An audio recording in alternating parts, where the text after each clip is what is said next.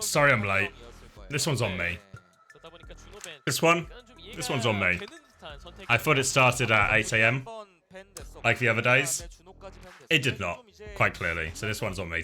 This one's on me, chat. Sorry. We can lock in though.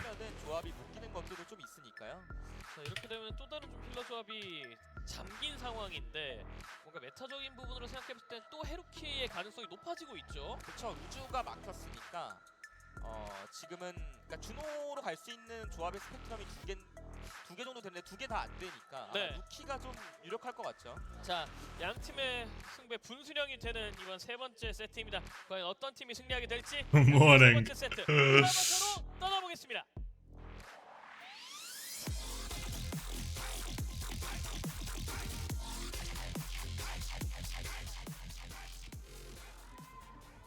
All right.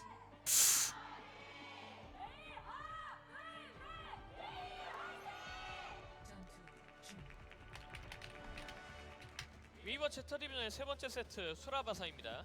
일단 It looked like someone just woke up and found out I was late to work. Yeah, that's because I've woken up and found out my shift actually started 2 hours sooner than I thought it did. But I can lock in. So, someone give me the TLDR. Way of taking a map. You get told to piss off back to my stream, so you're here? You're welcome here, mate. Yeah, Predator open, map starting, 1-1.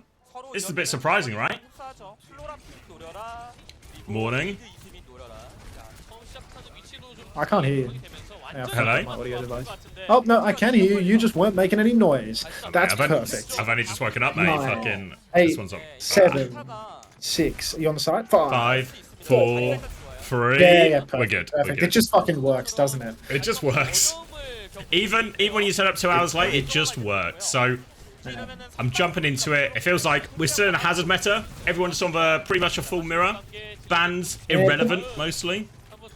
Yeah, no, I actually forgot that there were hero bans in this. Is how fucking irrelevant it appeared to me. But I do now spy that Juno has been banned. And Juno got a little bit of play last map, but that's probably just because Kiriko was banned on the previous. So that is going to be 2 fights, well, 2 kills early on for ZETA Division. Way fallen over by the wayside. When we saw this mirror on King of the Hill, it was actually Way that were able to somehow eke out on top. But it did feel like they almost got lucky with it. Because when they cleaned up into the mirror on Shambali, it was more of a ZETA story. Okay.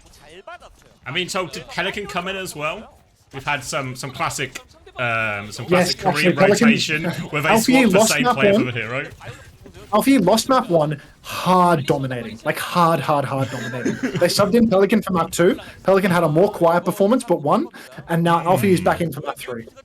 It just works. It just works. Well, you can't argue with the results. Just because we can't understand it doesn't mean it's not good. Beat now in response to this Kitsune rush. They come flying through. It's only a 1-for-1 trade. Sojourn's taken out immediately. Lisa Min in a lot of trouble here. Can't survive this dive from Burner. Burner's looking for more of a backline. Can't finish that kill, but he's got his team the advantage. And now they can push over the top. They had to invest their own Kitsune rush there, but 2 support ults versus 1. They win this next fight and should be cleaning up first point. Yeah, no, I mean, that's just 2 in a row for ZETA Division. They get to roll into the next one. They're pretty happy bank of ultis. They did double sub ult, but I mean, who cares when you need to clean up the flashpoint that easily? Peppy, I mean, he's got a downpour in the back pocket. Looks like, you know, the teams will be soft posturing for a fight here, but now that the flashpoint has been unlocked, oh, yeah, we're going to wall Violet off inside the enemy team. Miss our Suzu as well. We do get a nice little counter dive from Bernie there. He's going to push Who Are You into a wall. Wall has come out from Peppy as well, and it is Bernard to fall. So a little bit of an unforced error there as Violet extended, and 2 trades, but Way do appear to be coming out on top of this one. Yeah, the point's gone through during all of this as well, so they're looking for more of these trades. Peppy will clean them up, to be fair to him. Now give him at least early position on this next point as we go over to B point here. Lego and Who Are You going to join their team quickly. Burner and Alpha are walking to this point, but there's only 2 of them there, so they can't do anything more than a bit of soft poke here. Have to be careful not to get caught. And Way, they do have this beat, this downpour, and even a really early overclock to try and catch these players far forward, but is it too early? ZETA, they're just out of it. Yeah, jeez, I mean, they've traded the cap for the overclock, I suppose. ZETA might have been able to rush out into this one. Did Bernard pop the downpour there, or did he pour Jax before? I'm not sure, actually. He certainly doesn't have it now. I'm not sure. Yeah, either way, Flora's come out with the overclock, so, you know, it appears to be similarly not quite as much of a nothing burger, because Lego has answered back with a beat drop. More of a beat push than a beat response, though, so that's just going to be another exchange. Violet getting dangerously close to his own beat drop. Flora goes for the off angle, but Peppy's all over that. Blade comes out from Alfie. He's taken a lot of damage, and it's actually Aid to take down Violet. The blade pulled by Who Are You at the same time finds value, and ZETA Division, they completely lose out on this ult trade. Lots of the ults just going wayward here. Lego's beat felt too early. They didn't catch anything with it. Opened the door for Alfie, but then Alfie, he just gets focused down by hitting that early shot, and Alfie can't push with that blade at all, so who he used ends up being bigger. And Way now in pole position for this last point. They have a Kitsune rush to match Finn's, and they have the downpour over top. But if Violet can get to this beat and Zay can get the touch, they've got a real chance there. One chance to retake this one. Really, Finn's got to find some value. The downpour is Suzu'd so well. Bernard, the only person get caught because Finn's timing was perfect. You can't cleanse the downpour, but you can make yourself immune to the initial cast. So that was a perfect Suzy Q from Finn there. Hasn't even had to use the Kitsune rush. Violet did beat that one. Aid has snapped back. Finn, he's got the rush now, but he's in so much trouble. If somebody pushes out onto him now, he could go down without using it, but no, he will TP out, throw down the rush. Peppy's trying to force back Bernard, but Bernard, he's kited back into his team. He has the downpour available. Really could go either way right now. Game of Kite so far. Beat about to come back in for Lego, but he still needs 8 more %. But Way they have plenty of time. Zay's going to try and go first. Downpour is available. Pressure onto the backline here. They're all looking at him, and Lego's going to die during all of it. The MVP didn't go off. HaeJeok's disaster for Way here. They had all the ingredients Lego got to beat, but they take him down out of that beat. And ZETA have now swung this series. Oh, like Lego's got to be the first person in the world to Ajax after the Ajax protection got handed in. That's actually unreal. What are you doing, Lego? Fucking wide swinging in the open with your bitch. Shades of Violet in that one. Now ZETA, they're just poking the walk of Way all along. Need a touch, but it's going to be so dicey. Everyone running back to the point. Looks like someone may have secured it. It is Lego, the shining star. Flora misses the rail. Lego is behind his tank. Catches the Suzy Q. Flora pops the overclock, but will get pushed, but eventually it will be Lego to fall. Classic Lego. 2 for 2 trades though, and Lisa Min has the Kitsune rush online. Aid with the overclock. Peppy blocking with the Kitsune rush. It's like double damage while holding right click. C9. Oh my god. They did the hard bit. They did the hardest possible thing. Retake, give a touch into that overclock, and they don't get the touch. Despite getting themselves in so many good positions in their way, they still find themselves 2 rounds down, and ZETA are even going to get first position on point D. You really hate to see that. Could have sworn there were bodies on the point there, but wait, they come in with an insane clutch and they just don't touch the point. Really devastating stuff for them. They needed that fight to get back into this one. Now they're fighting once again at a deficit. It's going to be blade for blade, but with double support ulti online for ZETA, this is an incredibly costly defeat screen. Wait, they've used the wall early. Now ZETA Division is going to rush back in. Beat comes out. Peppy must be considering the counter downpour right now. Hasn't used anything as of yet. He's blocking in the corner and he will fall. So that's one ultimate. Violet's beat drop only, and Way, they can't even stand on the point anymore. No, they're going to have to concede the flip. Ade's going to get a trade onto Violet here, but tank disadvantage makes it difficult. They've still got their Lucio Genji here on the flank. Lego and Who Are You trying to just play their lives, give themselves a chance, because Peppy is coming back as fast as he can. And once Peppy's here, they can use that as the go time, and it'll just be another 5v5. One more 5v5. Ult's starting to equalize if Way can take it slow, get into a bit of an exchange. Finn, very early Kitsune rush. Alpha Yi and Who Are You traded out. I would rather have an Alpha Yi in the fight than a Lego, so this is a pretty good trade. Blade comes out as well for Who Are You. The downpour from either side, but Bernie, he's pissed this one into the wind. The point has been flipped very quickly as well. Great fight for Way. 2 ultimates invested to the 2 of ZETA Division, but a very quick flip. It just all lined up so perfectly for Who Are You as that fight came in. It looked like a problem when Lego went down before beat. Now Peppy's going to start fighting early again. Happy to trade onto this Genji. Forces him back. Now a bit of space for ZETA to walk forward. They have the blade to go with, but Kitsune rush from Lee Min will come out first. They're going to try and disengage it. Suzu has been used. Is this the opening? Who Are You is on the backline. They are also low. Finn has the Suzu. He's so low. Lego gets a double. Alfie's going to try and clutch with blade. Optimistic from Alfie. And Way decimate them on that push. Oh my days! Lego, after all the shit I've been talking about him for the past 2 maps, he just comes in the fucking last hitter. The guy's an ADC in the laning phase, just fucking taking down everybody. Now, Wei, they've got ultimates to hang on to this point. Lego, what is that beat drop? Boops Violet in. Peppy is on his case, and there's just Peppy all over Violet's hands right now. Initial kill, Bernard soon to follow from the looks of things if the health bars are to be believed. Believe everything you read in the news, guys. And that is going to be Wei taking this one. Great stuff. Great stuff. Peppy really seems to be lining this one up nicely, finding lots of kills. You see there, Violet gets that initial pressure from that beat push, and Peppy is just all over him. Doesn't give him a chance. And Wei, it's been back and forth, but finally, they give themselves a point on the board. And now another fight in this choke. Overclocks on either side, but support ult's much closer for ZETA Division here if they come into play. Flora, initial rail doesn't find anything. Overclock ready to go, but it's Ade who goes first. Wei, they want to be on the front foot, but ZETA, they're all sort of tucked back at the choke here. No obvious kills for Ade here. And Flora's going to respond with the overclock here. Overclock's traded, the dust will settle, but now beat push for Violet. Beat push for Violet. Point control initially for Wei. If they push across a long distance, Peppy could be poised to get himself a nice counter downpour. Both tanks just exchanging cooldowns on the point, but Bernard takes so much damage, forces the beat out very early. Now comes the downpour from Peppy. Everyone on the side of Wei is so incredibly low, but Lego secures a trade, so it's 1-for-1. Kitsune rushes have been mirrored as well. Point goes in favor of ZETA Division, but it really is still anybody's game. Peppy blocking, taking up a whole lot of healing. ZETA Division, they've got a little bit more health though, and Bernard, he gets that one tap onto Lee Soo-min. That right-click damage on top, it's just enough, and ZETA, they come out on top.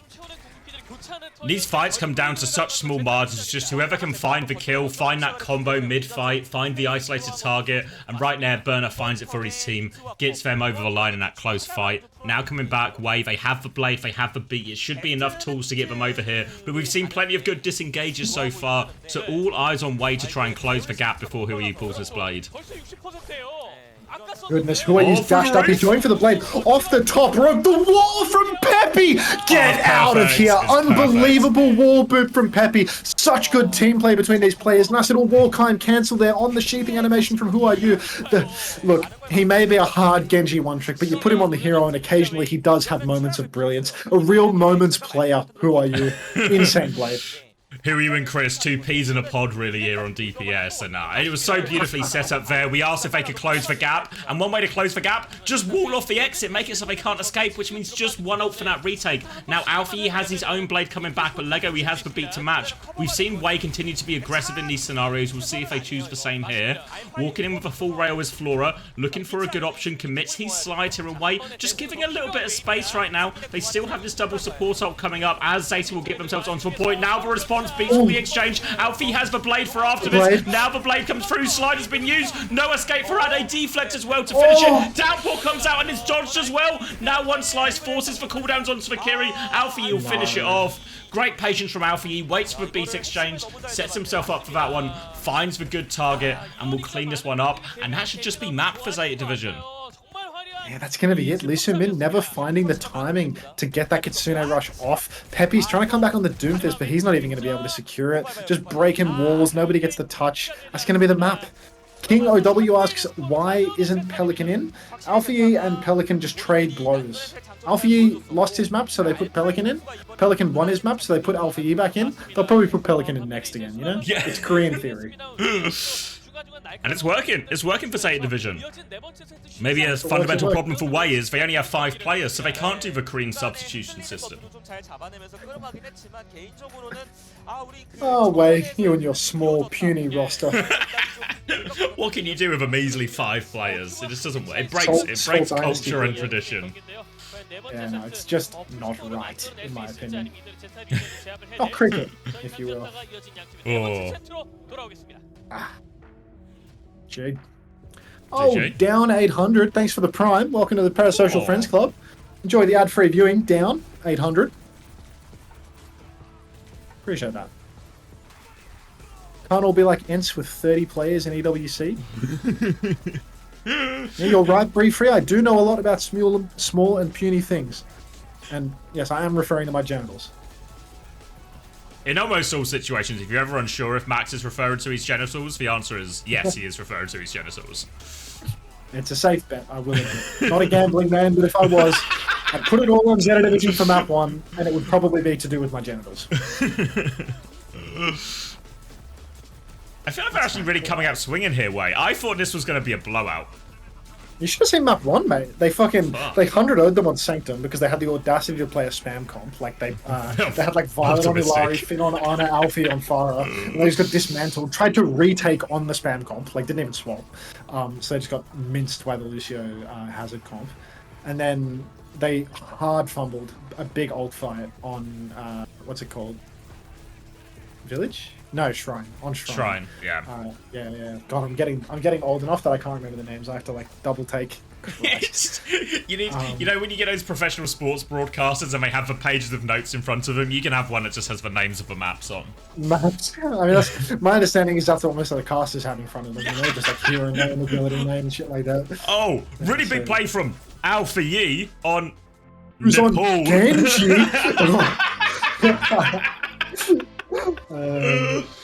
I hope Heesang doesn't get cancer gapped in the Genji mirror again. Fat cummies, I have terrible news for you. Oh no. Terrible news. For I mean, it's been a bit of time, but I don't think the time has helped. Oh, Yeah. here's one for you, Max. What's Chang'un talking into the David Clark for? I don't know. Is someone still on stage? gone. Oh wait, it's because one of their players setting up on stage or something. Is Pelican back in? So he's No, Pelican and Alfie are sitting next to each Oh, other right. on the couch. true. But who's gonna stand up? It's a mystery. You had something for me, didn't you? Oh yeah. Oren asks, do we like the Christmas gift he got us? Very much, What Oren. was the Christmas gift? Where is it? In the cameo. Where? I haven't seen this. You haven't seen it, Max? Wait, No, go what are you talking to about? the Uncoachable Discord, go to the Yeah. discussion perk channel, scroll up a little bit until there's a video from Oren. Watch this right now. Watch this right something now. I can Max. put on stream? Yeah, it's safe to put on stream. Alright. Discussion perk. Oh my god, you paid Nigel Farage? Get out. I can't put Discord on stream. I wish there was. Thank you, Aegis. Oh wait, I think I've got it Have a go, downloaded. Sarah. Let me see if I can. I can fix. Yeah, I Alright. got this. I got this. Alright, I've got it as well. On a 3, 2, 1 it. Yeah, alright. Absolutely. That's awesome work from Oren, to be honest. Let's see what we got here. Greetings, Huz. Greetings. Alright, you ready? Yep. Alright. 3, 2, 1, go. A shout out for the Uncoachable podcast. Right. Oren Slayer has been on to me. Yes, Spino is the client of the week. Christopher found Commander X's body in Electrical. Unter is sus Chungus imposter. Shout out to all my quiz heads. You be harsh and sub to Uncoachable Pateron. Well, good luck, guys. That is fucking gas. It's so Thank you good. so much, Orange Slayer. It's Merry so good. Christmas. That's fucking awesome, mate. Thank you so much. Ah. My friends are gonna love that. My Yeah, friends are gonna love that. I said it to all my friends immediately. It was so much. God, I have my own Nigel Farage cameo. Get I know. out. There's a Orange bit Slayer when is he, the when, he, best fucking viewer ever, dude. when he Oh. says all the names, I'm like, this is good. This is really good. This is crazy. This is crazy. Why the fuck's a member of the British Parliament on cameo? Because he's a populist politician, mate. He loves money. My theory, have I told you my Nigel Farage theory before, where I think he has no intention to win. He just wants his party to remain popular enough that he has a job. He just wants to stay employed, you know? I mean, he just wants to keep shaking it up, you know? Just come in with a new anti-immigration narrative every few years, you know? We need to Brexit. We need to cut down on immigration. We need to save farmers with estates more than $3 million that are incapable of putting their farm in a family trust. Like, we need to do all of this, you know? Like, just really important, heavy-hitting issues. And every time he's on it, listen, my friends, this fucking cameo is insane. As actually, honestly, Awesome. I maybe can't tell my fiance this, but it might be the best present I received this year. Oh my god, dude. That is so fucking awesome. Thank you, Oren. Who are you with 2 champion rings, being the one-trick Genji that every silver DPS in my spite? Yeah, no, I mean, genuinely, he is who we all wish we could be, but frankly, I would rather be Alpha Yi or Pelican than Who Are You. I would take, you know, the panache of Pelican, the je ne sais quoi of Alpha Yi, over Captain Who Are Crash. You. Roots. No Captain Crush, I wouldn't want that. Oh, sorry. But, we're not talking about esports royalty right now. But yeah, I wouldn't. I would like to be one of Alfie or Pelican, you know? Live a day in their shoes, fiddle around with a mouse for, you know, probably 23 hours of the day. I thought that sentence was going a different direction. Maybe I'll see what my hands can do in the last hour as well. But that's mostly mouse related. Do the hero bans actually mean something like they do in League, or are they just banter banning random heroes? I think it's like very clearly right now a Kappa ban, right? Like we saw, because Jericho actually got viable, banned right? by Shimon, right? So I feel like there's a little bit of fucking with the backlines, but the problem is like they either play Juno Brig or they play Kiri Lucio. So you can't ban both, right? So if you ban one Yeah, combo, they played both Lucio teams just play Juno. the other. Oh, okay. They played Lucio Juno on Shambali, but I think because of the Kiriko ban. Yeah. I completely forgot hero bans existed and didn't even look at it, but yeah. Oh, thank you, HaeJeokDan, for the 9 months. Cheers to that, mate. 9 months? Hard service. That's a full turn back. Yeah, you're due for a cameo, to be quite frank. Greens must take the honorable mirror, so they're morally opposed to hero bans. That's genuinely true. It's That's actually genuinely true. Yeah. Like, the extent to which Koreans take the honorable mirror is ridiculous. Well, the thing is, right, because if you're in a situation where you think you want to play a certain comp, we're happy to play this comp, so you don't want to ban that comp, right? But if you go a step before this and just decide, well, no, we have to play this comp, and everyone's just agreed on the same comp, then everyone's just doing the same thing with their hero bans, where they're trying not to ban the same heroes. Yeah, And we just end up in this just full mirror situation. Someone said each team having only one hero ban feels weak.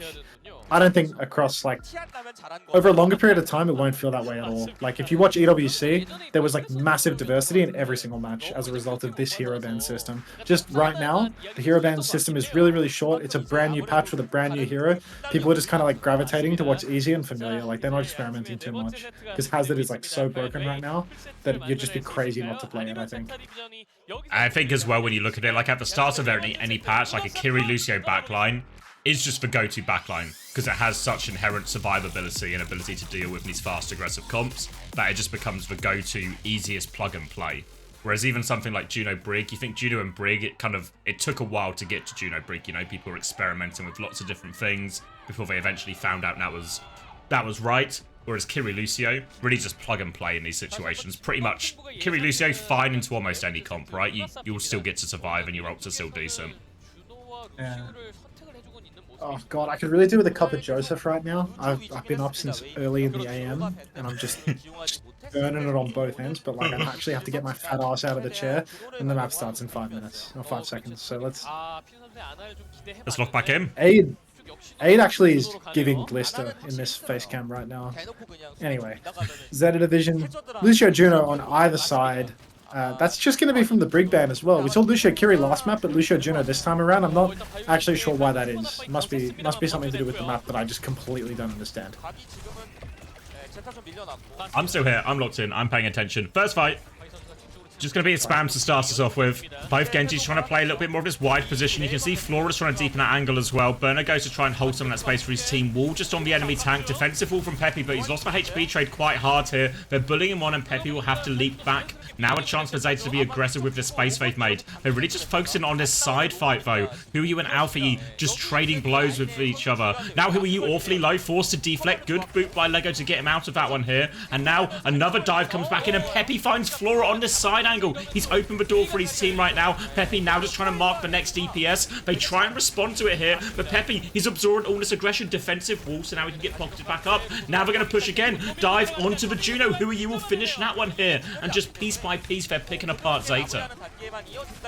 ZETA getting picked to pieces, perhaps because... Wait a minute, Violet's come through with a beat drop? First fight beat? What is this, a 5 versus 3 beat? Violet, you're done, mate. You're getting too fucking old. Smurf is retiring at the end of the SOOP Cup. You should too. Lego gets the execute onto Alfie as well, so the fight, it's finally done. Violet, he's trying to wall right out. Hot on his tail is Who Are You? Nah, I said tail again. Heels. Hot on his heels is Who Are You? Wouldn't want to insinuate any furry associations here. But again, Way, great first fight for them. No ultimates invested. Violet has pissed away his furry beat drop. And ZETA Division, I mean, they just got to go back to the drawing board. No DPS, ult charge, down on a beat. Oh, Orbital Ray comes out in main. Pangeramic Torps coming out. Jesus Christ, Bernard comes in with the downpour. Finn has the Ray as well. The overclock is useless from Aid. As I say it, it's perfect. He takes down Violet with a headshot. Flora swings wide. He goes down to Aid as well. Peppy pops the downpour, and that is just going to be a full wipe now. ZETA Division, all gone. All gone. That double support ult combined with Aid, also quicker overclock as well, allows Way to snowball its advantage into a point cap. Now they can sit, they can hold forward. They've got a blade to go with here. Alfie, Flora, they're getting close to their DPS ults, but just DPS ults on the field. Chance for a very volatile fight here. We've seen the Genjis really struggle in some of these situations where they've not got support ult to back up their beat. And Hui's just going to go for it straight onto Juno. One slash in the air, finishes it as well. Now it'll be Finn straight out. Now onto the backline, takes care of them all. He will get traded by Violet. Alfie is one. Peppy will finish that. But this is going to mean oh so many more meters for Way. Actual Kappa trade from Bernie, because Who Are You will be back in no time, and the cart is hard rolling. Bernard died so late that the contest is going to take quite some time too. Aid getting the full double support pocket right now as he peeks towards spawn, finds absolutely nothing. They back up, they're ready to go out into the open. This next fight, not really looking like it's going to go the way of Way, as they are down 3 ultimates right now. But with 100 meters on the board, they're laughing. They're laughing. They're playing it quite slow as well. And if they can play it slow enough, at least they'll actually even get a Ray, which might turn the tides here. But ult available for ZETA Division. Flora's going to kick it off with this overclock. They dash in. Who Are You in aggressively? He's committed in here. He's half HP already. Trying to deflect out. No escape for him there. Optimistic dash in. They could have played it a little bit slower and got out if they wanted to, but they choose to take the fight. And ZETA Division, they keep it lean. Jeez, really feels like Pelican needs to get subbed back in, to be honest. We just need one more substitution from the side of ZETA Division. Really good fight there for ZETA as they get that stabilized, and they only have to use one ultimate to do it. They've got 4 rolling into the next one. So this could very quickly get out of control for Way if ZETA can keep taking these really cheap fights. Alfie pops the blade very early. Violet solo beat!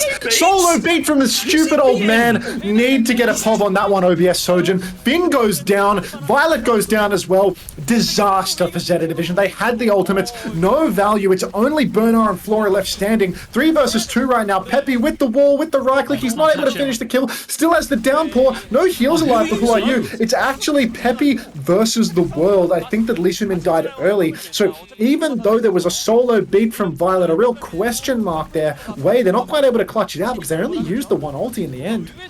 Only for one in the end. Now we'll get basically a reset of a fight. Hazards are still trading, but now Lego, he is the beat back as well, so a much more even situation for Way as they come back in. Peppy will wall himself out, and I think now Way will just pivot round, come back and take the fight on the corner here. Both downpours in play. Orbital Ray can be tricky against downpour because you want to stand in the Ray, but you don't want to get stuck by that downpour. It's going to be an overclock to start it though. They're all going to try and disengage his ZETA Division. Ade, he needs to be careful. Can't go too far up because the ult turn could be coming around the corner.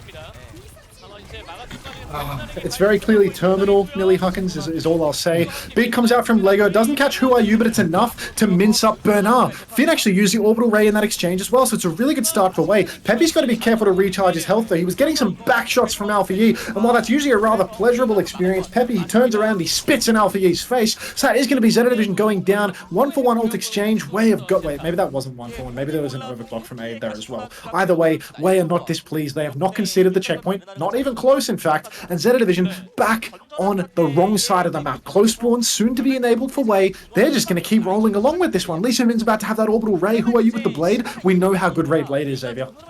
Such a powerful combo here, and the response here from ZETA Division, it doesn't look great. Here it is, looking for it. Who Are You's going deep again, all over. Flora takes care of him, deflect and dash out to keep himself alive. Oh, he gets caught, actually, just peeked slightly too far. They do kill Burner on point, so they can keep this one rolling. The trade will slow him down a bit, but more meters, and oh, Wall doesn't quite catch anything there from Peppy, doesn't have it in time. And now, they will get a chance to stabilize here, ZETA Division, coming back with a beat drop and the DPS ults. They've got the ults to win this fight, but they're on the back foot so much. Goodness, Bernard's going balls deep right now, chasing out Lego. Peppy has the side angle, but he's also just going to run away, taking a little bit of damage, but he's got that block up in main. Now it's a 5 versus 5 in main once again, but ZETA Division clearly have the ultimate advantage, and they might not even need to use it, because Way, they're just falling over in the neutral. Peppy didn't have as much block as Bernard, and Bernard knew it. So that's going to be already Way looking for trades, finding none, finding one, finding 2. Who Are You? This guy is out of this world. Alfie's got no defense anymore. Finding 3. Who Are You? Absolutely disgusting. Come on. Go, you good thing. All right, we'll take that. We'll take that, to be perfectly honest, because who are you? Getting ridiculous trades. They kept the close spawns on. Peppy's back in the fight. Get the fuck out of here. Burnout goes down on the Mega, gets the Mega stolen from him. That's going to be ZETA Division. Go home. It's absolute miracle. Water into wine from Who Are You there. Had no right to get all those trades. Gets free and basically a lost fight. And now all of a sudden ZETA Division, they have all the ults, but they are on the back foot once again. And if Wei can bleed more of these ultimates on Zeta's side of the map, they'll be in a great position once they eventually have to take a fight in middle of their side. Now they're coming in, overclock to start it all off. They just demolish him. Where are the ults? Flora's been shut down. Where are the supporters from ZETA Division? Finn's just had his head blown off before anything can happen. And ZETA, they're rattled. Unbelievable. Violet has had this beat drop for almost 3 minutes. He's been pumping them out so quickly, but so consistently getting zero value. This time around, he's got decision paralysis. Won't even use his ult. ZETA Division are just getting stuffed in spawn, poked again and again. Aid is shifting back now. Alfie has the blade, so Aid has got to be really careful using his shift like this. Orbital Ray comes out from Finn in main. Lego's in a little bit of trouble, but Alfie is starting to whiff. Alfie in trouble, gets taken down by Lego. Peppy is traded out in main, so it's a really good exchange for ZETA Division, but there's still a chance to turn it because both support ultimates are online for Wei. Who Are You is 80% to another blade. They're probably just going to play slow until Peppy comes back, but God, not a good fight at all for ZETA because they used an ult there and they haven't even clean wiped. Not clean wipes at all. Everyone from Wei able to get out. They'll regroup with Peppy and a chance to go again now. And Wei, they've equalised the ult situation, really. They've actually got support ult advantage here. Ray and B available as we come up to this next fight. Burner's going to try and start it. Rays will come out. B in response from Violet. Downpour from Burner. Don't think it finds all that much, though. Ray push still coming, but later B. Violet will get focused down. Now they can turn their attention to the tank. And now Wei, they won so many fights with zero ults. They now just have ult advantage here. And Wei, front foot. 1 minute left on the clock. Downpour and Blade to potentially finish this. It's looking like big trouble for ZETA. Very big trouble for ZETA. They are getting no value whatsoever. And the ult bank is just ridiculous for Wei. Triple into one and one fight to win it all right now for Wei. 50 seconds on the clock, so they can afford to just take things slow for as long as they want. But I'm not really expecting them to take it slow. I think they're going to push in here with one of these ultimates. Who Are You is probably ready for the blade. Peppy, he can counter with that downpour if he'd like. Bernard shifts up.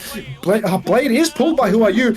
Deep push here, but Peppy, God, he's in backlines. Who Are You doesn't find any value. Rough fight for Wei there. Blade versus Blade and no value. Counterblade from Alpha U is everything. Works out really nicely, but wait, they still got this downpour, they've got this overclock, and Ade's actually been ruthless with them, but he's going to get staggered out here, potentially. No, not quite. Crucial survival there from Ade, and now this means Ade can come back and win this overclock. ZETA Division, they're close to their own overclock, close to their raid, but they're not quite there yet, and they're low on time. Downpour's going to come out, Flora is stuck in it, no escape for him. Now Ade comes through, flank onto it, can finish Finn, and that's just going to be it. There's going to be no more touch. Burner's trade onto the overclock, but it's not enough. Only 2 players are left. Burner's going to have to keep it tapped. Violet is dancing around as well. He's 1 HP. He's going to fall. Burner's just spinning and praying. And Wei are going to send us to map 5. We're going to map 5. It's time to put Pelican in for one last ride. Who Are You? Truly one of the all-time greats on Genji, coming in with some ridiculous clutches. They're down 3 players. He gets 1 trade. He gets 2. He gets 3. He stalls the cart, enables the close spawns. Then he throws on his little jacket and walks off his stage. All 5'3" of him. A powerhouse walking off the stage right now. Unbelievable stuff from Who Are You? And the crowd is going wild. But it's actually quite packed today, no? Yeah, and it's way better than before. It's the playoffs, Xavier. It's the playoffs. You wouldn't want to miss this. No, I mean, geez, with seating like that, I mean, they'd probably line out the door. There's going to be more chairs behind it, but it's a bring your own chair situation for any further seating. Yeah, I need to go put on a coffee, take a piss. So, what do you think the slop should be? Any suggestions? Have you watched Flats. Tree's video? Yeah, I have. I'm queuing up flats, just talking. I'll see you guys in a few minutes. I'll see you there. Oh, all right. Hello, everyone. Thank you, Aegis. Thank you, Tides as well. 8 months, 9 months. Do very much appreciate it. And can you believe it? We're going to map 5 here. Can you believe it? I know we're critical of the Korean substitution system of swap the player, play the same heroes. But honestly, Alpha E was anonymous on that Runa Sappy, right? I think it's actually time to put Pelican in. They had more problems. They're just not being able to deal with the aggression, the tempo right now from Wei. Do you think Zeta just found out they didn't get partner and now depressed? I don't think for the players, if you're still getting the same salary, doesn't matter if your team's partner or not, really. You missed the 99 to 1 economic crash in Hunter's chat. Was it 99 on Zeta, 1% on Way? They should put Pelican in for Who Are You? I don't think that's a legal maneuver. Fuck, I actually don't know who to predict for this, right? Because on paper, it has to be Zeta, right? It has to be Zeta who win this one. Of course, right? They can't lose in the first round. Let me get the Liquipedia up. They can't lose in the first round. But I'm watching the game with my very eyes, and it really looks... They actually look gone. They look absolutely rattled. Alpha Yi Anonymous... Mistakes with the support ults, Finn and Violet dying without using, solo beats.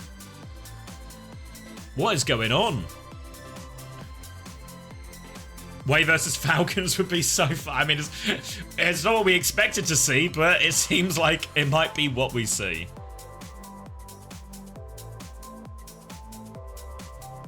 Not officially yet, Hadidas. I think the businesses know, but the people don't know yet, if that makes sense. So, you know what I had to do yesterday? This is completely unrelated to all of this. So, gonna send out our Christmas cards, of course, because it's Christmas. Going to send out our wedding invites, of course, because we need to invite people to the wedding. So I had to buy stamps. I bought 24 stamps because we got a lot of cards and a lot of invites to send. Do you know how much 24 stamps cost me? £40. £40 on stamps. God damn it. I wish it was 24 pence, Aegis. But unfortunately, instead of 24 pence, it was £40. And you know what is crazy? I'm actually worried we don't have enough stamps. I think it might still not be enough stamps. Oh. Welcome to 2024. I know, right? I mean, I guess it's been a while since I bought stamps, I guess. So I've not been... And I've never really had to buy stamps in this quantity, but goddamn. You got 162 viewers right now. You need more than 40. Guys, I'm going to have to ask people to start sending me stamps. Shouldn't have bought first class. You got to get them there before Christmas. You can just email yours and save you £1. Yeah, I mean, for the London boys, because obviously a lot of them are, well, they don't live in the UK. Theirs might be a digital invite out of respect for my bank balance. This is so sad. Can we get 5 gifted stamps? Mate, if people want to start donating stamps, I'm all for it. I'm all for it. This might be the future of it.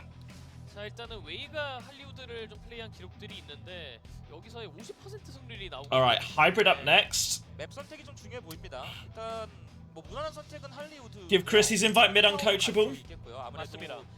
Well, the wedding invites don't need to be before Christmas. True, yeah. But some of them we have to send abroad as well. As much as I can maybe... the London guys I think will be fine just to have it digitally. But I gotta get some of them over to like Australia and stuff, which will be, yeah. Which now will take more than 1 stamp. I think it's... Is it 3 or 4 stamps to get something to Australia? Did they ban Genji already? No, I think it's like a handshake agreement because they both want to play Genji. So yeah, Genji ban available for both teams here.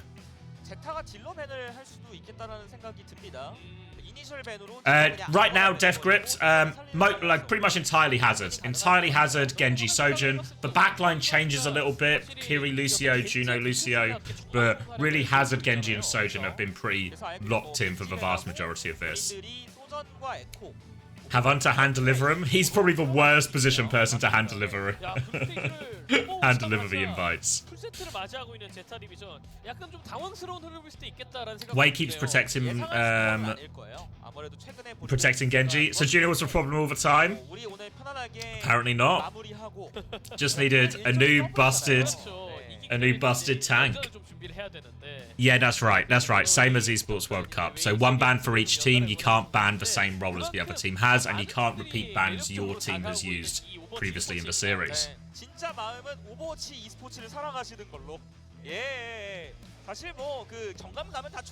Alright. Oh wait, I wasn't looking. Did we see who came out for ZETA Division? Because big question is it a Pelican? Is it Pelican back in?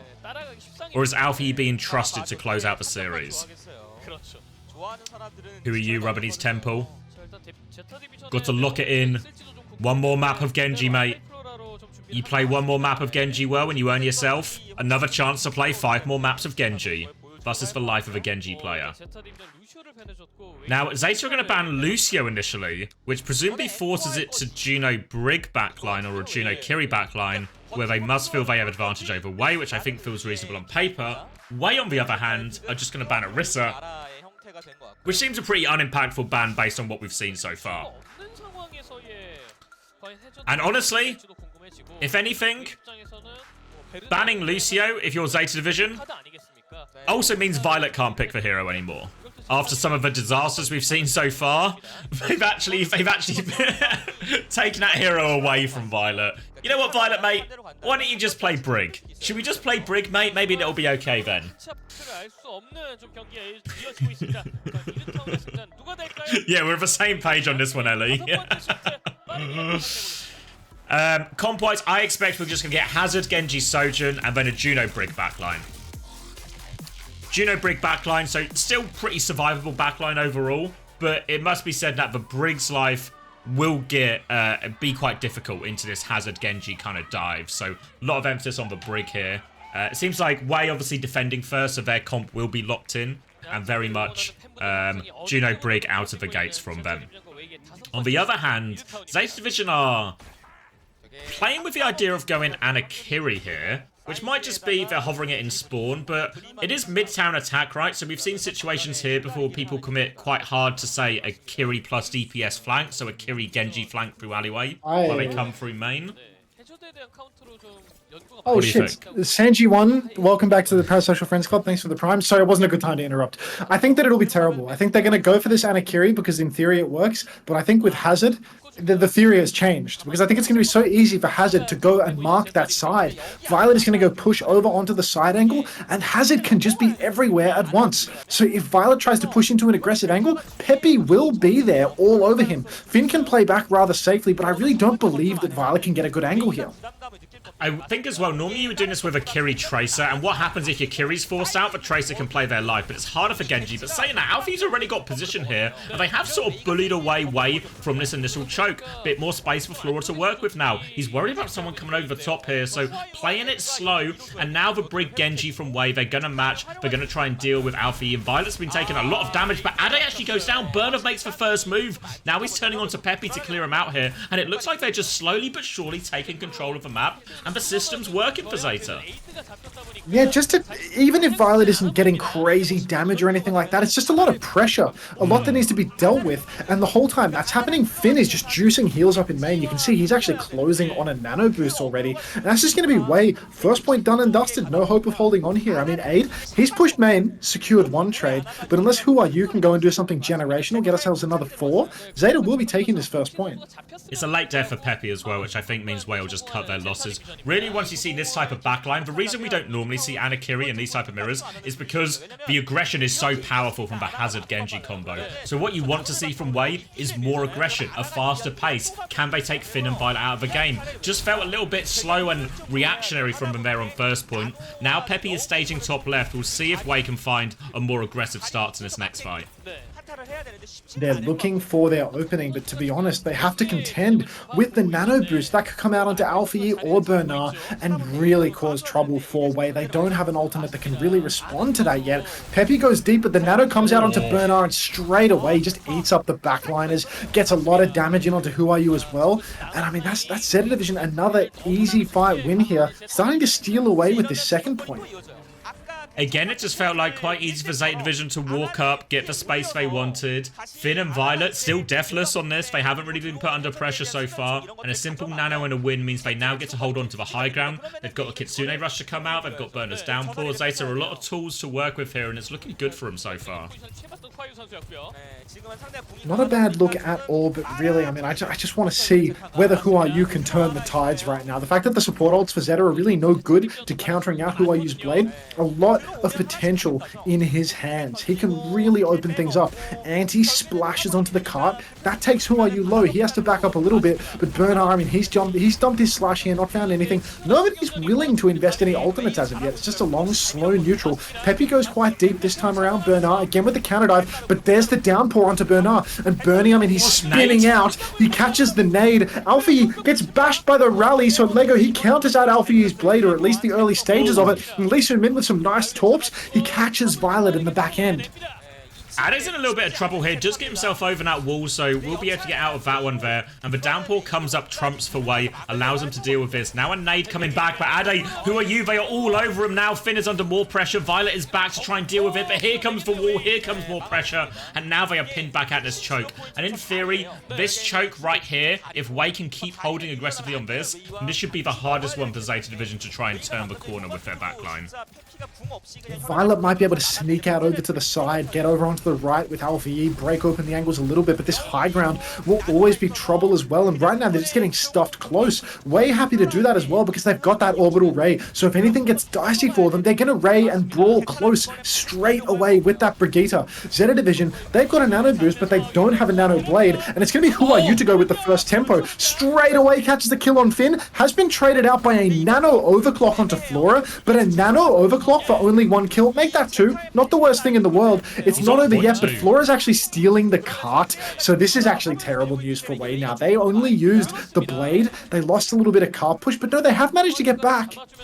They get back, they stop the cart, but they lose Who Are You. Again, because they were pulled in different directions, you just see Who Are You get just left isolated up front while everyone goes back. Now the ray out from Lee Min, and he will catch Alfie immediately with it here. Addy's used the overclock with it. Violet's Kitsune Rush is just doing absolutely nothing in comparison to this powerful combo from Wei, and they will be able to stabilize as a result of this. Downpour to try and turn it from Burner here. Don't know if he got anyone meaningful, maybe just Peppy, but they don't have the damage to follow up on that kill. So that one gets nothing from Burner, and ZETA, they're forced to reset again.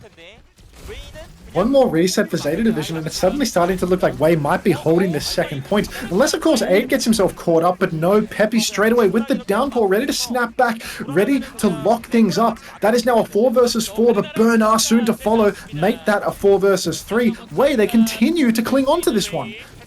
Clinging onto it for now, and start to run out of time, ZETA Division, and you can see the swaps coming through. Violet is going to go over to Juno. Now, typically we see Finn play the Juno from what we've seen from ZETA historically here, but Violet going to go onto the hero right now. Finn nearly has another nano boost. They have a blade coming up soon, maybe a powerful combo just to force this point over the line. Lego has the rally, but that nano blade can just cut through a rally if Lego doesn't play it perfectly. Yeah, truly a lot riding on Lego right now, but similarly a lot riding on Alfie. It might not even matter if Finn is just going to walk up in main with his sleep, nade nothing, and die in the neutral. So that's a great start for Wei with the rally push. 1-for-1 trade, but Peppy gets Bernard, and with no tank to muscle through things, it's really starting to look like it might be all the marbles. Exclamation mark play in Xavier's chat, but not mine ideally. All coming down to this nano blade.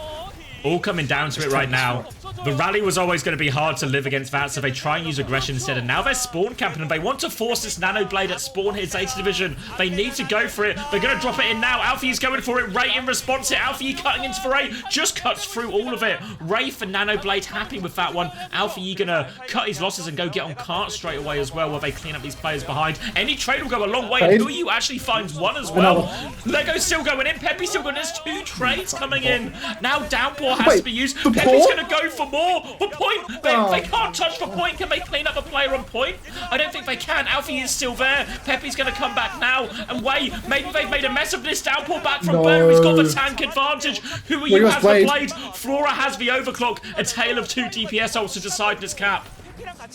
Nice, we can't play now. Who Are You is blading. He pulls the blade on the high ground, takes down Violet, dashes back to the cart. Deflect is out, but Bernard is taking so much damage. The nade from Finn is good to keep pocketing through it. Flora is back in the fight on the high ground. Absolute power position with the overclock, but he misses so many crucial shots. The jukes from Lee Min are good. There's a rally from Lego on the objective. Peppy's back on the Doomfist. Finn, Alfie, and Bernard, they all fall, and Wei will hold. Oh, Flora. Just when you need him to hit the shots, the skipper, a swing and a miss. We can't play now, guys. It's overtime. Guys, it's overtime. The only people who can play are Wei and ZETA Division. Don't type exclamation mark play unless you are on one of these teams. Not even Pelican You can do it in type it right Xavier's now. chat, guys, just not here. They are, don't you worry. Also, type exclamation mark new vid if you want to see, if you don't want to watch map 5 overtime, or the map 5 second round, and you want to watch a marbles highlight video, type exclamation mark new vid now. If you want to watch that Marbles highlight video, someone from Xavier's chat can actually link it in mine, because I don't really care if he promotes his stuff in mine. My new vid is how many months old? My new vid command links not even my most recent video, but a month ago. So, yeah. If you want to watch Marbles highlights, then... well, you know where to go. Hadouken King is actually here in my chat, one of the stars of that, one of the winners of the race, our true champion Hadouken King, an absolute horse-faced warrior.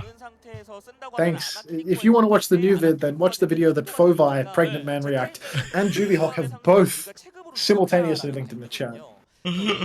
But enough about how we can't play right now. ZETA Division and Way are currently playing for all of the marbles, and ZETA Division, the hard overdog of this series, just got held on second point by Lego, Lisumin, Peppy.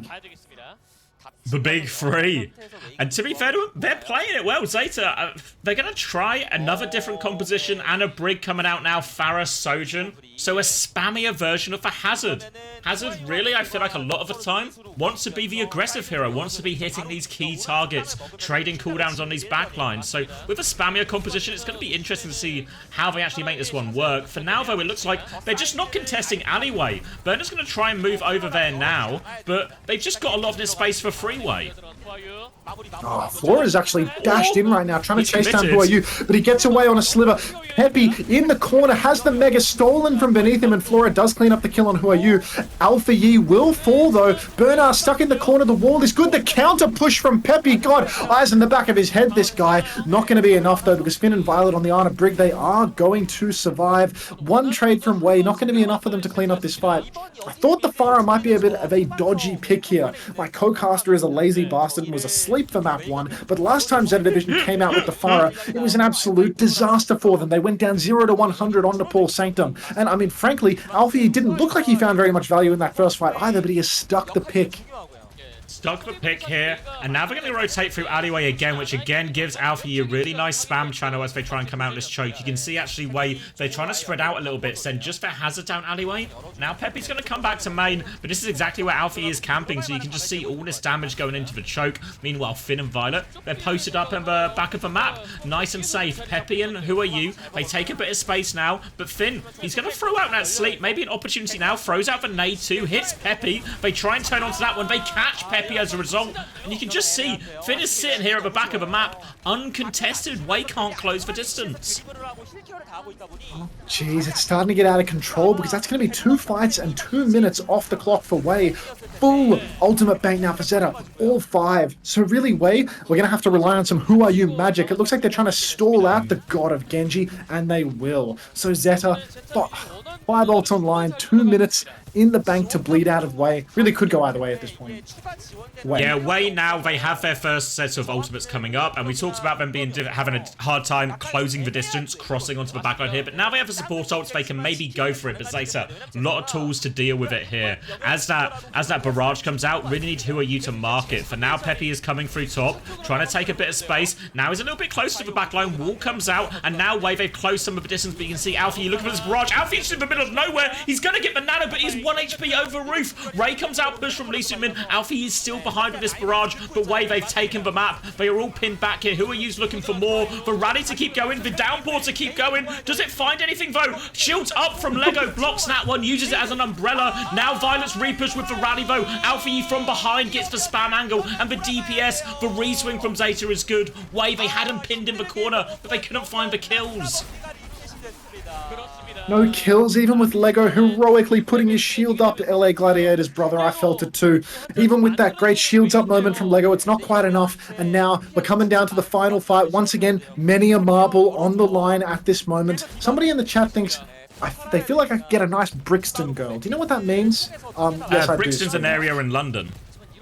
Yeah, so is that a good thing or a bad thing? What do the girls in Brixton look like? I think it's good for you. I think it's good for you. Yeah, you'd be happy. Well, that's nice of you to say. Thank you, just another vocalist. Anyhow, all the marbles on the line, exclamation mark play in the chat one last time. It's coming down to an 8 overclock and a Who Are You Blade. Flores pop his own overclock very early. The skipper once again getting baited to waste his ultimate. We'll note that Peppy is over on the Diva right now, up in no man's land on the high ground. Got to be careful that he doesn't lose his suit here. Who Are You pops the blade. 8 takes down Alfie. Who Are You? He's hungry for more, but he's not starving, so he's not going to go all the way. Vin peeks out, gets naded, even though Who Are You is deflecting. So that's really good. 4 versus 4 now. Peppy not on a very powerful. Oh no, Finn's got the nano boost too. It's not looking so good for Way anymore.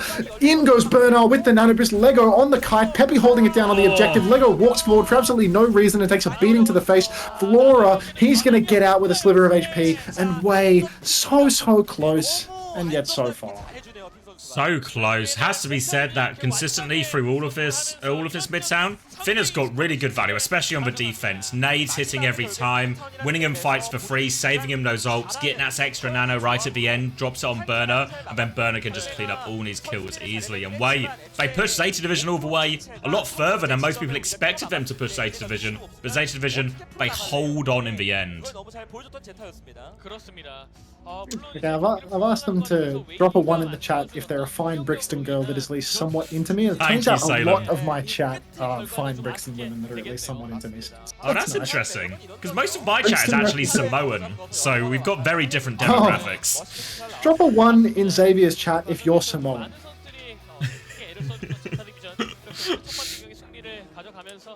You know what's crazy? Right. Oh, here are all the Samoans. What's yeah. crazy? Such different demographics. Wow. Represent, you know? Alfie, player of the match, taking the piss. It feels a little bit like. Feels like they should have. Nah, you should have seen him on map 1 when they lost. He was in the state. He was in the state once again. We've seen him. We've seen him on it. You're Samoan from Brixton? Fuck. Yeah, I guess type a 1 in chat if you're a Samoan woman from Brixton. Moral of the story is Pelican in equals win. Alfie was in at the end, Kawhi. You're terrible at identifying trends. Alright. Let's get some YouTube slop going. 10 reasons to avoid seed oils from someone that I generally trust. Yes, 17 minutes of my life that I will not be getting back. Alright. I'm gonna go. Yeah, I'm gonna be right back as well. I need to grab some form of sustenance. Right, you grab sustenance, I'll grab slop. Sounds good to me.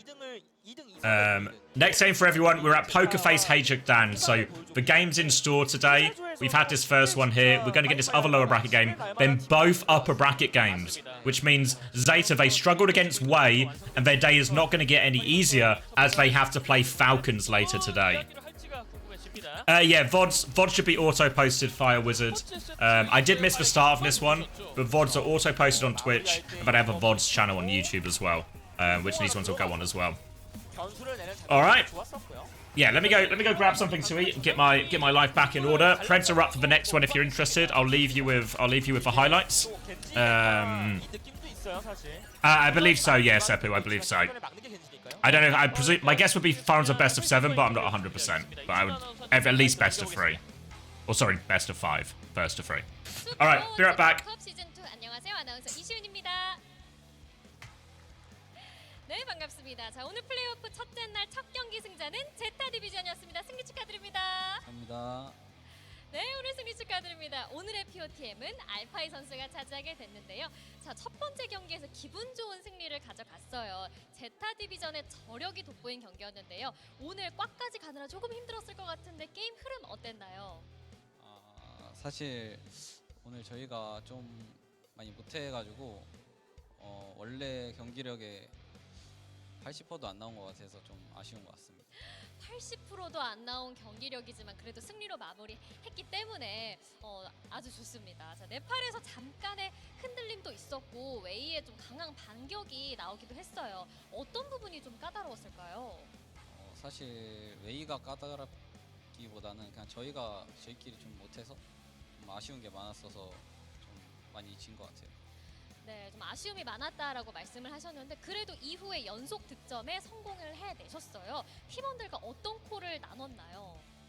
사실 별다른 콜은 없었고요. 그냥 힘싸움만 잘하자라는 콜을 했던 것 같습니다. 네, 좀 힘들었지만 결국에는 후반에 서로 맞춰 나가면서 다시 제자리를 찾아가는 느낌이 들었습니다. 자, 오늘 했던 밴들에 대해서도 궁금한데요. 웨이를 상대로 어떤 전략을 밴을 했나요? 밴적인 부분은 그냥 저희가 하기 좋은 조합? 그런 조합으로 이제 이끌어 가려고 좀 그런 밴드를 한 것 같습니다. 마지막에 루시우 밴이 좀 크게 작용된 것 같아요. 맞나요? 네, 맞아요. 저희가 파라 조합을 이제 쓰려다 보니까 그냥 루시오를 밴 해가지고 좀 편하게 하려고 했던 것 같아요. 네, 저 파라 조합 그리고 겐지를 필두로 오늘 엄청나게 좋은 모습 보여준 알파이 선수입니다. 자로 잰 듯한 용검도 보여주고 딜가 굉장히 날카로웠는데 그런데 오늘 견제가 굉장히 심해서 게임을 하는 내내 좀 힘들었을 것 같아요. 오늘 어떻게 파괴하셨나요? 사실 견제가 빡세기보단 그냥 저도 오늘 좀 많이 못했다 생각해서 그냥 저가 좀 잘하면 될 것 같습니다. 잘하면 될 것 같다 이렇게 말씀하셨는데 오늘 이 첫 번째 경기에서의 아쉬움 세 번째 경기에서 모두 풀어내실 수 있습니다. 세 번째 경기에 팔콘과의 대결이 기다리고 있어요. 이만 각오 한번 들어볼까요? 일단 저희가 또 웨이로 손을 풀었기 때문에 팔콘전 잘 준비해서 또 이겨보도록 하겠습니다. 야, 웨이로 푼 손 이제 팔콘전에서 마음껏 보여주겠다라고도 말씀을 해주셨습니다. 자, 오늘 첫 번째 경기 승리팀 제타 디비전의 알파이 선수 만나봤고요. 세 번째 경기에서 제타 디비전은 다시 뵙도록 하겠습니다. 저희는 잠시 쉬었다가 두 번째 경기로 돌아올 텐데요. 포커페이스와 해적단의 경기로 돌아올게요.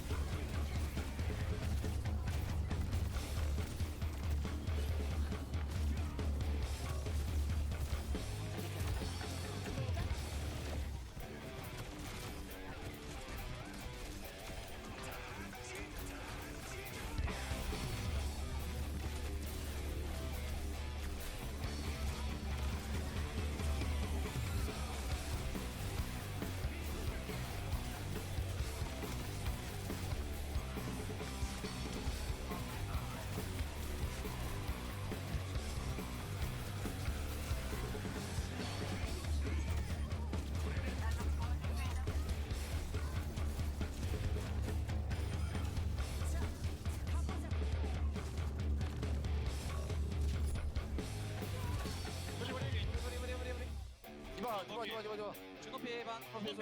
나 준호 괴롭힐게 이거. 디바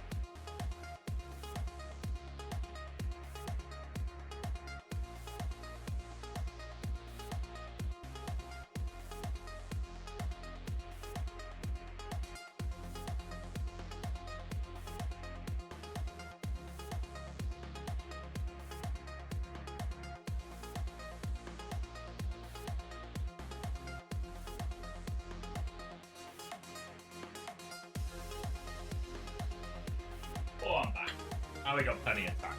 Plenty of time.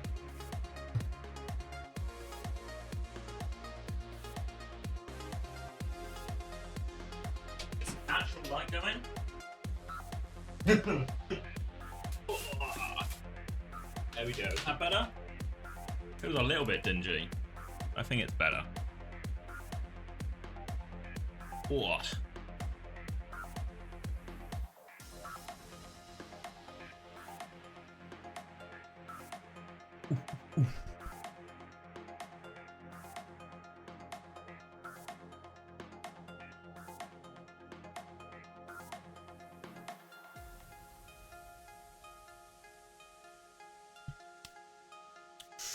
What are we feeling for this next series, then? What are our predictions at? Pokerface, HaeJeokDan? It's actually all Pokerface so far. All Pokerface. I think Pokerface probably the favourites. Feels fair to me. Let me close some of this stuff I don't need. There we go. So yeah, both teams had a relatively straightforward run through their groups. HaeJeokDan lost to ZETA Division, but that was probably to be expected. Pokerface pretty much unfazed throughout all of it. It was at one map they dropped away, who obviously showed they had a few hands or two against ZETA Division of maybe a few too many hands, nearly a few too many hands for ZETA Division. So yeah, I think I'm actually pretty Pokerface pilled on this next one. There's a chance of an upset here for HaeJeokDan. I think whenever we've seen these new metas, there's a big emphasis on who can get good at the hero quickly, there's like an arms race for knowledge and playstyle on the comp, you know? Did ZETA play Violet and nearly lose, or did they play Pelican? So, they played Alpha Yi map 1, lost. Then Pelican came in map 2, won. Then Alpha Yi played the rest of the series. They win 2 of those, lose 1. So, Pelican came in for his one, got his one map, did his job. But Alpha Yi was in for the majority of it. But maybe not a vintage performance from Alpha Yi.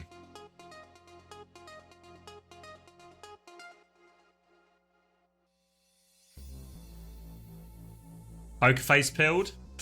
Yeah, so there is a lower bracket. So obviously, Way will make their way down here. I presume the bracket will flip at a certain point, so we don't get a ZETA Way rematch. It will be the loser of this game will go here, and the loser of this game will go here, essentially. So it'll be kind of like this, if that makes sense. You can figure out the Alpha Yi on support. No, DPS. It was just Alpha Yi and Pelican. Alpha Yi and Pelican swapping. That's the only changes ZETA made throughout. Burner played all of it. HaeJeokDan has a better flex DPS? Yeah, probably. In Zest, I think that's probably true. But I think, especially if it's on Sojourn, which is very much what we expect to see, I think Proud has the edge over MN3. Well, MN3 has maybe a bigger reputation or from his time in Overwatch League. I don't know, Sojourn was always a weaker hero for him. Very much more comfortable on the more standstill heroes. The Ashe, the Widow, this type of thing. So I don't know. I think give Proud the edge there. What do I think is more important in this meta? What has greater influence for the Genji or the Sojourn? Probably the Genji, I think. I think the Genji has way more clutch potential. But both, I mean, we've seen it in these games so far, right? They can be very volatile fights, so it can go either way.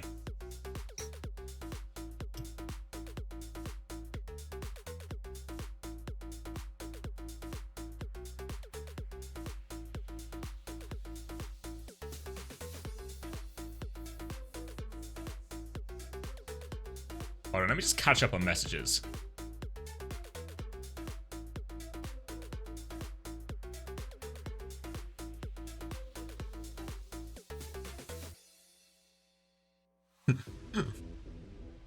The bracket. Not too much has happened so far. This isn't quite up to date, but we're gonna get ZETA v Falcons, I think, after this, right? If I got which makes sense for the order. So we're gonna get this lower bracket game, Pokerface versus HaeJeokDan, coming up next in 5 minutes. And then we've got Falcons Falcons will play ZETA Division, and ZETA Division looking ropey against Wei, and this will be our first look at Falcons in this meta. No, it's all Hazard right now, Enks. All Hazard. We've still not seen Falcons and Crazy Raccoon play, but really, the way everything's been going, I think the expectation has to be it's just going to be Hazard mirrors for the most part.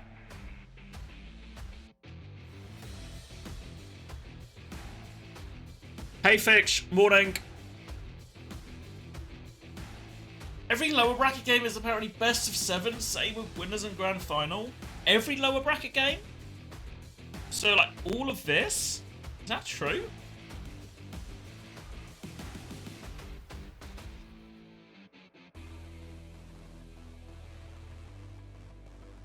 Oh wait, you're right. Jesus Christ. Jesus Christ. Looks like you're right, Salem. We've got a lot of Overwatch to watch this week, then. Time to lock in. Time to lock in.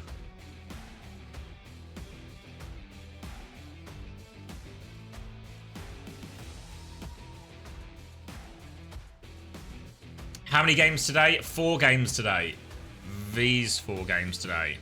And then I think it's... I want to say it's these 3 on Friday. And then these 2 on Saturday. And then the grand final is only on Sunday. Times for the game start. I think... Are we going back to the normal start time? I should check this. Alright, so 8 AM. 8 AM. Alright, now it's actually on the 21st. So are we only getting 2 games tomorrow? So just 2 games tomorrow. And 21st, 21st. And then... Oh, okay. So it's not what I thought it was. So it's a... I guess because they're best of 7. So we get this Friday. Then this is Sat. And then this is Sunday. And on this Friday and Saturday, they're all best of 7s. And just for normal amount. Normal amount for a 16 bracket, I guess, at least. But if they're all best of 7s, these are actually going to be massive series in the lower bracket. So we get 4 games today, and they're all going to be best of 5, and then best of 7s from here out. 14 maps all days? Fuck. A lot of Overwatch. A lot of Overwatch. Or at least a potential for a lot of Overwatch.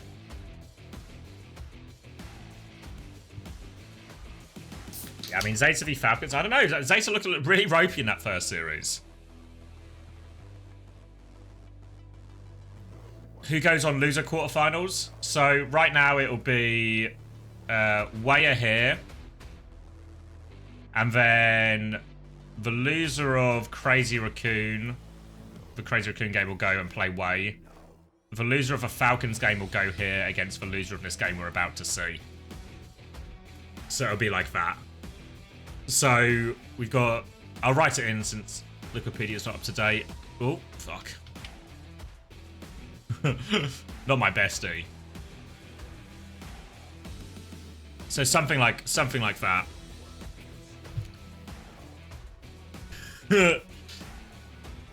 Ways just saving their time. I mean, I don't know. They had them on the ropes, didn't they? Had them on the ropes. And ultimately anything, it's actually just a good map pick from ZETA Division, right? Force one where they feel like they can get away with the Anna Kiri, Anna Brig type stuff. And it worked. It actually worked pretty convincingly. The attack felt rough, but on the defense where they could just have that position where the Anna Brig starts at the back of the map, it actually felt really fine. Exploited the bigger, more open map. And that is Midtown 1st and 2nd, and even 3rd. Violet Brig? Yeah, Violet Brig. Brig's one of his best. I actually think, is Brig his best hero? Of the ones he regularly plays? Probably, right? It's better than his Lucio for sure. He's Kiri? I don't know. His Kiri's always, like, he's got crazy aim on Kiri. But he's always, I always feel he's like, I don't know, a liability on Kiri. He can't Ajax on Brig? True. True. Didn't Ajax today. One solo beat. Oh, thank you, Fix. 10 months. God damn. Thank you very much. Same with Alari. Yeah. Yes. Yeah. That's a good point, Chuby. Is for clearly good of a hero, can clearly hit stuff, but mistake ridden. Is it safe to admit that Pokerface have shown that they have a 4th best of the rest? Yeah, I'd say so. I think we'll get proof of a pudding here, right? Because I think most people, it's really easy to make the argument that Crazy Raccoon, Falcons, ZETA are the top 3 teams. And then HaeJeokDan and Pokerface, probably the 2 closest rivals. So we'll get an answer to it here, but I think for my money, Pokerface look for better. And there's maybe the big question is JWoo versus Zest, right? Like, I think Proud has the edge over MN3, but I think Zest has the edge over, JWoo or Choice A1, whoever Pokerface play. We've seen Pokerface, here they all are right now. Pokerface have a big roster, for those who aren't familiar, and we've seen them rotate heavily during the group stage. Now, the group stage, they had a pretty straightforward group. They won 9 out of 10 maps, won every series, and they really kind of swap players quite actively. So there's questions about who's going to be the exact starting lineup here. The expectation is simple and Fixed will be the starting backline. Obviously, Proud will be the starting hit scan, no questions there. Then, I don't know, tanks? Maybe it will just be Jasmine? Obviously, it's a new tank most people are playing in terms of Hazard, right? So whenever a new tank comes out and you have 2 tank players, it does just become a head-to-head for who can get good on those heroes, you know? Wow, maybe back in the day in Overwatch, we had pretty clear roles in terms of main tank and off tank. If you look at how people's hero pools have developed, think about Haddy versus Vestler and KSA, right? Haddy, very much traditionally a main tank player, Vestler and KSA off tank players, but all the new heroes, all these players can play with a main tank or off tank. They can all play Ramattra, they can all play Malga, and I'm sure they're all learning to play Hazard right now as well. So it's a similar situation that will apply to Pokerface's tanks as well. And I'm sure we'll get the same question with Falcons and Crazy Raccoon, right? Where both Smurf, Hambin, and Jumbin and Max are both playing Hazard. Okay, and there's the answer to our question. So Simper and Fixer are in the back line. Belos 3 is actually going to be the starting tank here, so okay. And then Choice A1 in on Genji.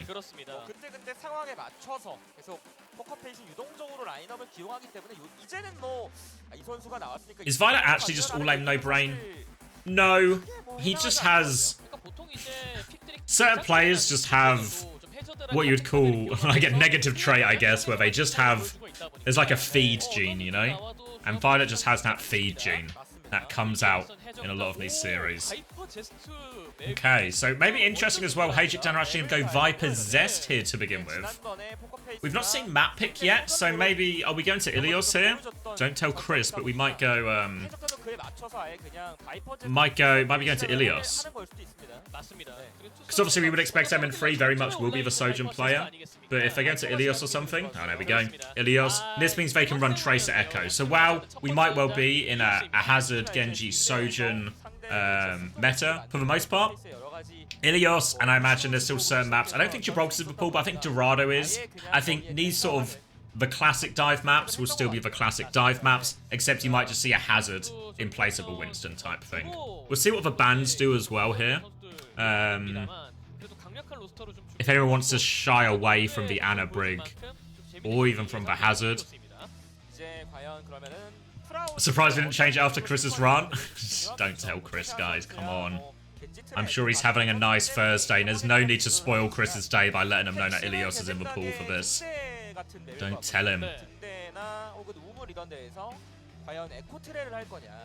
Alright, so with Bellator and Mag both in, their hero pools are pretty similar for the most part. Mag's probably got a little bit of a deeper pool in him. Match prediction from the Korean fans, 52% for Pokerface, 48%. Pretty even, actually. Do you guys feel the same? You guys are 54% for Pokerface. So both the East and the West agreeing on this one that Pokerface are slight favourites, but not heavy favourites. Now some serious cope from Chris. We won't get into his BS lights. We won't get into it, BS lights. But, yeah. Any roster leaks? No. I think the current state of play is all the partner teams, all the orgs who were interested know if they got partner or not now. So now the partner teams are finalized, there's all the roster negotiation. Now, a lot of orgs were talking to rosters and players before then, but now that the partnership teams are confirmed, I think we're going to maybe even before Christmas. I don't know if it'll be announced before Christmas, but I think some contracts will be signed before Christmas. I think people will be quite keen to lock players down as soon as they can, as sort of an arm race between all the partner teams for the top talent. Do you think Infected got signed to T1? No. I mean, I don't have any insider information, but I reckon no. I think T1 will go all Korean. Alright, so Poker Face with the initial ban on Winston. So, as we know, Winston probably Mag's best hero, so they're going to take that best hero away from him.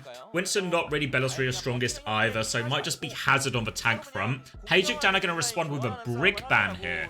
So we typically see Ana Brig on both Well and Lighthouse, so question marks now on what they play instead of Brig. Maybe Ana Juno just becomes the go-to replacement there. Thoughts on Defiant being done? I mean, it's kind of fair enough. I know.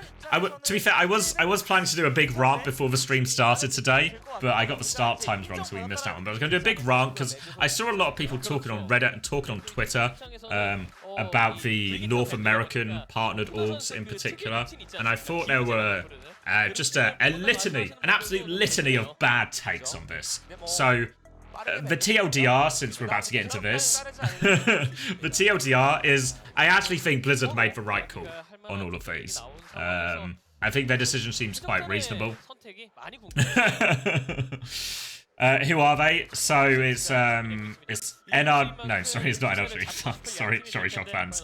It's Liquid, Cloud9, and why does my brain not work? SSG.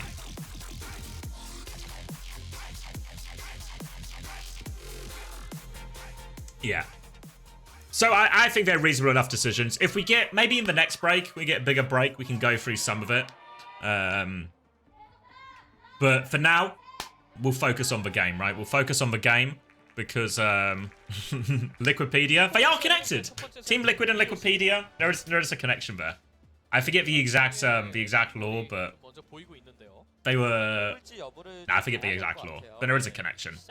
Someone in chat, I'm sure will know. I don't have a scoop on the reason for the decisions, but I have speculation for how these things work, so we can talk about it in one of maybe in between series when we get like the bigger breaks. For now though, we'll lock in because we're going to start on Well. So typically this would be an Ana Brig map. Belosria just going to be playing for Hazard instead, but Mag, he's on the ball.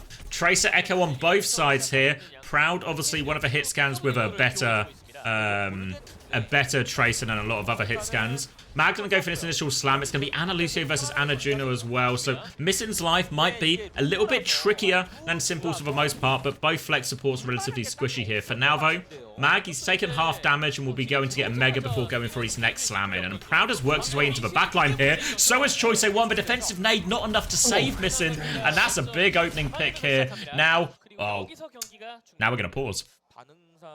Look, I'm going to be honest, I'm really surprised to see that neither team has selected the Kiriko hero. If you want to go for a Lucio rush comp with a bit of survivability, maybe Lucio Kiri is the way to go. With Lucio Ana, just a glass cannon approach, they must think they're crazy Raccoon. And Lucio Juno as well, I feel like that might struggle on this map just a little bit, but you know, we'll see if they can find some value. Obviously the Ana, not finding very much value as Choice A1 removes them from the server in the blink of an eye, but we are getting our regularly scheduled WDG map 1 pause, so...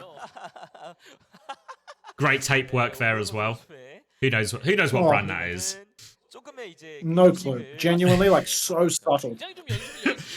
They must be really stingy with the amount of tape they use in these situations. I guess they must have blown all the budget on the chairs. So the tape budget is on the ropes. Sorry, I would love to keep filling, but I'm on my second carrot of the evening, so give me a break. You seem to have a near endless supply of carrots. But we're on 1.5 kilo bag of them. That's a decent amount. So, missing down early, respawned already, and with that source of healing gone, Mag is going to fall shortly afterwards. And this will be a straightforward fight off for Pokerface off the back of that. Maybe the biggest thing is that Missin's actually just going to stick to it here. Now, Anna on Lighthouse or something, where you've got a bit more space, for high grounds are a little bit more favoured to keeping yourself alive. Here on Well, really hard to walk forward and take his space. If I'm Pokerface right now, I'm thinking about hitting him early. I'm thinking of making Missin's walk up as miserable as possible. Frankly, if I'm Pokerface, I wouldn't even bother thinking about missing because I'd just be waiting for Mag to throw the game away on Wrecking Ball. He's known for it on the wheel. A known terrorist. He slams into the backline, finds nothing whatsoever. He's on a list. Damage doesn't seem to be going up, and Missin is in trouble. Choice A1 back on the case, trying to juke that sleep, getting Missin incredibly low, picking up a mega health pack on full health. Zest actually manages to take down Simple, if only Choice A1 wasn't so risk averse, and it's actually going to be Proud finally trading out Missin. Proud boys rising up in unison as Missin goes down. Mag rolling around doing absolutely nothing. Proud, he's still got the recall and he's going to preserve it. Belstria takes down Zest, so even though HaeJeokDan got the first pick, just no follow-up. No follow-up at all here. They had Missin locked up, so again, HaeJeokDan struggling to walk forward and have impact here, and Pokerface, the trades will favour them when we're in control of the point, because they can just keep staggering back onto it here. Now we'll get up to the ult period of it. Beats available for both. Missin just about getting to that nano, but Viper gets caught before anything happens. Another false start for HaeJeokDan. They can be pushed right back to spawn again here.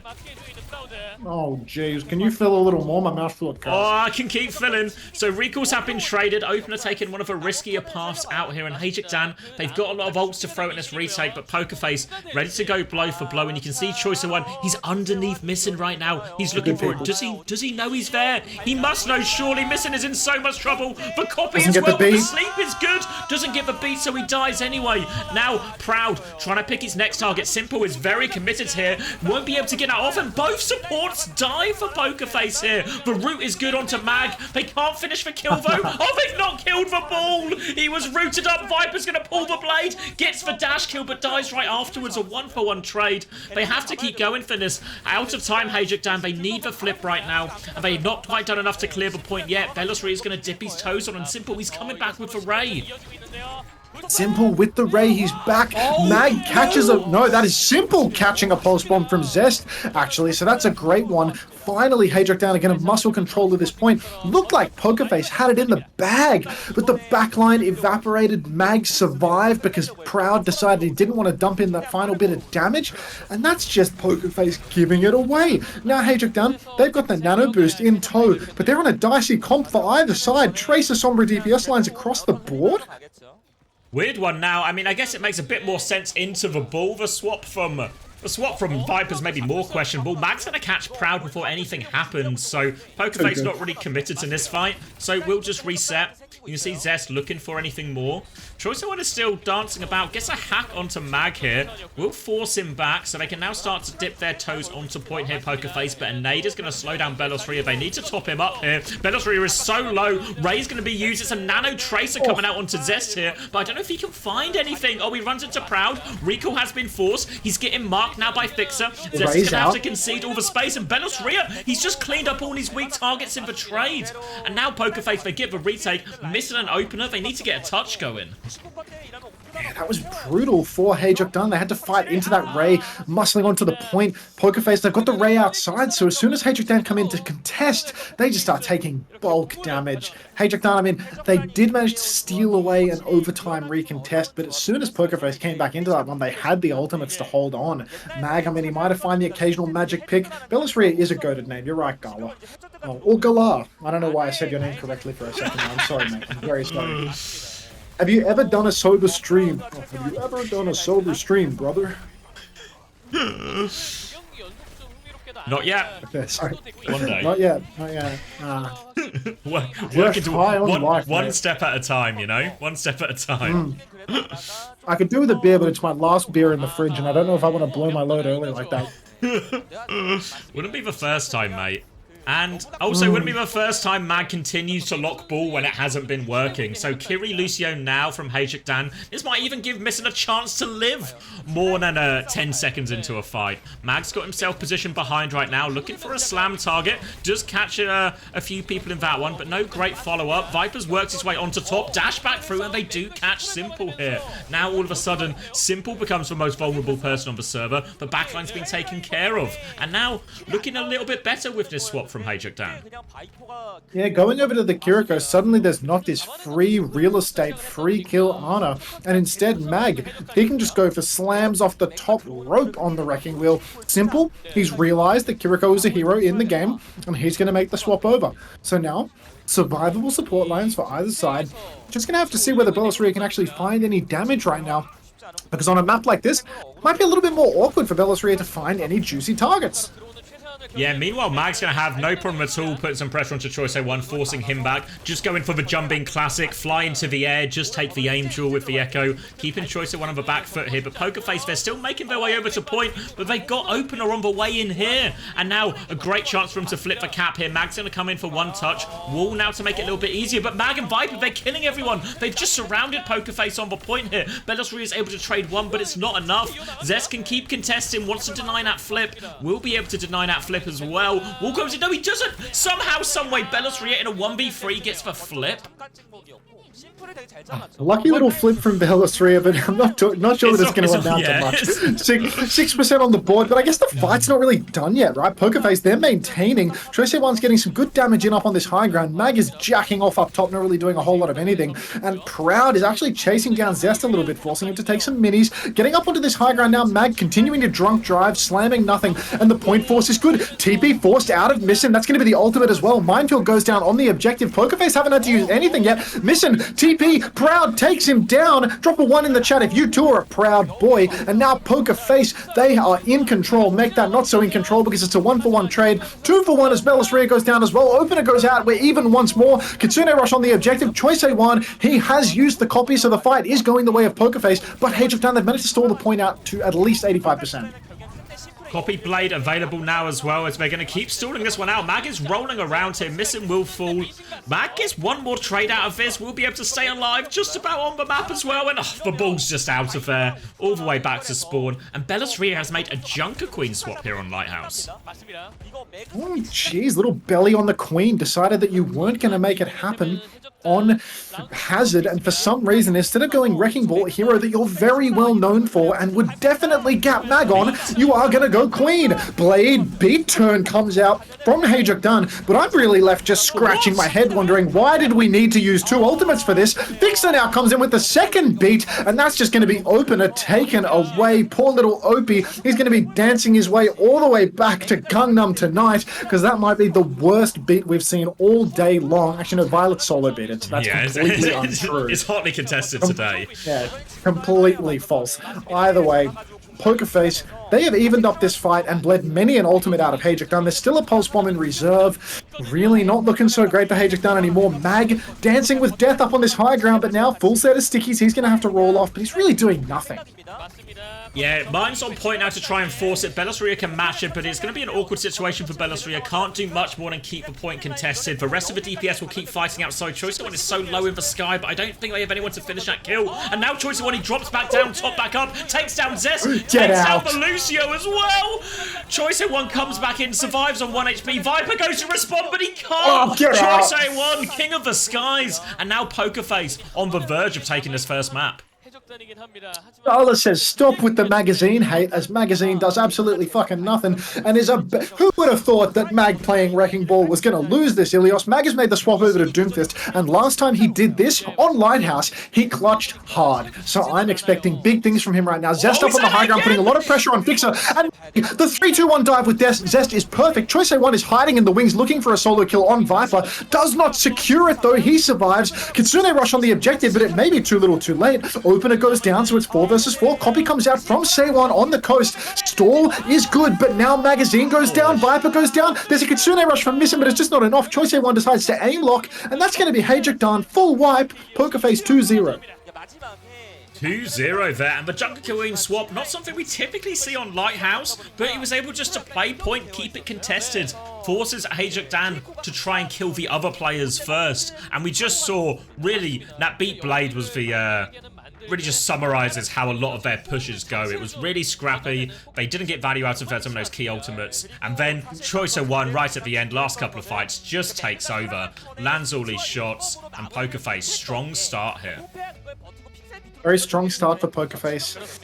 I think I need a beer and some slop, to be honest. I feel like it's just been one of those days, you know? One of those days. Yeah, I feel that. I feel that.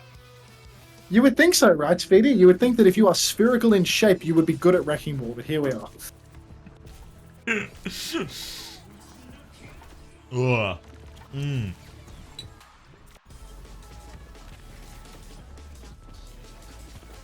Alright, so Pokerface, hold on. Have to look at some of that and really think there's an element of comp gap here as well, right? The ball didn't get the value that HaeJeokDan were hoping for. And as such, I don't know how illustrative this will be of the entire series, as we're probably going to go into more of a hazard mirror right now, but not a great start for him. Thank you as well, Flurin. Thank you for the 5 months. It is live, Elvis, but it's not on Twitch. If you want to watch, it's only in Korean on souplive.com or .co.cr.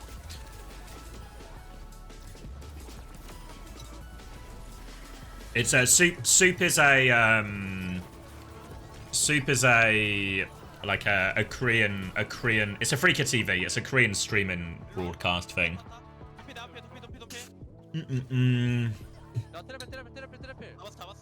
What are we talking about decisions in terms of who were the partnered teams and who weren't the partnered teams, Simsif? Soup is a dish. You got no, it's a cup. Cup of soup. You guys ever had a cup of soup before?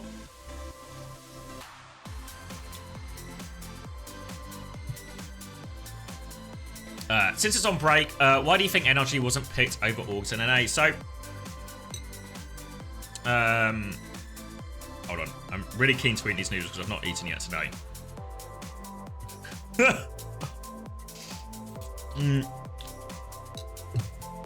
So, what you have to understand with the partnership thing is whenever a games developer like a Blizzard goes into partnership with organizations for this type of thing, it's a curry flavored noodles. It's a two-way street, right? So what happens is Blizzard say we can offer all these things for this number of spots. So then all the orgs apply, but because they get more than 3 applications, they have to pick between the teams. So it's then on the teams just to pitch themselves, basically. What can you provide? What brand recognition do you have? What following do you have? What support can you have? What sort of other things can you offer Blizzard, essentially, in Overwatch Esports from your organization? So it's a two-way street here. So when I look at organizations like Cloud9, Cloud9 is a massive fucking organization, right? We'll do maybe like a Reddit review and some of a Twitter review here, in like when we get the break between games. But Cloud9 is a fucking massive organization in esports. If Cloud9 are interested, I think they should actually really get pushed to the top of the list, in all honesty. I know there's some sentiment here of, well, haven't Shock been here the whole time, blah, blah, blah. But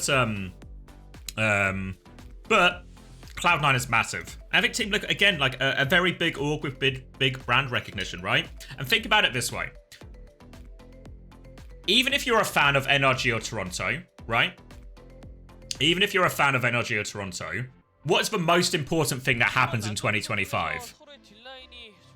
That Overwatch Esports is successful, right? That's the biggest and most important thing. So to give Overwatch Esports the biggest and best chance of being successful, what you want is to have the biggest, most recognizable brands and organizations involved, right? So you want to aim as high as you can, right? So I think on paper, the decision seemed reasonable enough to me, honestly.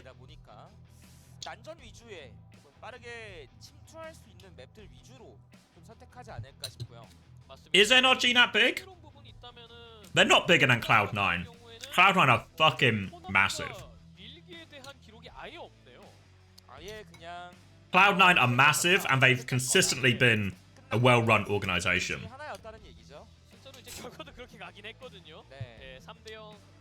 승리 두 번에 SSG's quite big as well, no? 해적단의 선택 뉴저크 시티입니다. 다시 한번 난전으로 가보자라고 외친 듯하네요. 그렇죠. 네, 수라바사가 아니라 누정시기 때문에 조금 더 말씀 주신 것처럼 난전. Because you have to remember as well, who has win? Yeah, Zeta have won so far, Kazuki. They won the first game. 비슷하지 않을까 싶어요. 조합도 마찬가지고요. 배닝이라는 변수가 있습니다만 그거를 그냥 차치하고 본다면 거의 비슷할 것 같아요. 그렇습니다. Nah, Cloud9, like, honestly, this is why, I know, no, Cloud9 are so much bigger than NRG. This is why I want to do the Reddit rant, but Cloud9 have insane brand recognition. Cloud9 are one of the most popular orgs in the world. Now, I spent the last few years of my life walking around wearing a lot of Cloud9 merch. I'm actually fucking wearing one right now, right? And it gets recognized. My friends have Cloud9 merch. It gets recognized. In the UK, they actually have global recognition for their brand. And that's the sort of thing, I don't know, you can't buy, right? You can't buy. So the idea that Cloud9 or some way like NRG or Toronto should be higher up the scale, I think it's nonsense. I think it's nonsense. Yeah, my impression when reading the Reddit threads and the Twitter threads was that a lot of the people were coming from a very Overwatch-centric POV, right? In the sense that they know Shock is one of the biggest brands within Overwatch, but they've not really expanded that to other areas. Do you think the same about Liquid and SSG? I think there's like more of a question here, but again, I think Team Liquid are one of the most recognizable brands in the world. I don't think they're as big as Cloud9 for sure, but I think they're way up now. And SSG I think is probably, if we're gonna get into like what's the most debatable one, maybe SSG. But honestly, I think people are really overrating the size of NRG here. While NRG were big in Overwatch, and they've done quite successfully in some console games as well, SSG have all the same things, right? SSG have been massive in all the console games.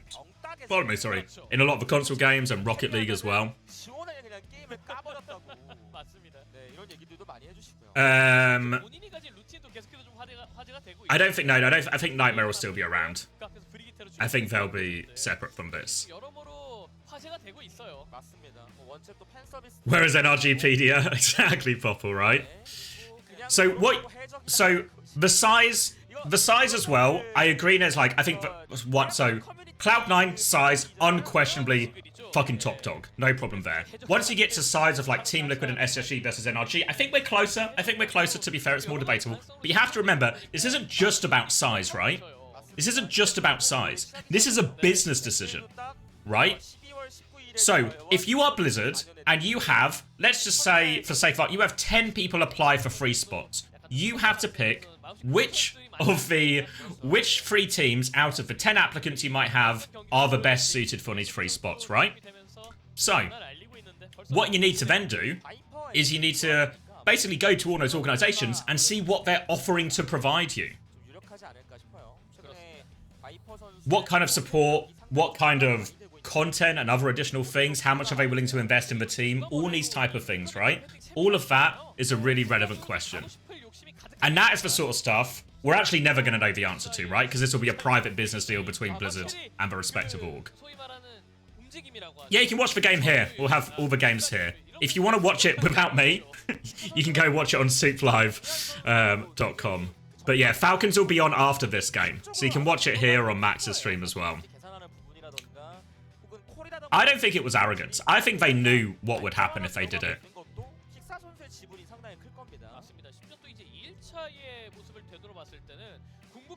Thanks, Terlens. There's no bold man overlay. If you want the bold man overlay, Ellie, you have to watch it here. This is the only stream with the bold man overlay. Would Blizzard account? Yeah, the reason Blizzard are the reason SSG are going back to North America. With the partner teams, I don't know if this has been disclosed.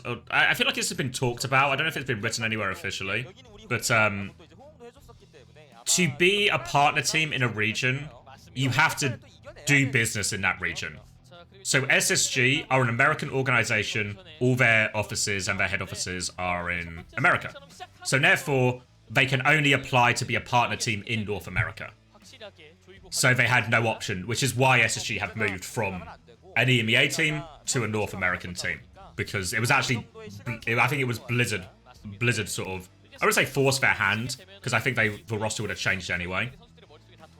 But Falcons in Asia, yeah, what you have to understand as well is what you can also do if you're a business. Think about big business, right?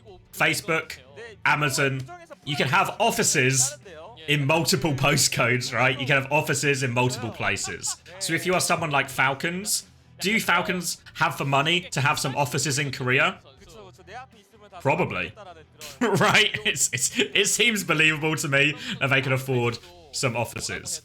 Same with Genji. Genji have offices in Riyadh, I'm pretty sure.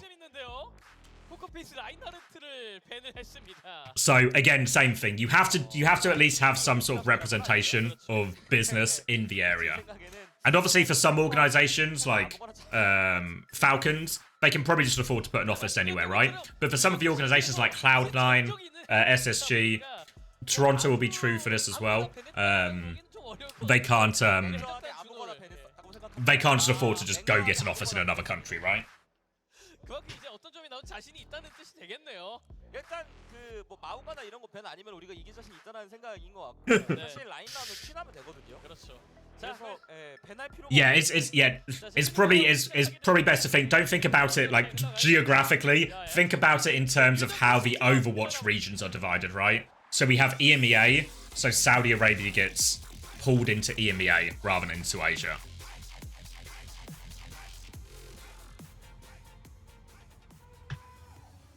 Yeah, I mean, it's been pretty common in all the esports. I think they've gone into power. They've just been able to come in with, like, egregious salaries that other orgs can't compete with.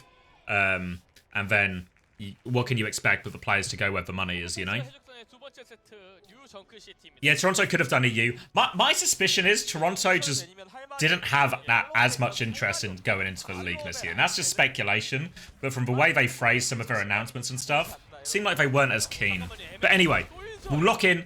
We can talk about this more between the maps because I know it's like the topic at the moment. But we'll lock in for this because we're here on New Junk City. A classic Flashpoint pick, Max. Jeez, just happy to see that there have been a few roster substitutions for Flashpoint. Never thought that we needed a soldier more than on first fight of New Junk City, so very happy to see MN3 integrated into the lineup for that one. For all my criticism though, Pokerface do appear to have lost all the space on the map, and it's just Viper dashing through everybody with MN3 and Mag to completely clean up the first fight. Works out really nicely for them. Soldier does seem a rogue pick in all of this. You have to feel there's a chance here for Jasmine, Choice A1 to really connect and shut down MN3, but Fixer's gonna die here really early on. Don't know how that one happens. So Pokerface forced to reset, slow it down again, and now we're on the Hazard Mirror. This is probably going to be the bread and butter of the series. As we can see, bans kind of just thrown around, right? Pokerface thrown out a Rhine ban, grow up. At least HaeJeokDan are going to ban the Juno and at least force the compositions in a certain way. But HaeJeokDan, they're trying to force the fight early here. They've got him pinned back in. Now they're going to try and clear Mag out right now. Mag's going to have to block, but Jasmine with the back shots here. He is all over Mag, but Jasmine actually gets killed by that Kitsune rush. Mag ended up baiting him in, and Viper will get all the cleanup kills for it there. And Jasmine, he tried to backshot his way out of trouble, but he couldn't do it. I mean, we need to have more of a conversation about MN3's positioning in these fights. MN3 is exploring every flashpoint other than the one that is actually in need of being contested right now. Where is this guy? And they're chasing him too. Like, there's no way they can even recontest from this position. They've got on such a goose chase. Blade comes out from Viper. Suzu, too proud, manages to get the shot onto opener. 2 kills though already. MN3 just hard taking the piss, and it's working. Now he's underneath for some reason. He's got the Lucio trapped behind the pillar. He's going to start juicing damage. Mag comes flying in off the top rope.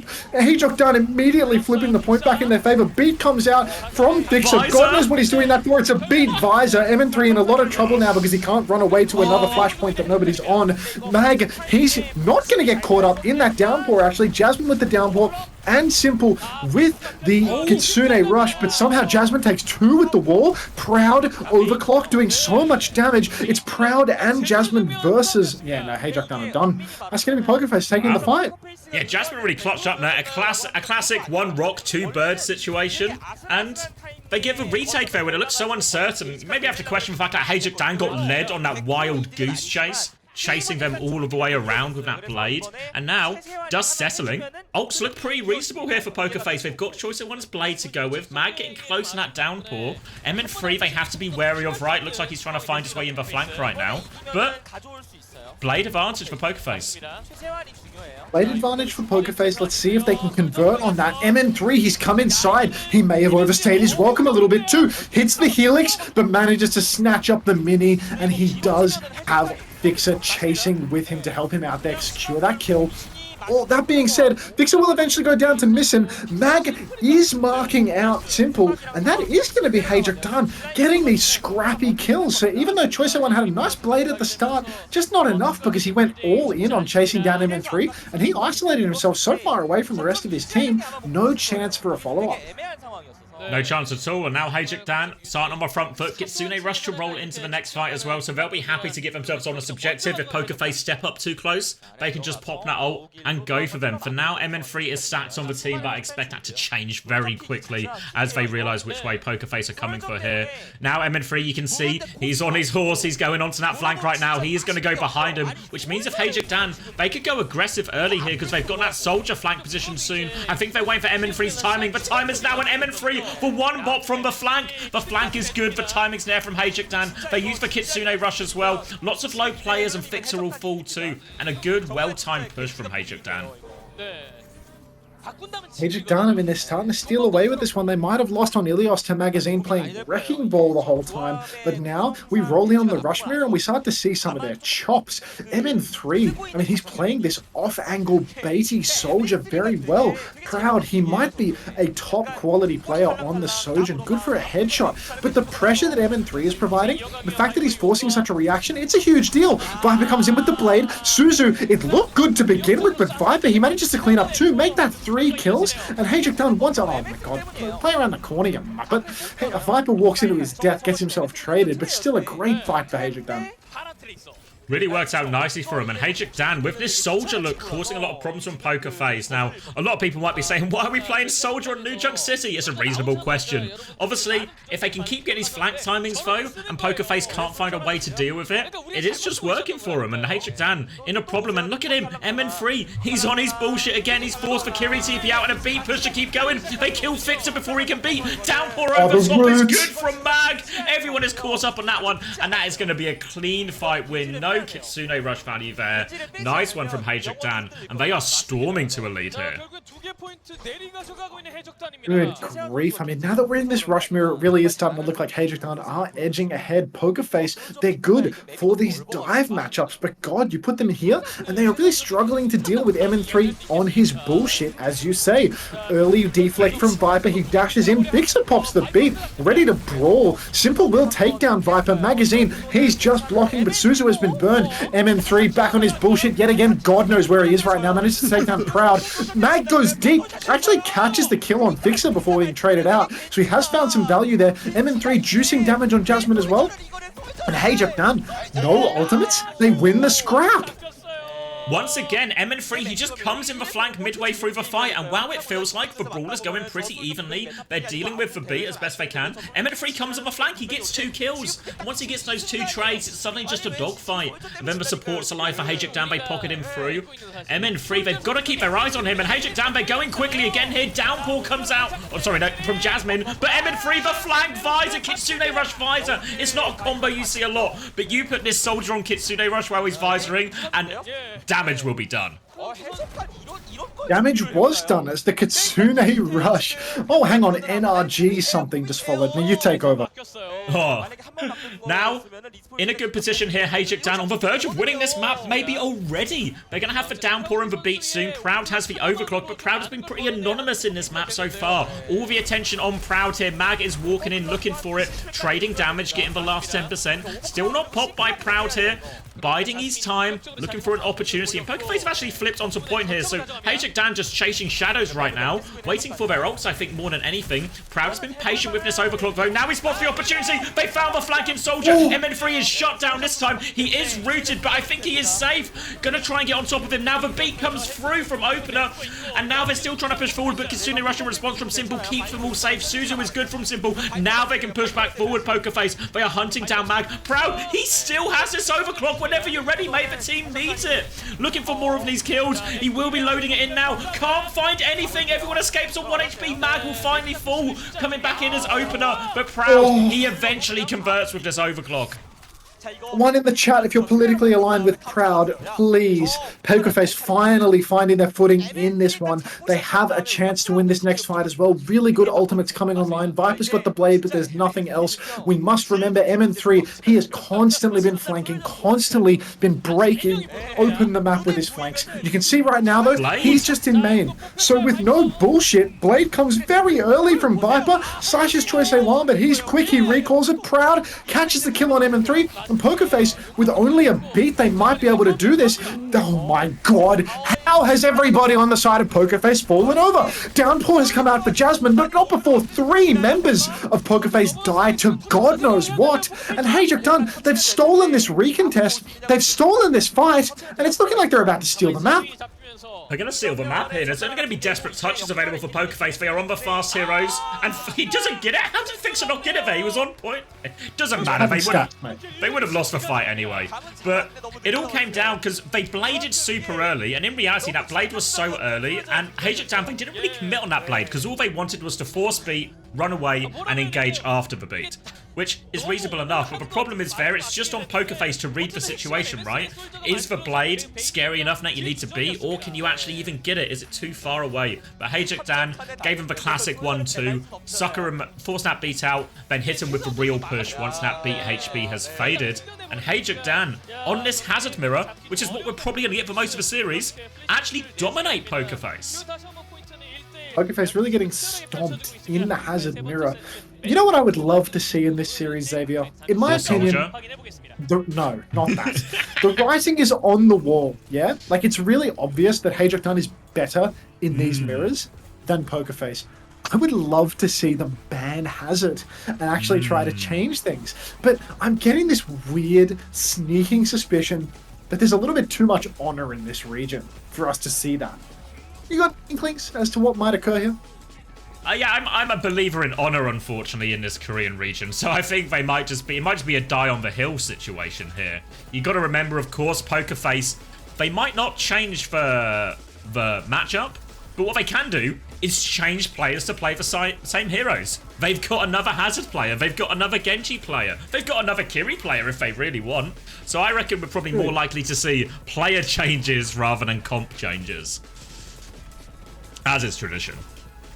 Oh, God. Just anything but what they should do. But ready. You got to stop asking that question, fat commies. Maybe when Crazy Panda is on the screen, you can talk about CP, but there is no context right now. So let's just talk about Crazy Panda for the minute, yeah? You know who did have the best ban so far in this tournament? Crazy Panda. I was going to say, probably not the Rush team, whichever that one might be. God, look at OP in the dugout, dude. Heart and soul. Just always... He carries the mood for sure. Love him. Love him to death. The glue. God bless. Even awake for this one as well, which is nice of him. You can tell it's playoffs. Fat Cummies wanted to ban Sloan with the gambling, and instead they've lost 100k thanks to Pokerface's ineptitude. So, thanks, Fat Cummies. Wait, you have a channel point reward to ban someone? Yeah, 500,000 channel points and you get to ban Sloan Cameron. I decided that it was like, it's time. You know, they've done enough in the Discord that it's like, I'm actually ready to ban them.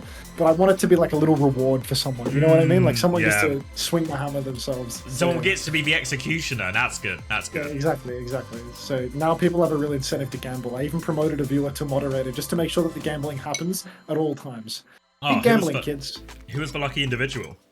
Udon Mari, a regular.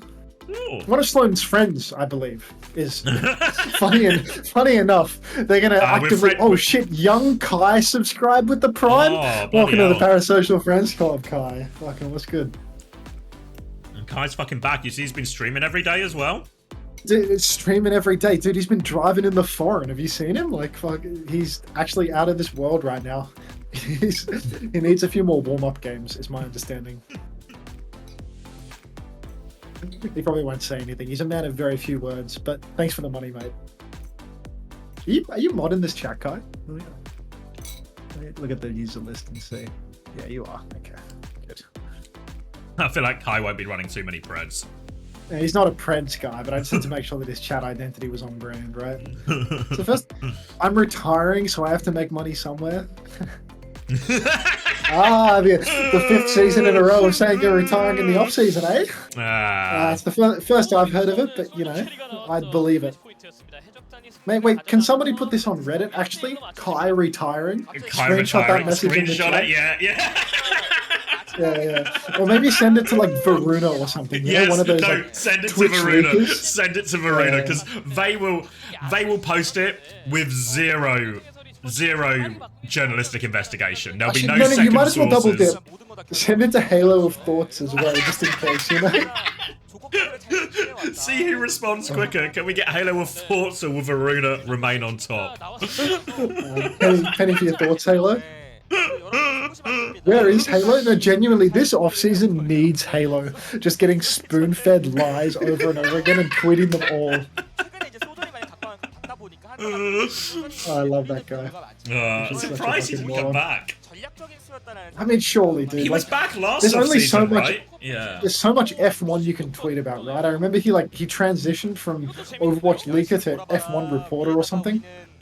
Oh yeah, I remember. Just anything. Do you remember Just when he anything was... but a job. Oh, do you remember when he was sponsored by the Co-op as well? That was so fucking insane. The Co-op is like a legitimate, like, supermarket chain in the UK, and it sponsored He him. was sponsored by the co-op. Halo of Force was tweeting about, like, get our £5 meal deal this week, and I was like, no I did fucking not see way. that. No fucking way the Co-op have sponsored Overwatch roster leaker Halo of Force to promote their supermarket deals.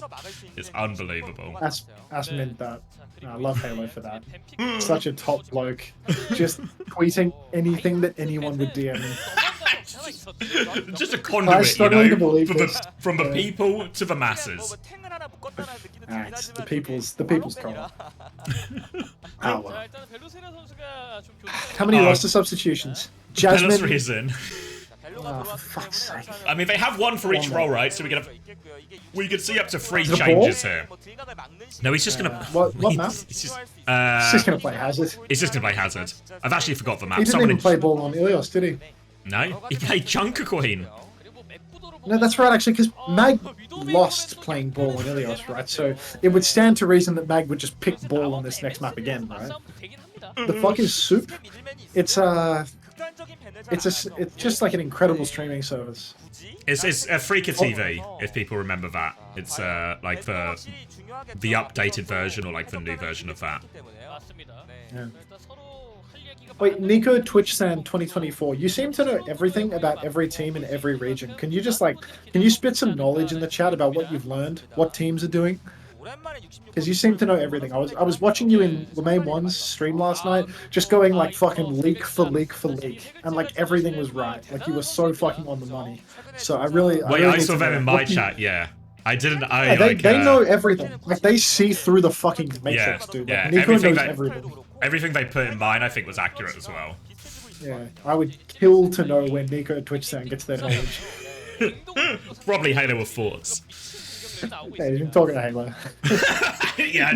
just starting to type in broken English leak after leak after leak right now. I love it. He met Halo down the F1 the other day, and then since then, he's got all the knowledge. Oh my god. Wait, Kai's retiring? First I've heard of it. Wait, as in young Kai? Please make a Reddit thread about Kai retiring. Please go to Overwatch TMZ and say Kai retiring. No, just put it on the main Reddit. Just put it on the main Reddit. I think you can get Put it away on with both. some of them. Put it on both, yeah. Put it on both and tweet it, DM it to fucking Varuna. Yeah. That will get traction. And then we can corroborate it, you know? I mean, it's literally there. It's out of a horse's mouth, as they say. Yeah, man, straight from the horse's mouth. Have you heard what K Money is doing next year though? Kai, you need to rename to K Money. Actually, so sick of you It'd being be called so Kai. good. I think KSP was a better name than Kai, no hate, but I think K Money trumps both. 들었었기 때문에 합당한 저격밴이라는 느낌이 들고요.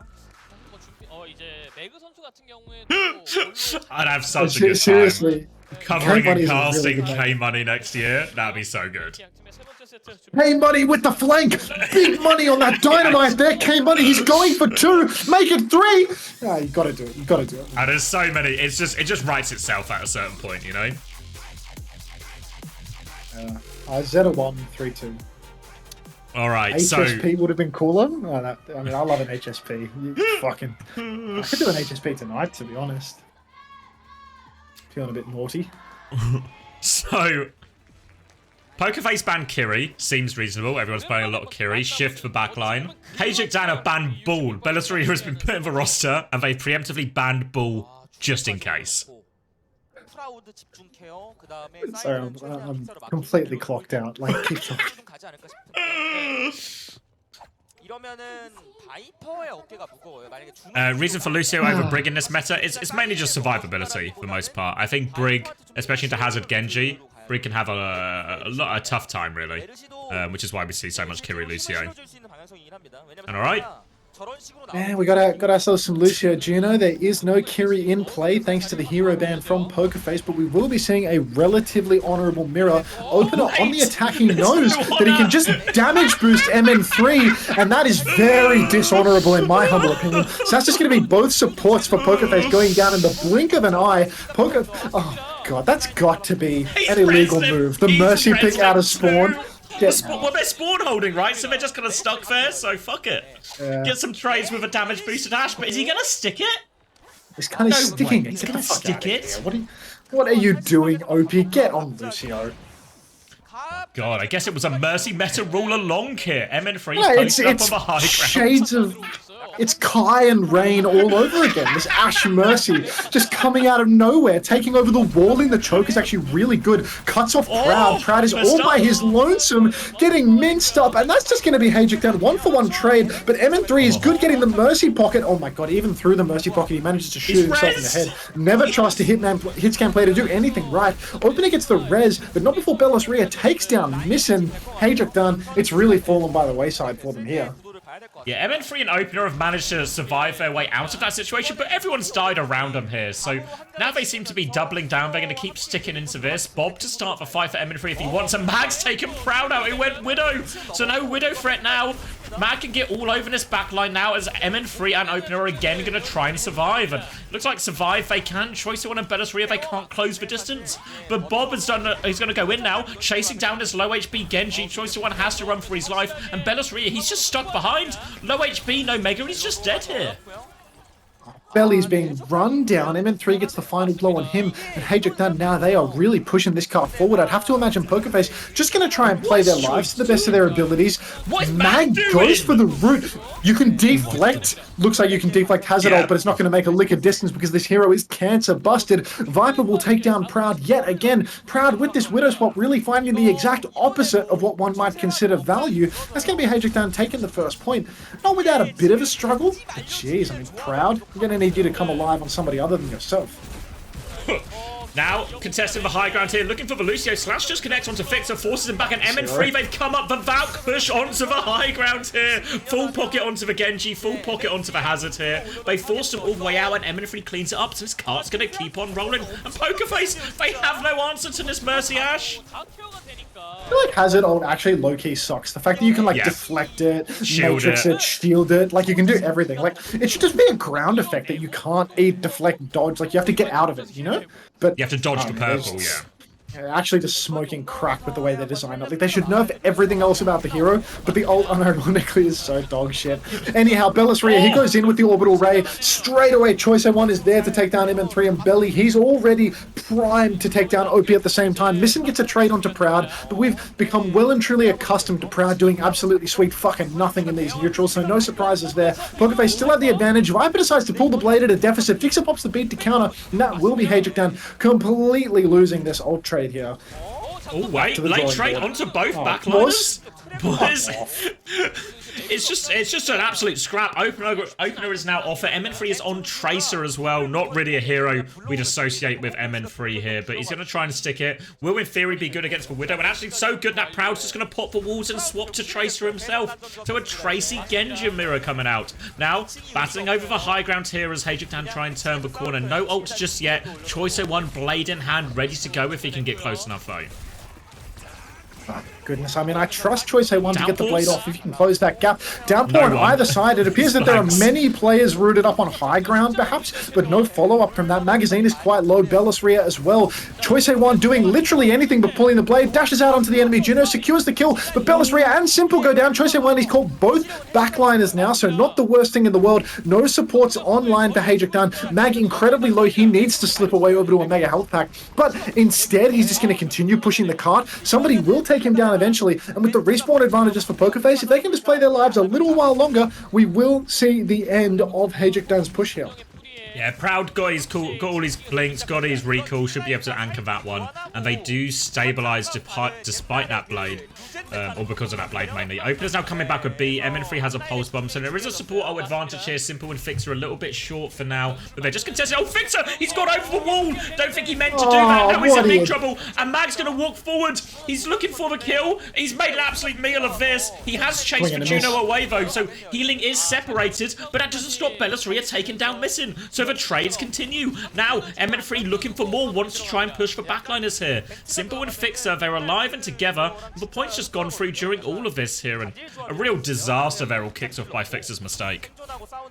Ah, goodness gracious. Fixer just giving it away free of charge. So close to double support ultimate, and he decides to just wall ride a little bit too close to the sun. Trips into the enemy team, and that's just going to be HaeJeokDan getting a complete freebie there. 0 ultimates invested in the chaos. Beat now from Opener. Counter beat not quite available from Fixer, and Simple will fall. Viper pulls the blade into Fixer's beat. Pokerface, they still want this fight, even down there. Juno. Pulse Bomb goes completely wide from Proud, so HaeJeokDan, they've got the player advantage. OP gets the kill on Choice A1. The downpour is massive from Mag, and Pokerface, they're going to completely fall over now. HaeJeokDan, they've cleaned up this fight. 3 ultimates thrown into it in order to secure the fight, but again, Pokerface, that was expensive, and they got nothing for it.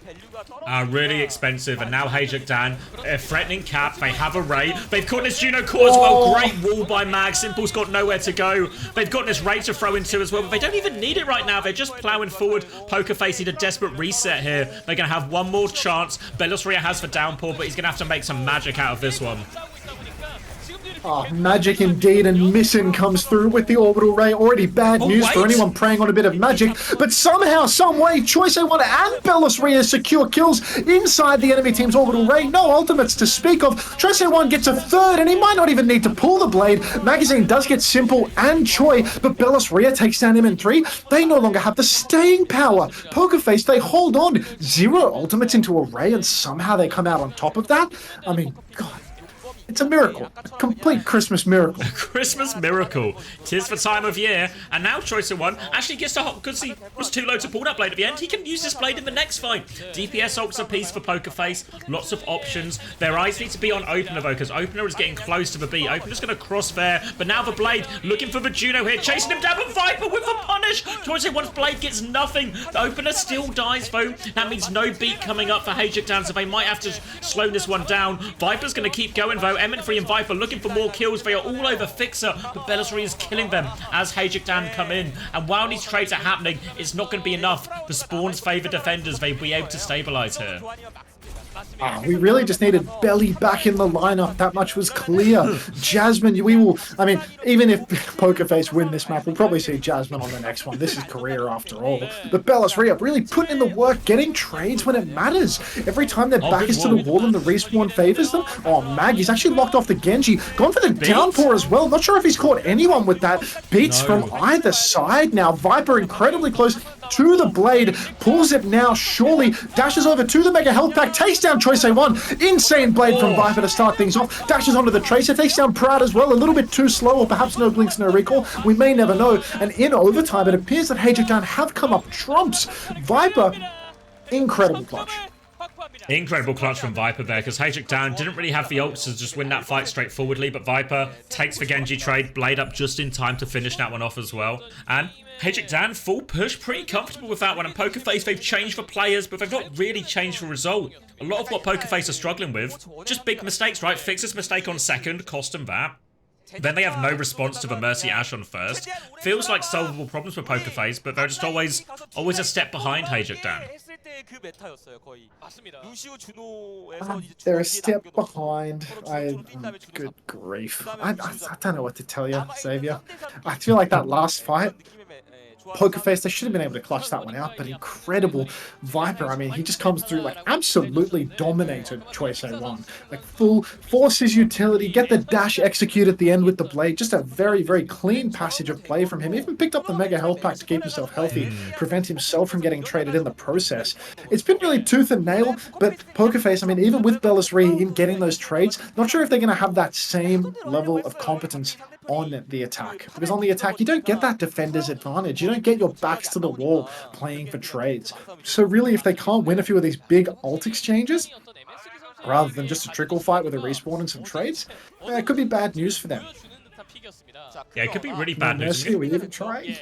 They're actually going to start Ashe again. It's going to be Ashe from MN3, so in theory he's going to be very vulnerable to his hazard, very vulnerable to the Genji. If he can stay alive, I'm sure he can do a lot, but staying alive might be easier said than done here. Proud is going to change his hero again here, going to go on to Sojourn once he sees the comp. They just need to deal with the spawn hold right now here, and just trading resources on the top. No opening yet, but Bellisree is going to try and find a more juicy target into this backline here, but he's gone awfully deep. He's getting hit from all sides. Mag will finish him off with the rock, but they have got some space on the high ground here, but here comes Mag to shut down the DPS from Pokerface.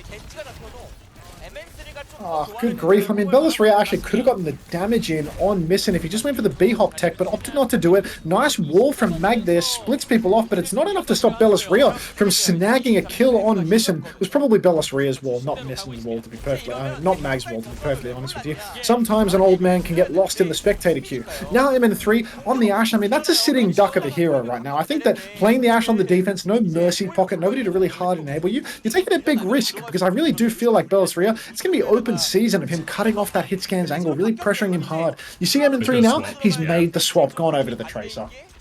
Over to the Tracer now, so a full dive competition essentially from HaeJeokDan. They're going to try and make Proud and Simple the key targets. They've got to come through this choke point first. They've taken quite a lot of damage, but they put so much out onto Bellisree, they can actually turn the kill. Where was the support for Bellisree and all of that? The backline just seemed quite far back compared to everything, and it'll be a remarkably easy retake for HaeJeokDan. Yeah, absolute freebie there. Magazine, deep thought over his wall. I don't think I've seen that that wall overlay before. Is that a spectator only thing or a setting? Because that was odd. You see like the preview where your wall's going to go. Yeah, it's a setting. It's like confirm wall, so it works like May wall essentially, rather than just like right click send. That looks so much fucking better. Good God. Yeah. Like, the fact that I didn't know that setting existed, good God, that is actually so much better. Really good setting. No kidding.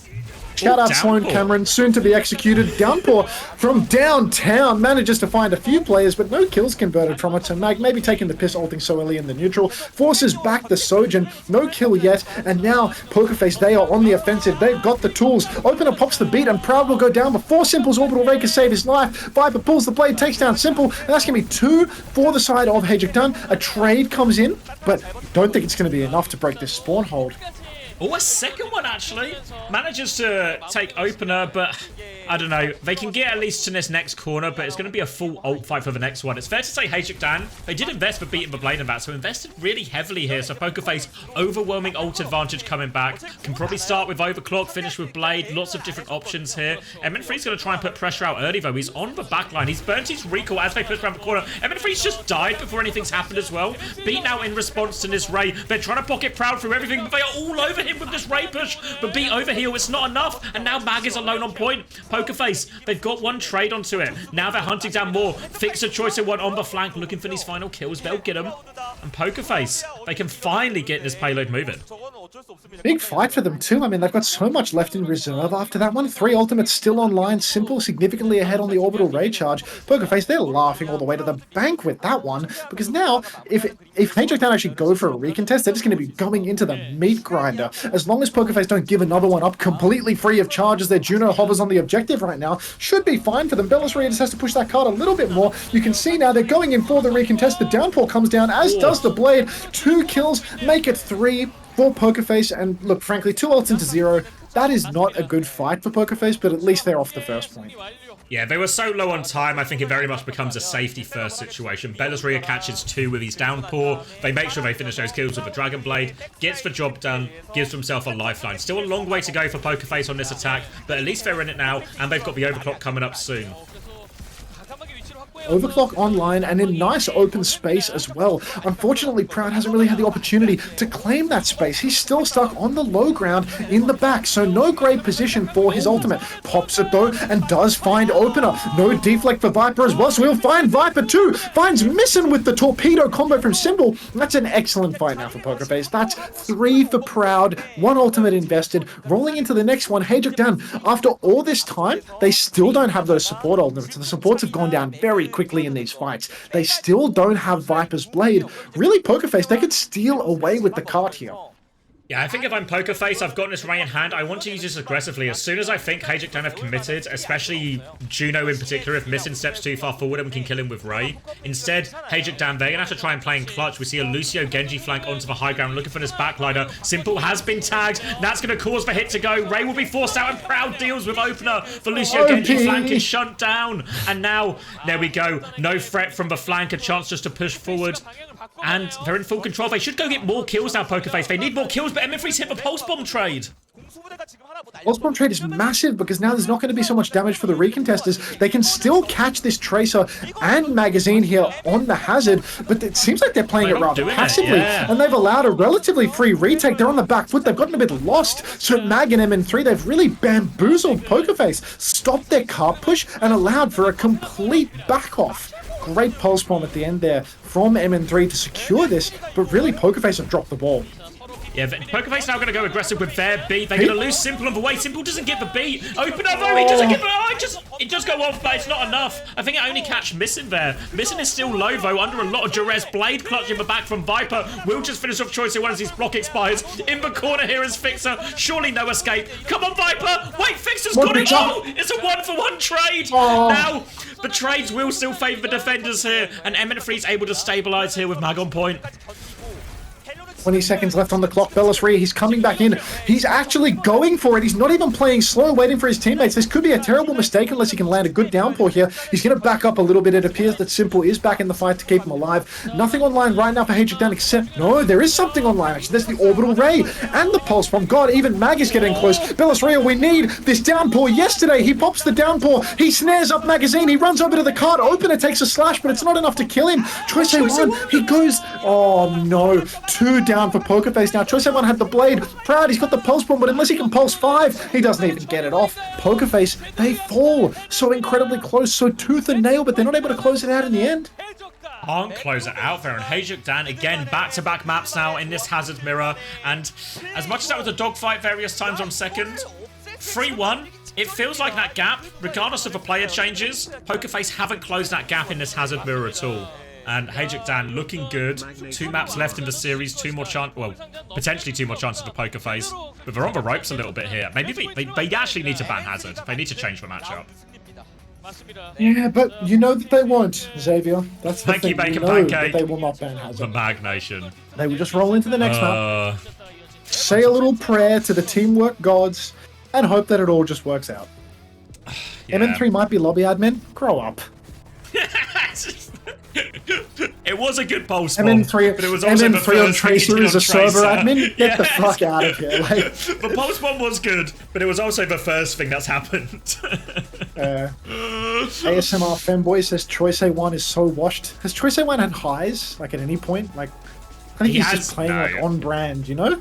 He's just like he's hit or miss. a mid kind of nothing flex. He's a mid flex DPS in a region that is incredibly stacked with high talent flex DPS. Yeah, it's like he'd probably be the best flex CPS in North America, you know? Like, there's a reasonable chance that he's better than Tree, but he's like 7th rate in Korea, like... Pokerface are a shell of their former selves. Did Pokerface lose Hongyu? Is that what's going on here, Sean? Was Faith on Pokerface? Not for a while, right? Oh yeah. No, was he at some point? Yes, like, yes. Do you remember? If Punk's dad is saying they're a shell. Wait, yeah, do you remember when Twisted Minds were going to sign Faith? So, Twisted Minds signed Faith, right? But they don't really sign Faith because Twisted Minds then changed their mind and signed Bliss instead.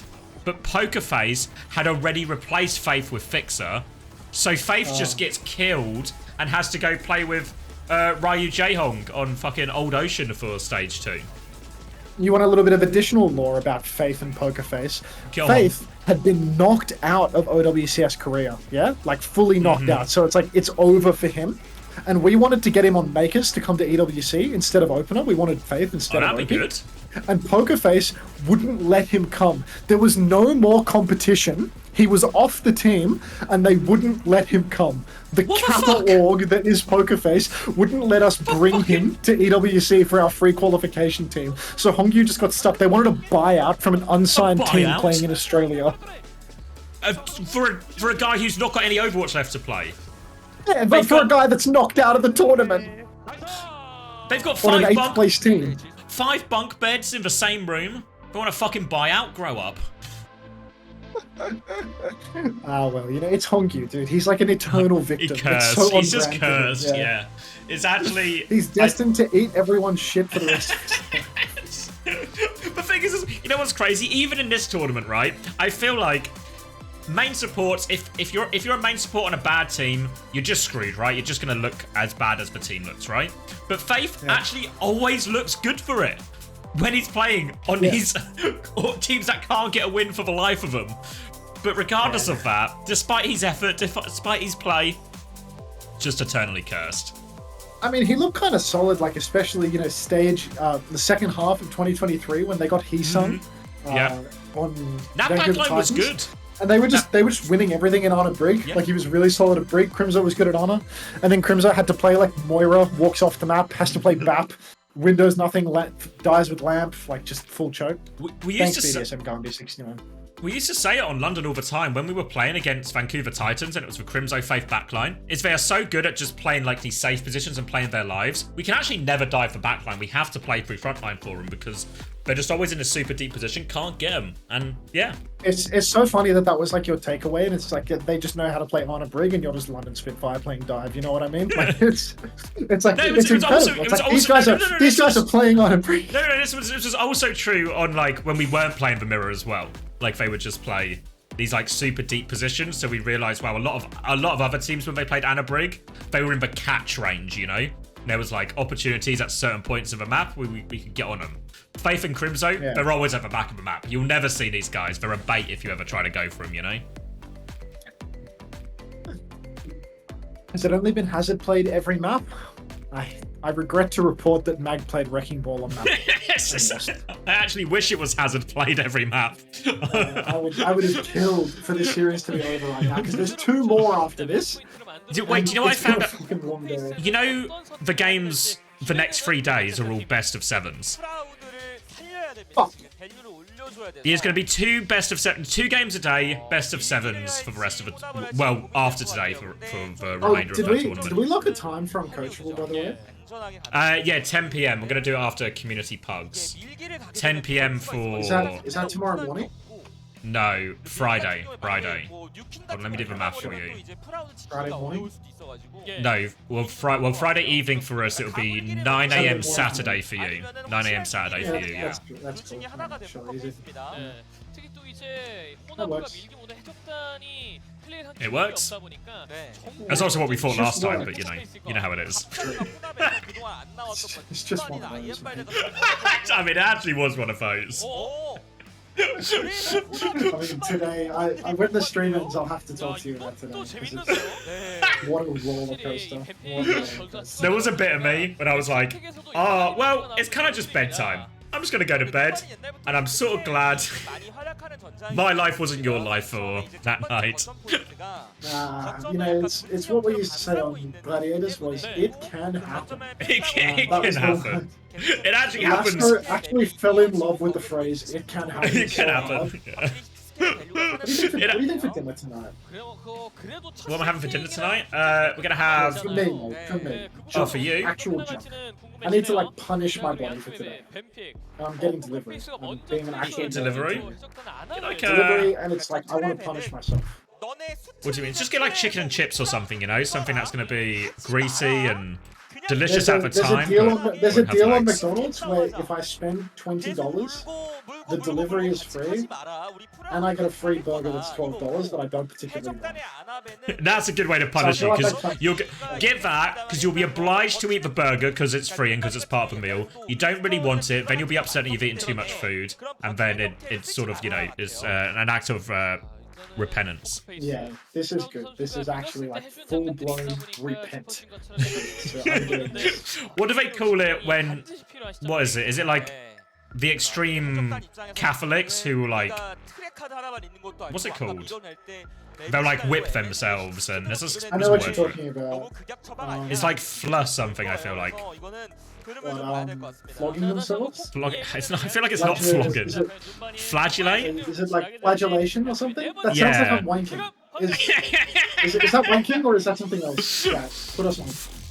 Flagellation? Can I get some flagellation checks? Self-flagellation? Okay, it actually is flagellation. That's not bad. It sounds like a made-up word for, but Yeah, All right. I don't really trust these people, to be honest, but... you get when's the what next you get. Uncoachable? We're going to record it Friday, probably. And then There's a reasonable chance that it doesn't happen on Friday because one of the people involved has some sort of crisis in the morning.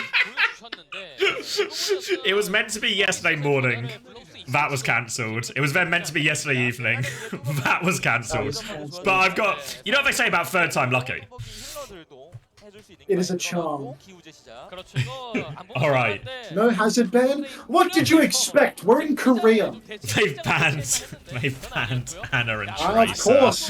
The Anna Tracer ban and M3's on Soldier on first point. No Barney! Alright, Like- I've been informed by many reliable sources that here on the attack, coast is broken.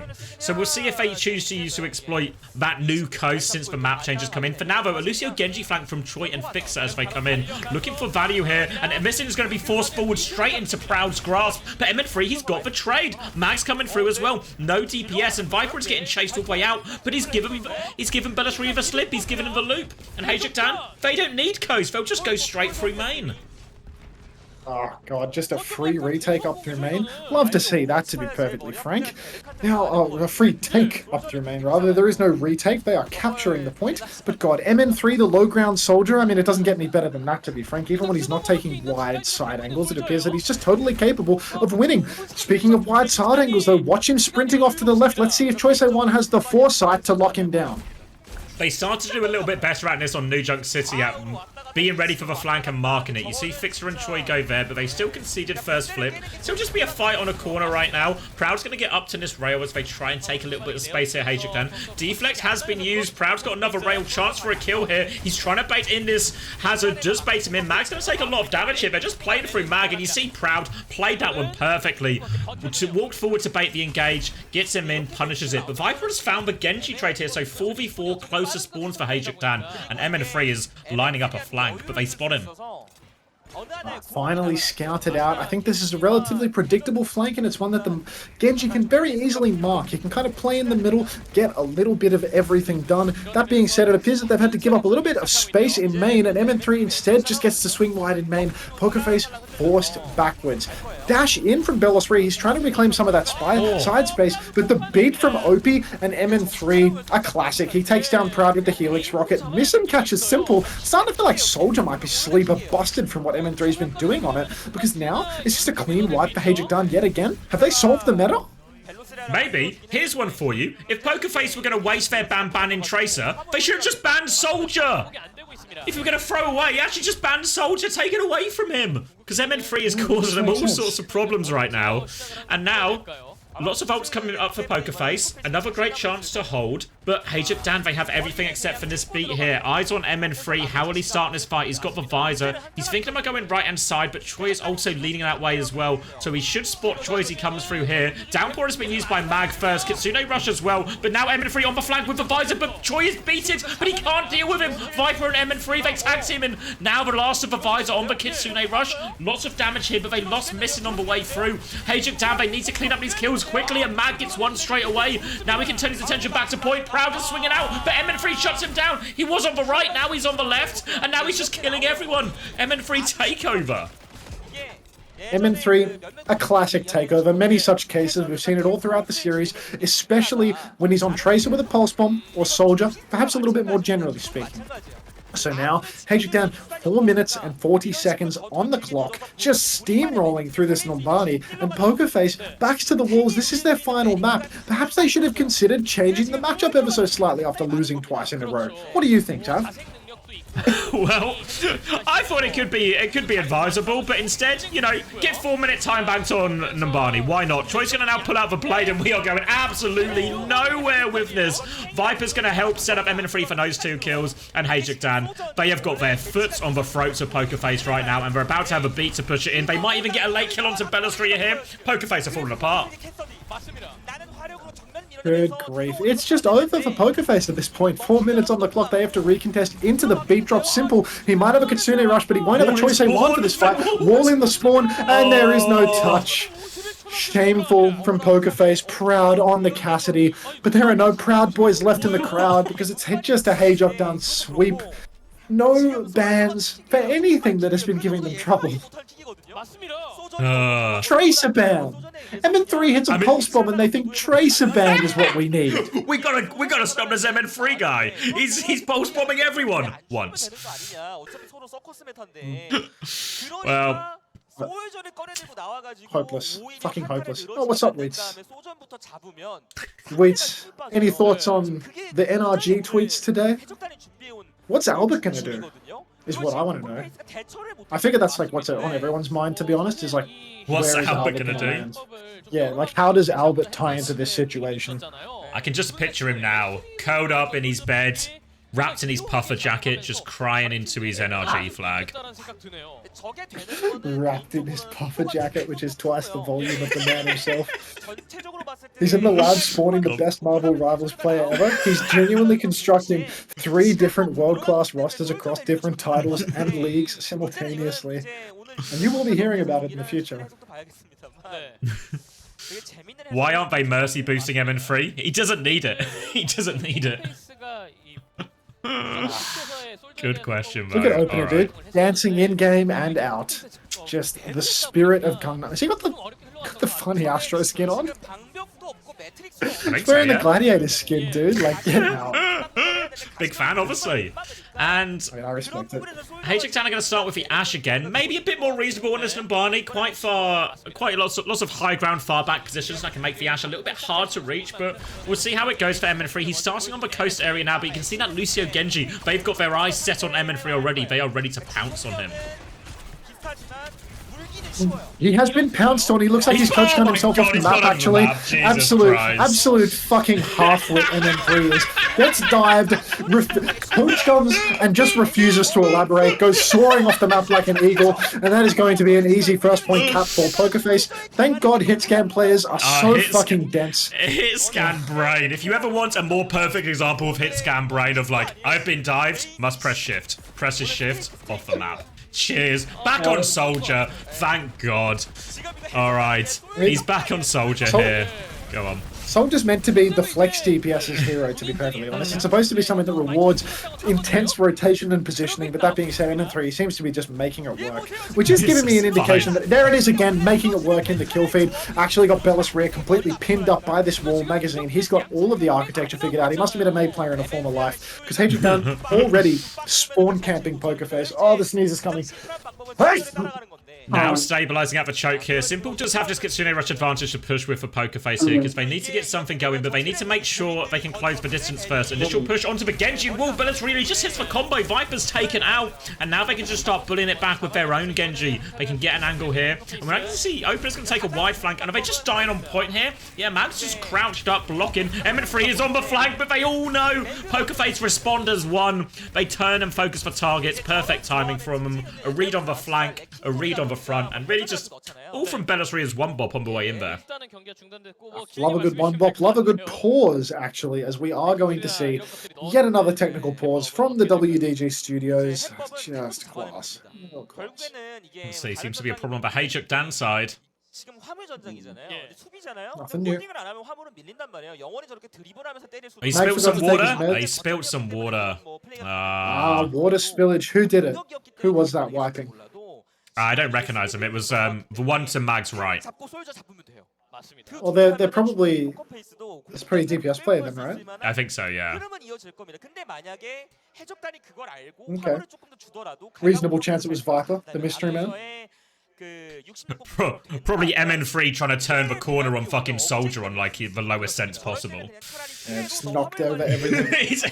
That coach gun is actually just like pure hit scan brain. It's insane. I remember talking with Face about like hit scan players and how it's like you would put Kevster on Sojourn, and it was like even if he wouldn't hit as many headshots, he would never just die to the dive, you know? Like he would always slide to where the fight was, and then you would put arms on it, and it was just like even if he would slide the dive, he would just wind up in the worst spot imaginable, you know? It's just like he just presses the button. Too much of your brain. Yeah, too much of your brain is going towards hit the shot. You know, there's not enough for whatever A else. specialized breed hit scan players. Yeah. Exactly. Hit scan players are, except for Kai, obviously, who's an actual fucking genius. And Shame he potentially retired. retiring. Yeah, it's a real shame that he retired and announced it in my chat earlier today. Magazine with the downpour, though, does manage to root up Bellastoria and Simple from the looks of things. Simple does manage to survive. No, he does not manage to survive. Opener's on him like a bad smell. Beat drop comes out from OP now because Choi Simon traded out missing. Blade from Choi actually catches another one, so that's 2 now for Pokerface. Overclock from Proud as well. He's getting beamed by MN3 off on the high ground, but Mag will fall as well, and it's just MN3 versus the world now. Bellastoria all over him as well, no chance for that one there, and Pokerface, as that beat trade comes in, they just pop both DPS ults, then all of a sudden Proud and Choi, they hit him at the same time, and that over health is not enough to live through that one. And now Pokerface, well, 5-minute time bank coming into third. Guess it was right to keep taking the hazard mirror. Now they've got a Kitsune Rush and downpour to keep going. They're aware of the players on the flank above them here, but they're going to lose Fixer while they're looking for these players on the flank here. So Pokerface forced to reset, and HaeJeokDan keeping looking for more in main here.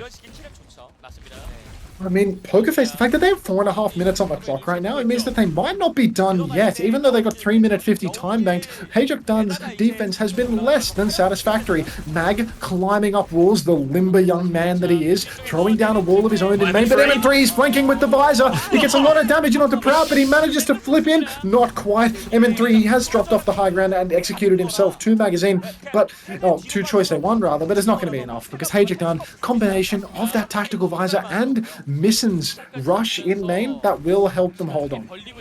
Nice little flank from MN3. He's been at it all game and gets that drop in behind, gets the kill. They managed to win that Kitsune Rush trade as a result. Now, downpour's coming up for both hazards here, but we've seen these ults be pretty hit and miss. Lots of ways to avoid it. Suzu, movement abilities, lots of things that can go wrong here. For now, though, it looks like Pokerface, they want to start top this time so they can't get flanked. We'll be able to clear that angle out first.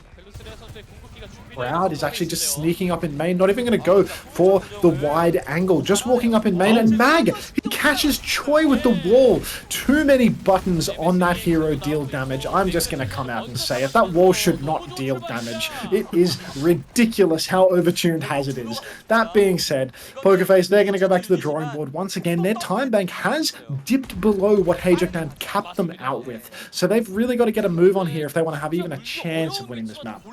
HaeJeokDan have moved to a forward hold as well to make it even harder for Pokerface right now. You can see Mag looking for this option. Big slash onto Simple, takes him down as a result. Remember, the block also does damage. Now onto Proud in spawn. He gets round the corner, but the damage has been done.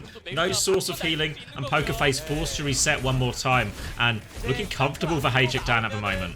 MNC가 날들각이 더 나오는 거고. Way too comfortable is HaeJeokDan. They really want to end this one here and now. 2 minutes 39, and it only keeps ticking down. HaeJeokDan, they've got Magazine up on this high ground with the downpour available. Goes in for a slash, just a little tank trade. In comes the downpour. Catches, I want to say nobody. I really wish there was a better UI element for that one. Counter downpour from Bellisria, much better. Catches Mag, but the counter beat from Opener is good. The spirit of Gangnam flowing through the entire team. Magazine taking a whole lot of damage though, maybe dashing in one too many times, and the beat from Fixer appears to be good. If Proud can just hold on to this overclock, they could actually have a chance of a snowball here. Viper trades Fixer. Viper trades Simple as well. MN3 will go down in the end, and Pride takes down Viper, so the cart's going to keep on rolling. The supports will be back quick too. Very fast supports back, but Proud, he's going to have to juice on Viper right now, because he's got the blade.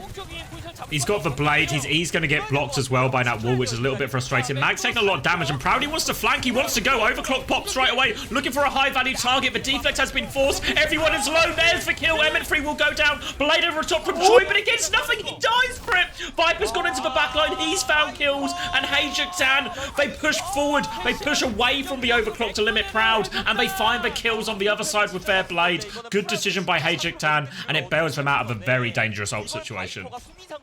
Proud, he really went for it, but they just kited away, pushed straight into their team. I guess flipped more so than kited, but really great judgment from HaeJeokDan. You can see this is a competent rush team. You can see that they really know how to flip the map, how to play the game at a fast pace. They may not be the diviest, but we have got Mag diving the spawn of Pokerface right now. Simple, he's got that orbital ray. Fixer goes down, but MN3 is traded out. Choice A1, he takes down Missin, but right now it's starting to become very important that Pokerface not only wins this fight, but gets the cart all the way to the end, because look, this card push from Choice A1, that's a good thing. They need to cap with time to have any chance of not just drawing this map.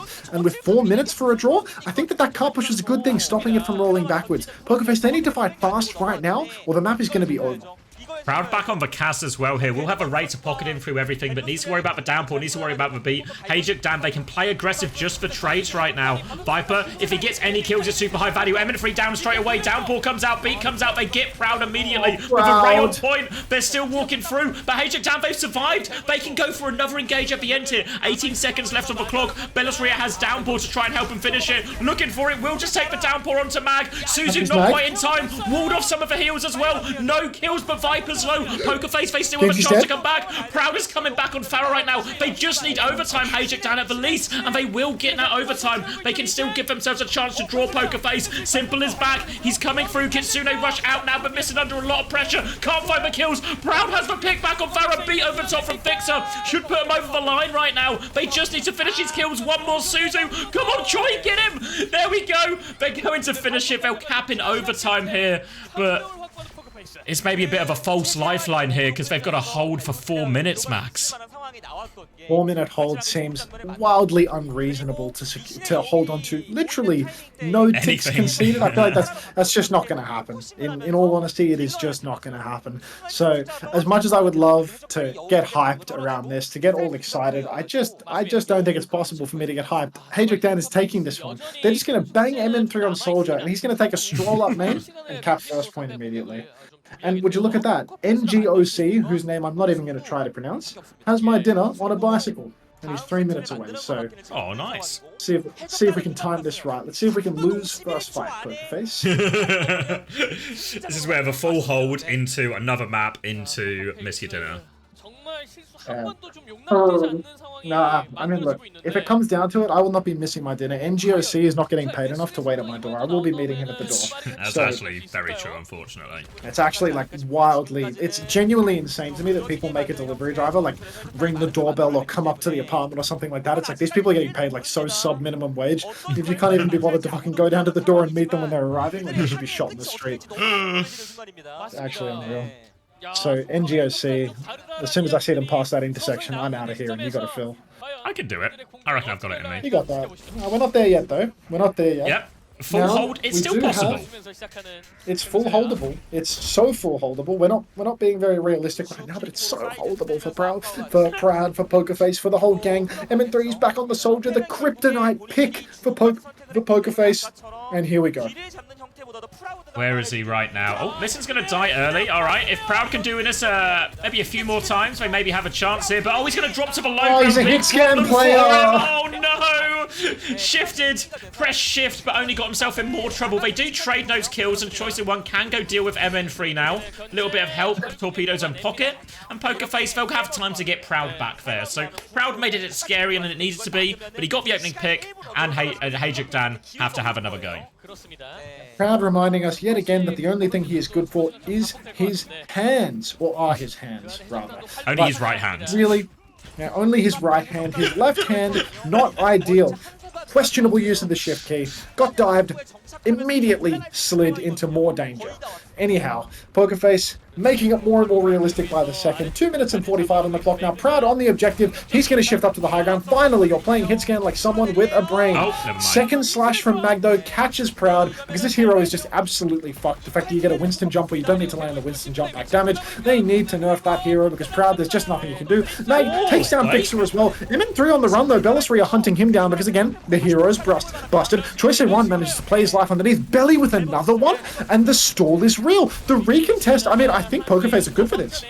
Yeah, they have to be careful, because remember, it's only one tick, and HaeJeokDan, they got it pretty close to that there, and they can just keep forcing point to bait Pokerface out of position, but Bellisry has been good for these trades every single time. Now Simple, he's gonna have the Ray, but Fixer, this beat is slow, and Opener's beat is gonna be sooner, so gonna come down to a lot of these support ops here. Mag's gonna go in, slide onto Proud, he goes to the opposite high ground now, eyes on the cap, right, because Mag is forcing point right now. Kitsune rush from missing to keep going, and MN3, he finds it, he's come from the high ground, downpours will be exchanged here, Simple's gonna try and drop away. MN3 drops right into him, finds the kill as he drops down there onto the Kitsune rush. Choi is now weak as well, but point was being forced this entire time, and it's too much in the end. HaeJeokDan get it over the line. I will say, it does seem incredibly difficult to play the Sojin, to be honest, because if you have your shift forced by the first jump from the enemy hazard, you just have nothing for the second. The hazard shift comes up so much faster, and it's so incredibly threatening. So really, it seems a nightmare to play the hit scan. Maybe Soldier is better, you know? The people call for slop. I am more than happy to provide, considering I have to go to the door. He struggles to interact with women? No. Let's find a sugar-free video. What do you want? Seeker video, 12 minutes. Perfect. See you guys later. Slop it up. See you there. Alright, I'm gonna go grab a drink as well, because you need to be ready for this next one, because ZETA Division versus Falcons is up next. So let me go grab a drink and get myself ready for the big one, because yeah, HaeJeokDan looking good there. They're gonna play Crazy Raccoon after this Falcons game, but Falcons versus ZETA next. I'm excited for it. Pretty good, actually really good so far, Jasmine, honestly. I was a little bit late at the start, but they've been really good. Let me go sort this. 사실 뭐 솔저가 딜을 하려고 해도 이 해적단이 밀고 들어가려 해도 자리를 잡아주는 게 중요했는데 그 역할 제대로 해줬죠. 네, 진짜 오늘 해적단의 이 플레이오프 첫 번째 경기는요, 누가 받아도 이상하지 않을 만한 그런 경기 내용이었다라고 생각을 하고요. 네. 진짜 선수들과 코칭 스태프가 모여서 만들어낸 고민의 결과물이라는 생각이 듭니다. 맞습니다. 네. 자, 그리고 이렇게 오늘 앞 경기들이 끝이 나게 되면서 이제 이번 메타에서 이 지난 OWC에서 파이널을 준비했던 이 크레이지 라쿤 그리고 팀 팔콘의 경기가 나오게 될 텐데 과연 오늘의 승리 팀들은 이들 어떻게 좀 상대할지도 많은 분들이 궁금해하실 것 같아요. 네. 그 누가 감히 예상을 했을까요? 프라우드라는 강한 히트 스캔이 있고 거기에 이 메타, 해저드 메타를 진짜 남들이 쓰지 않았을 때에도 적극적으로 기용을 했던 포커페이스고 진짜 최근에 안정감도 상승세도 좋았던 상대였기 때문에 어떻게 보면 해적단은 여기서 그 본인들이 부족했던 뒷심을 다시 한번 끌어올리지 못하면서 엔딩을 맞이할 거다, 패자조를 갈 거라고 모두가 예상했을 텐데 그걸 스스로 이겨냈어요. 그렇습니다. 예, 이렇게 이번 경기 승리한 해적단의 바이퍼 선수 인터뷰 만나보겠습니다. 네, 오늘 두 번째 경기 해적단이 멋진 역전 승리를 꿈꿔냈습니다. 승리 축하드립니다. 감사합니다. 네, 승리 축하드립니다. 오늘의 POTM은 바이퍼 선수가 차지하게 됐는데요. 자, 깜짝 놀랄만한 해적단의 역전쇼가 펼쳐졌죠. 폭풍처럼 몰아치면서 승리를 앗아갔는데요. 오늘 승리 소감 들어볼까요? 오늘 이길 것 같긴 했는데 그래도 이겨서 기분 좋고요. 다음 있을 경기도 잘 해야죠. 네, 이 미소에서 느껴지는 여유가 여기까지 흘러나옵니다. 자, 오늘 일리오스에서 흔들리나 무너지나 라고 살짝 의심을 했었는데 함정 카드가 바로 발동했죠. 솔저, 이거 어떻게 된 건가요? 어떻게 꺼내시게 된 건가요? 이게 원래 저희가 소전을 쓰긴 했는데 어차피 그 해저드한테 물리면 죽더라고요. 그래가지고 그냥 드리블이라도 쳐보자 해가지고 솔저 해가지고 했는데 성적이 잘 나와가지고 쓰고 있습니다. 네, 자 솔저를 선택한 만큼 그만큼 자신감이 있었다는 거겠죠. 그리고 66번 국도에서도 상대에게 정말 혼란을 주는 영웅들이 나왔잖아요. 이 매주 조합 이거 메르시 어떻게 꺼내시게 된 건가요? 지혜 형이 그때 애쉬를 쓰자고 하긴 했는데 지혜 형이 또 애쉬 잘 쓰다 보니까 그냥 기범이 형 오프너 선수가 메르시로 힘 한번 실어줘 보자 해가지고 하게 됐습니다. 아 이제 경쟁전에 좀 독을 풀었다. 이거에 대해서 어떻게 생각하실까요? 여러분은 MN3가 아닙니다. 야, 따끔한 한마디 보여주셨습니다. 자 그리고 우리가 또 바이퍼 선수는 아니잖아요. 바이퍼 선수 정말 일격에 흔들리는 포페의 진영을 바로 무너뜨렸어요. 딜러진들의 수싸움이 돋보였던 오늘 경기였는데 오늘 바이퍼 선수의 시점도 궁금하거든요. 어떻게 상대를 좀 압박했을까요? 뭐 그냥 스크림에서 하던 대로 열심히 팼습니다. 하던 대로 쓱싹 열심히 팼더니 이겨버렸다라고 이렇게 깔끔하게 또 말씀을 해주셨어요. 자 그리고 또 해적단 뒷심이 부족하다라는 말이 많았잖아요. 그런데 오늘 오히려 뒤로 갈수록 더 강한 모습 보여줬거든요. 어떻게 극복해내셨을까요? 제가 그냥 스크림 하다 보면서 그냥 안 되는 거 소통 잘 하고 그냥 선수들끼리 계속 소통 잘 하다 보니까 어찌저찌 해가지고 잘 이렇게 된 것 같아요. 야, 드디어 맞춰진 해적단의 퍼즐 앞으로가 더 기대되는데요. 종잡을 수 없습니다. 이 흐름 타고 가야 할 텐데 라쿤이 기다리고 있어요. 각오 한마디 들어보도록 하겠습니다. 강팀 라쿤이 앞에 기다리고 있는데 하던 대로 열심히 잘 해가지고 꼭 이겨보겠습니다. 네, 최선을 다해서 멋진 경기 보여주시기 바랍니다. 자, 지금까지 두 번째 경기 승리팀 해적단의 바이퍼 선수 만나봤습니다. 자, 현재까지의 브라켓 그렇다면 화면으로 한번 확인해 보실까요? 네, 오늘의 첫 두 경기 승리자가 정해지면서 이렇게 다음 경기 대진이 완성됩니다. 먼저 제타 디비전이 팀 팔콘을 그리고 크레이지 라쿤이 해적단을 맞이하는 이 대진이 완성됩니다. 네, 오늘 아직 두 경기 더 남았습니다. 뒤에 이제 팔콘과 크레이지 라쿤의 이번 숲컵에서의 첫 번째 데뷔죠. 네. 네, 얼굴을 보여주는 경기들이 또 준비가 되어 있고 또 앞에 경기들이 워낙에 치열했기 때문에 기대가 되는 라인업이 완성이 되지 않았나 이런 생각이 들기 때문에 끝까지 많은 시청 부탁드리겠습니다. 맞습니다. 네. 어찌 보면 색깔이 같다고도 할 수 있는 두 팀들 간의 대결이 좀 상상됐다 보니까 재밌는 경기가 좀 준비될 것 같은데 과연 이 재밌는 경기도 어떻게 흘러갈지 저희는 잠시 쉬었다가 이어지는 뒤 후반부 두 경기로 돌아오겠습니다.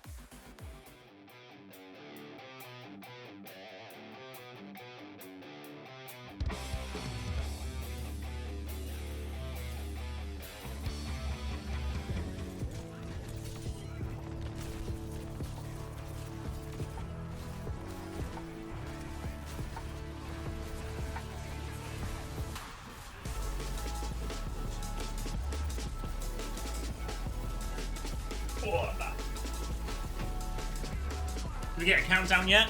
For how long we got to the next one? Where are we at in terms of all of this? It's a montage of Piper capping choice A1. I think he did across the series. I think he did. I mean, it was the whole team was doing better as well. Maybe the biggest thing to note is star player proud for Poker Face. Minimal impact and all of that. Oh, all right. We got 15 minutes. Should we look at Reddit then? Should we look at Reddit?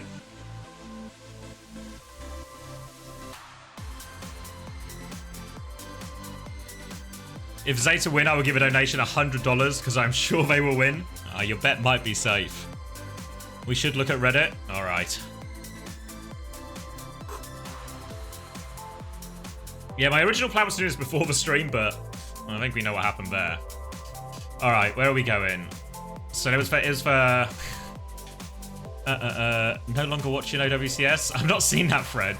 Maybe let's start with the. Where is it? I guess it was quite a while ago. This one. This thread pissed me off to no end, right?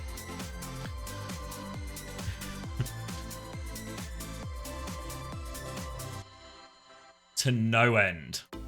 So, the leak, the information, is that NRG and Defiant not being chosen.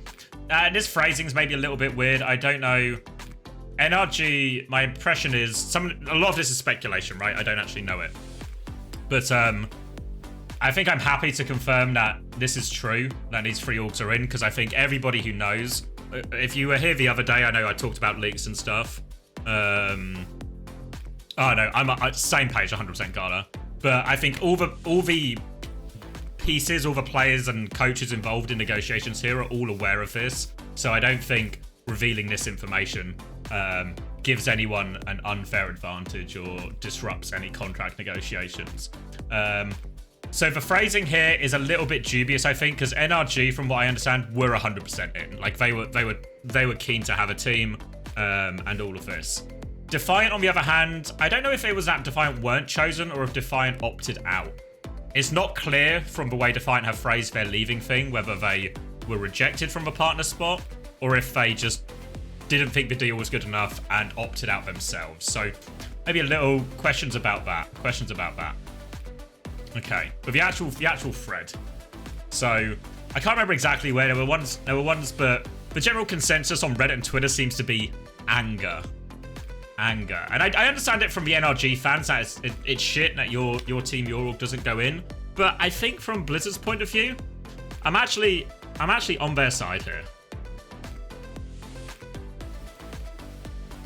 Let's see. This is most iconic org in Overwatch history. I think we talked about it a bit before, but I think this is just the wrong.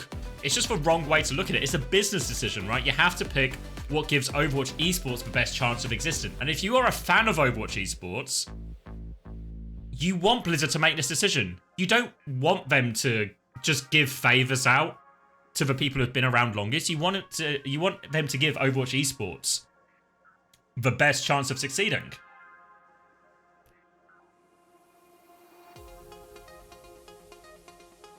Knicks are the most iconic? Yeah, well, the problem is every fan is going to say, every fan of their team can make an argument, it's Shanghai Dragons, it's Chalk, it's Dallas, it's whatever, you know?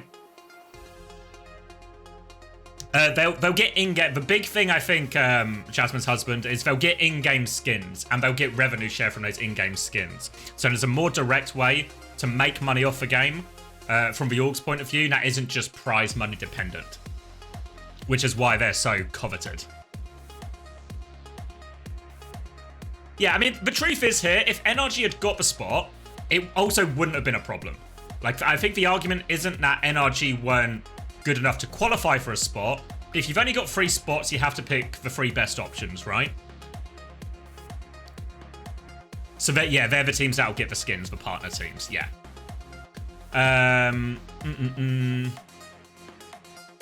Yeah, so I'm not on the same page that it's a bad decision. And for this part of it, yeah, it's free for EMEA, free for North America, and it's free for Asia technically, but I'm pretty sure they're all going to be Korean. So yeah, I think it was, I don't know if Sage is still here, but Sage asked earlier as well, like, why only 3 spots? Why not more spots, right? Like if you Valorant partner, because if you look at, say, like Valorant, obviously Valorant are like a bigger esport, but if you look at the list of partner teams in Valorant, what you're going to see is a bigger list, right? Obviously South America, much bigger prominence in Valorant as well. Team Liquid, Hover were the other one, and then obviously they got lost in China, and you know they've just got way more partner teams, right? So the question is obviously why only 3? Because obviously more is better, right? The more teams you could invite, in theory, the better. My suspicion on all of this is actually all of the in all of the history of Overwatch, it's always felt like it's been a struggle to get Overwatch, the game design portion, to want to invest heavily in the esports product. So I imagine the question was asked, we want to do this partnership program, what can you give us, right? We want to do this, we want to do partnered skins, so they have in-game items and all of this. What can you give us? And the answer was probably, we'll only do 3.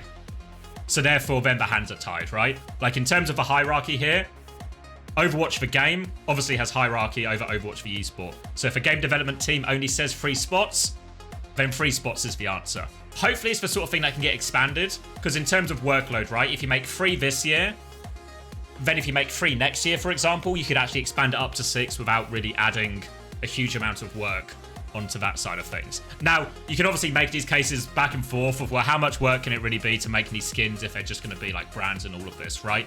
And I agree.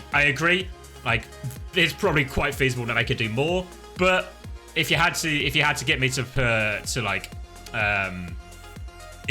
explain it, that seems the most likely explanation for me, is that they were just told 3 is the most the game development team would do. So yeah, hopefully building up in more, right? And this is, you know, Toronto even said, didn't they, that they'll be back in 2026 and stuff like this. Okay. For 7 years, they were putting in so much work and became the greatest org and the best team this game has ever seen. Again, it's all talking about legacy. All legacy, right? And for what? C9, an org that didn't field a competitive roster since 2018. Not a competitive roster. This is where it gets personal for me. Not a competitive roster.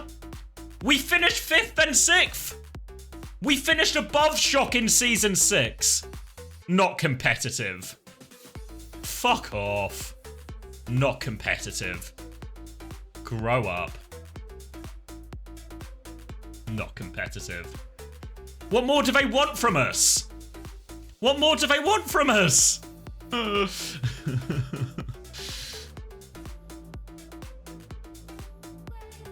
First, second.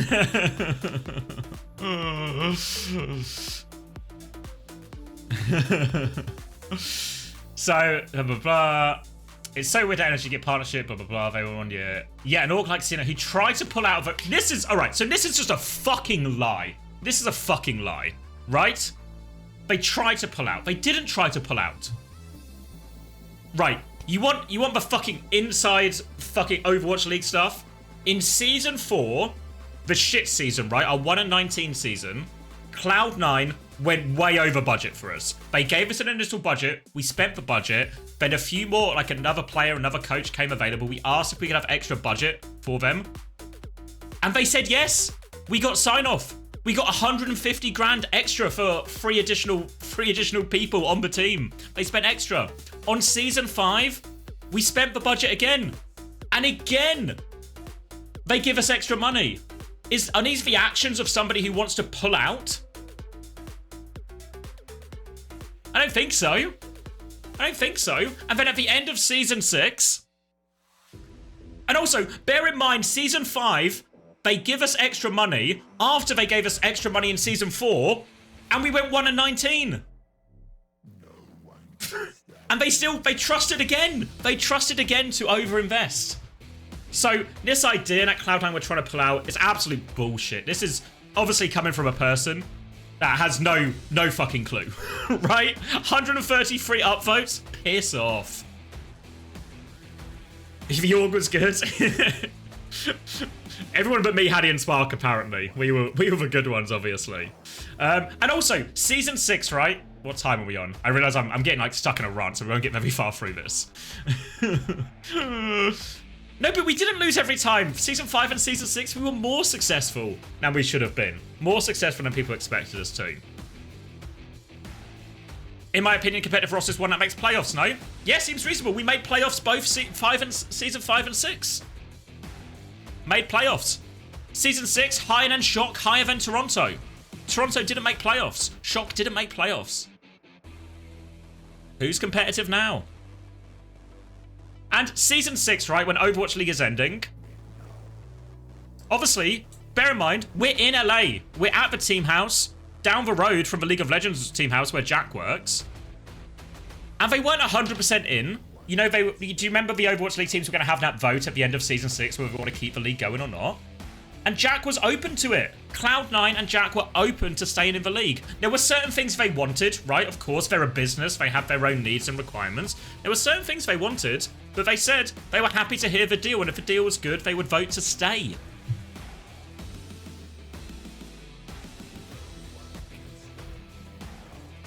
So yeah, I don't know.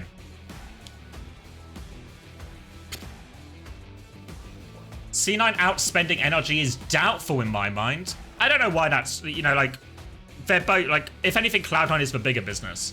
Cloud9 spent a lot of money on their League of Legends team. It's the idea that now they will spend more or less. It's there's no way to know either way, right? There's no way to know either way. NRG was fielding a minimum spend roster in SOWCS. They probably just don't want to spend more than they already have done. Want to spend a little more. Again, this could also be wrong the other way, right? As much as this tweet is wrong, this tweet could also be wrong. Everyone's just guessing. Everyone's just guessing.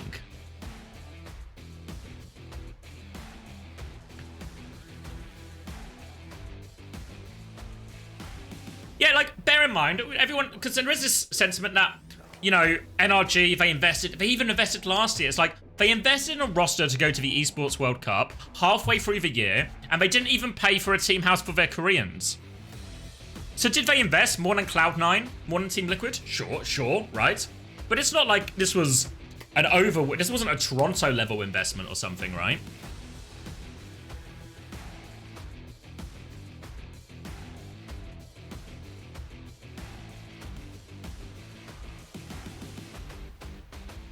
Nothing wrong with guessing. Yeah, but you need a reason for the guess, a reason for the speculation, right?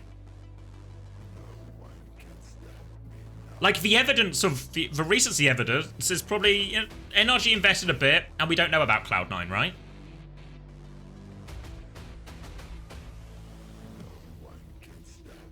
Always making plausible deniability? Yeah.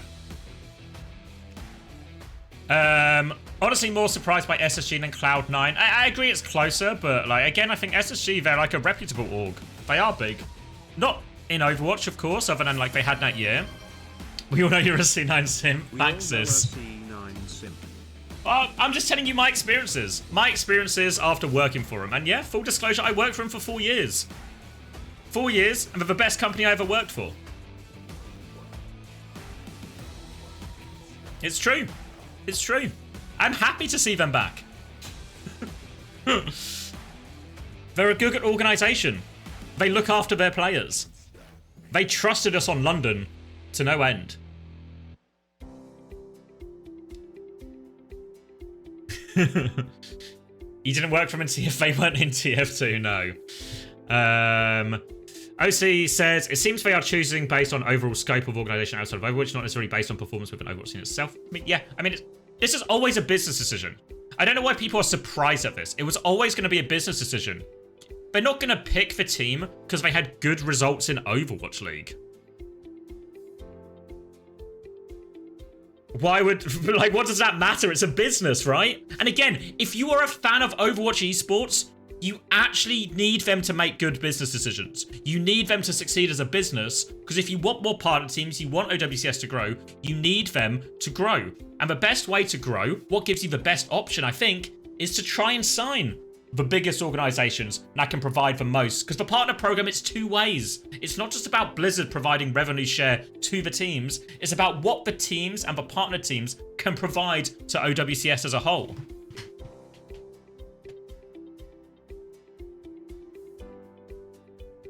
So, like, and again, like, some people are kind of agreeing with this, but I just think it's like, I don't know why people are surprised that it's a business decision. It's an interesting tactic by Overwatch esports. They're risking the loss of file ban bases in the hopes these organizations are pulling new viewers and maybe more sponsors. Yeah, I think that's true. You know what? All these fans who are like, oh, I don't know if I'll watch it, blah, blah, blah, blah, blah, NRG's been screwed. Are they going to fucking watch, aren't they? Grow up. Do you really think some of these NRG fans are going to stop watching? Or are they just going to find a new team? Or are they going to follow where the NRG players go?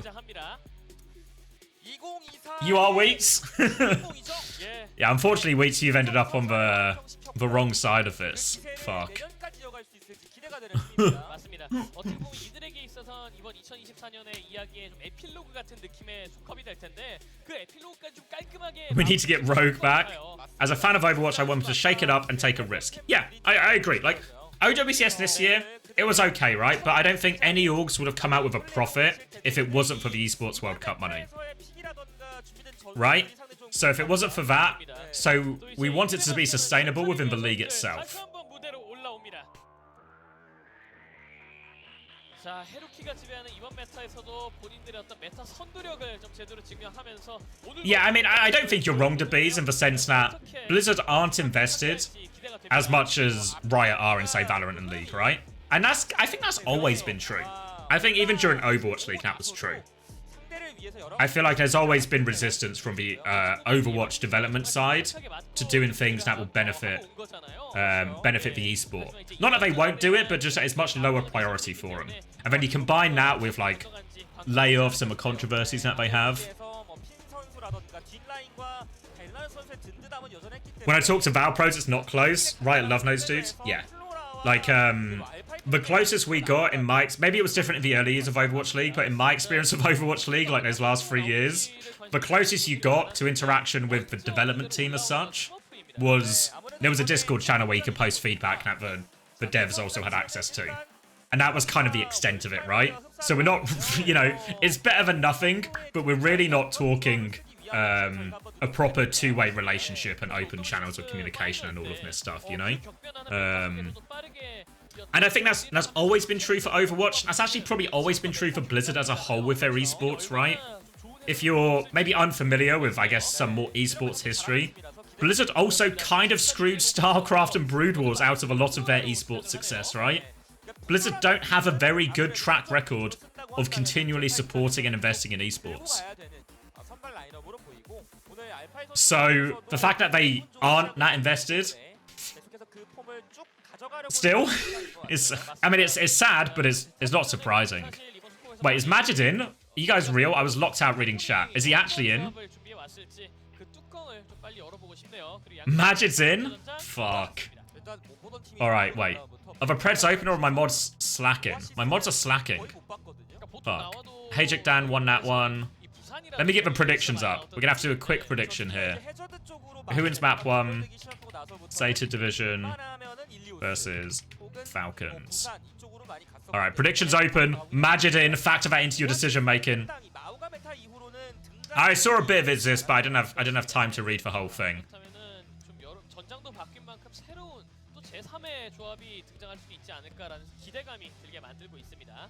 Yeah, I mean, I think Valve has actually improved a lot. I don't know if people, how, to your point, DeBees, I think like Valve have actually got way more involved after the last couple of years. And they're now they're acting a lot more like runners of the CS circuit rather than just a guy who hands out tournament licenses and stuff. It feels like they are taking much more of a, grabbing it with both hands and being in control of it. 마음과 메타의 종식을 확인하려면 팔콘과 크레이지 라쿤의 경기가 제일 중요합니다. Alright, 67% for Falcons.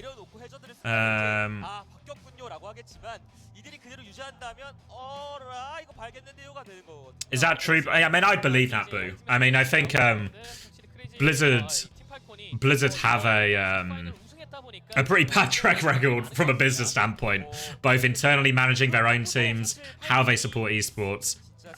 Blizzard don't have a strong reputation in these fields. In other games, and Overwatch has done nothing but add more fuel to that fire. How's everything looking right now? Hazard mirror right now, piece for the most part. Hazard, Genji, Sojourn, Kiri Lucio seems to be the standard. See a bit of shift in some of the supports. MN3 whipped out Soldier 76 and dispatched a poker face, so maybe Soldier's the real meta. Should Majid move for more consistent game time? Depends what he wants, right? Like, if this is just a better money, better gig, and he's happy with being a bit part player, you know, then you can't blame a guy for getting paid. But if he wants to be, like, Majid is a good enough flex support. Now, if he went back to EMEA, for example, he would be a starter on one of the top teams. I'm pretty confident. Obviously, there's a question mark. We've not seen him play consistently in like a year now. How good is he? Right?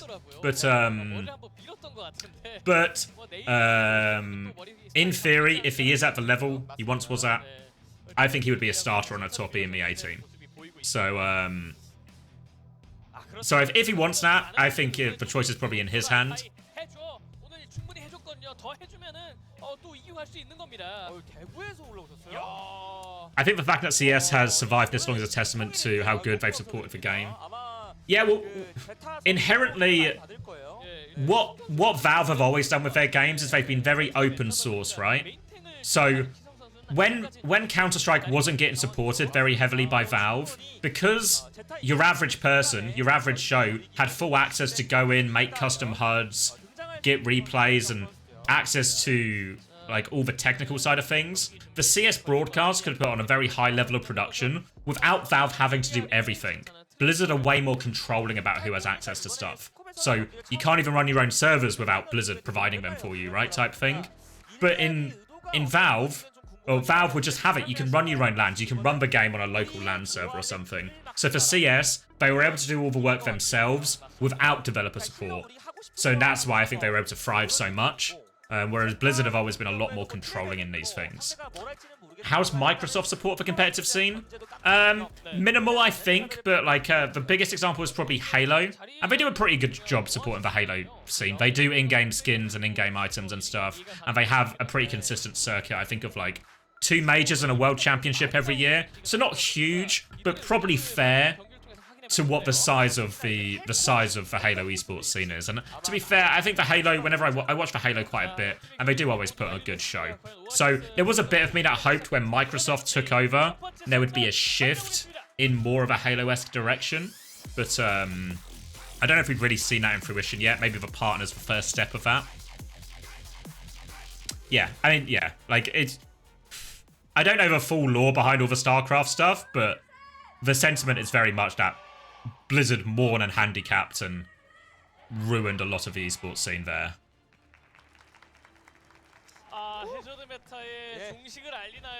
Well, exactly, Ruv. In the sort of thing. Thank you as well, Kintsu. Thank you very much for the tier 1. But yeah, Ruv, in CS, that's the sort of thing that would just be open all the time. You ready, Max? The big one. I'm so ready. I'm on 1080p, but the stream looks like shit. Are you getting that too? Yeah. Yeah, I just reset it. They reset the quality. Now we're looking all right. It just works, is the beauty of this thing. Bernard's already gone in, got a little bit of damage onto Fielder, but the body block from Smurf is good, immediately forcing Bernard twice over now. Really nice stuff from Smurf, actually, just out-positioning Bernard on repeat, giving him back shots, and that is going to be the first fight. More than likely going the way of Falcons, largely due to Smurf's positioning. Yeah, it worked out really nicely for him as well. And it is obviously, if you don't know, it is the swan song, the last dance for Smurf here. Military due after this one. So last chance to get his hands on another trophy in what's been an illustrious career. But to do so, he's got to start this one off by getting past ZETA Division. A good first fight now. And now they've got control of this choke. You can see Proper looking to get in. Forces Alfie back to the team. And now ZETA, they're all on the same angle here. Pinned in a little bit. But Falcons, they're being patient. Birder's going to try and force his way out here. Will just force Smurf back to point. But he's holding his position now. A chance for Falcons to engage right now. Stalker nearly has a rail. Are they going to go for this opening? Oh, Jesus. Quick little aside. Have you clocked that Fielder is on Lucio right now? They're playing the Flucio to keep Chio on Juno. Unbelievable. Smurf actually goes down first, so, you know, perhaps a little power nap in the middle of the match has not gone well for him. 2 kills now for the side of ZETA Division. A trade from Fielder. The Flucio paying some small dividends, but it's not going to be enough to get them over the line here. And a quick retake for ZETA Division before any ults could clash. Quick one there, just before all the ults come online as well, so no chance to use that Ray, no chance to invest in support ults, which means ZETA Division, as we go into this big ult trade, they'll have control of the capture. Swinging back in here, downpour up slightly quicker for Smurf if he can find it, but DPS ults are slightly closer for ZETA Division here. Chance for a very volatile fight. For now, by Falcons, they're just trying to work their way through the choke. Smurf trading in. They actually catch Violet. What was Violet doing over there? All by his lonesome in the connector, and Violet's going to go down, so now they don't have this beat in the big support ult trade. And Falcons, they bullied them off for free. They're going to have to Kitsune Rush to keep hold of point. Fielder will match with beat, but Chio still has this Ray coming back. Violet will be coming back as fast as possible, but not quickly enough to save anyone in his team. And they just beat him. 1-for-1 support ult trade as well, so not just a win, an official win for Falcons. Now, when you find yourself asking the question, What is Violet doing there? I mean, look, many such cases. It's not like it's the first time that we've had this question. We see the support line change actually coming out from ZETA Division right now. Finn swapping over to the Juno as well. So it's going to be Chio versus Finn on the Juno. Flucio versus Vlucio for this clash. Orbital Ray up in main. Violet with the counter beat. But before anything can happen, Stalker is taken down by Alpha Yeast Blade. Proper has secured one trade, and Flora has taken down Fielder, but Chio trades out, so it's a 3 versus 3 right now. Smurf really needs some healing. Bernal with the downpour. That does catch Violet. The boop is good, actually. Violet survives for an awful long time. Proper is back out though, and he will be taking names, but Flora gets him on the back end. The point flipped over to ZETA Division in all the chaos. Really just a back and forth. Now Falcons recapturing the point. Alpha, you wanted to go for a touch there, but can't get much. Deflect has been forced. Now, both overclocks up. Chance for both soldiers to take over. Is ZETA Division, their spawns are slightly quicker, so they've managed to get themselves back on point here. So it's going to be a retake. Overclock from Flora coming out. Stalker still hasn't popped it yet. Now Stalker's going to go, immediately executes Finn, takes care of Flora as well. And we saw it at Stockholm, but apparently Stalker, just as good a hit scan as anybody in Korea right now. He's so sticky. He's also just so clicky. Guy presses right click, takes down absolutely everybody. I think there is a very comfortable case to say that Stalker may be the best DPS player in the world. Collusion with an underscore has followed me. That's a waste of a follow, mate. You might want to undo that one, but cheers to that. And yeah, carry on with the SOOP Cup. Yeah, and that's first round just as a result of that overclock gap. Flora couldn't find anything. And looks like pretty even as far as this mirror goes right now, but Stalker's certainly getting the upper hand in that Sojin Chul. Maybe again that one key mistake from Violet, just getting caught with his pants down.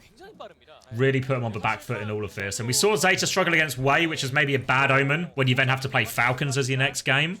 Certainly seems to be a struggle so far.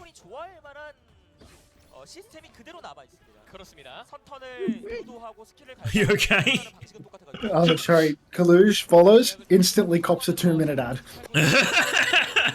Oh, fucking awesome. Oh, Homicide Suspect OW, thank you very much for the follow. High ground immediately taken by Smurf. Burnout comes out second. Proper has a better angle over on the right-hand side. Flucio takes a little bit of damage, but it does look like this is just going to be an even exchange right now. Everybody taking it, but Flucio, for God's sake, taken down by Clicky Stalker yet again. And it's just a clean wipe for Falcons. I mean, look, I don't think that there's much contention here. I would say that Falcons is the best rush team in the world. And even with Fielder on the Lucio, I mean, it feels like they're making that very apparent. Yeah, Fielder gets himself traded late, but you know, Lucio quick back to the fight right now, and the late kill on Burner should balance that one out for another 5v5 at this choke.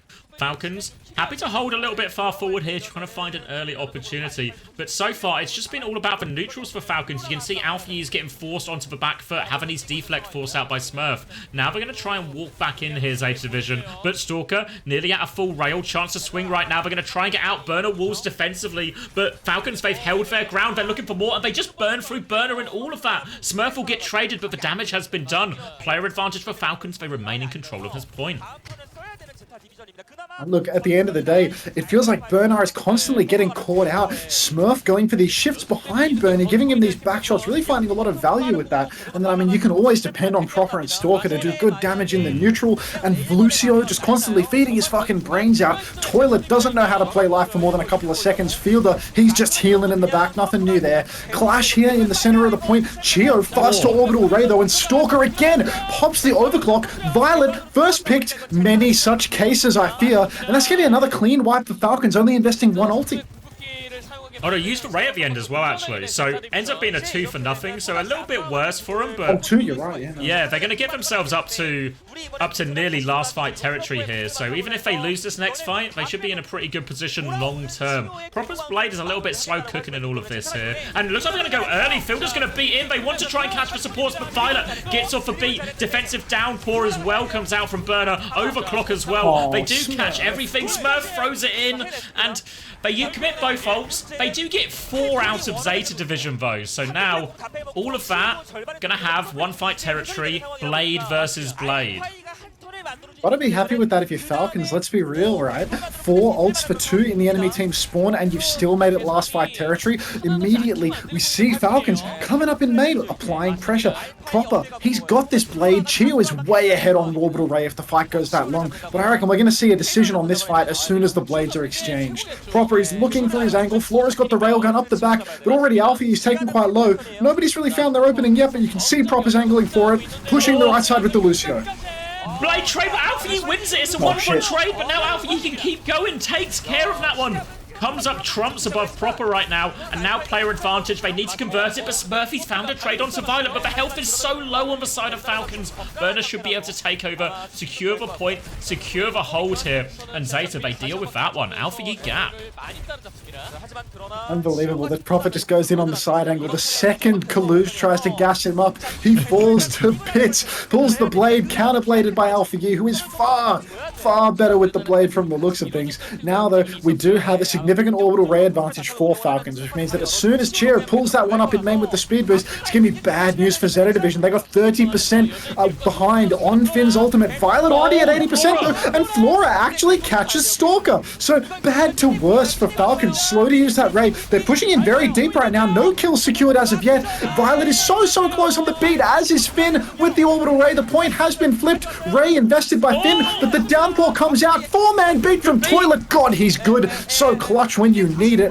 Smurf taken down, and it is looking like Falcons, they are not going to be the beneficiaries of this exchange, but Zeta, they spent double sup ult for the next, and now they've got to contend with an overclock and a beat in the final fight. Really difficult situation here, Zeta Division. They need the downpour, they need their DPS ults. They might even be advisable just to go early here, try and put Fielder under a lot of pressure to get that beat off. But Chio's only just spawned. He's actually gone Kiri as well, so a chance now for Chio to Suzu it to make sure Fielder's beat does go off. They are worried about his DPS ults. They need Alpha Yi Flora. They need to find something with these. Oh, Flora catches a rail early on, but does manage to escape. Stalker, he's got that overclock now. Flora, he's still biding his time. Fielders out quite wide, but the discipline from Flora, beat rush as everybody has closed the gap, and it's going to be so difficult for ZETA Division to survive here, but it looks like they have. They've actually lived inside. The kite is good. Even though Smurf has gone down, Falcons, they don't even use their blade. Downpour from Burner is so good, and Falcons, they run out of steam inside. It looked so good for them. They closed the gap. They got the beat rush, but ZETA Division's kite was perfect. Bernard threw down a wall to block the push, and Proper just didn't find the blade angle. No value with the blades on that round, Prop.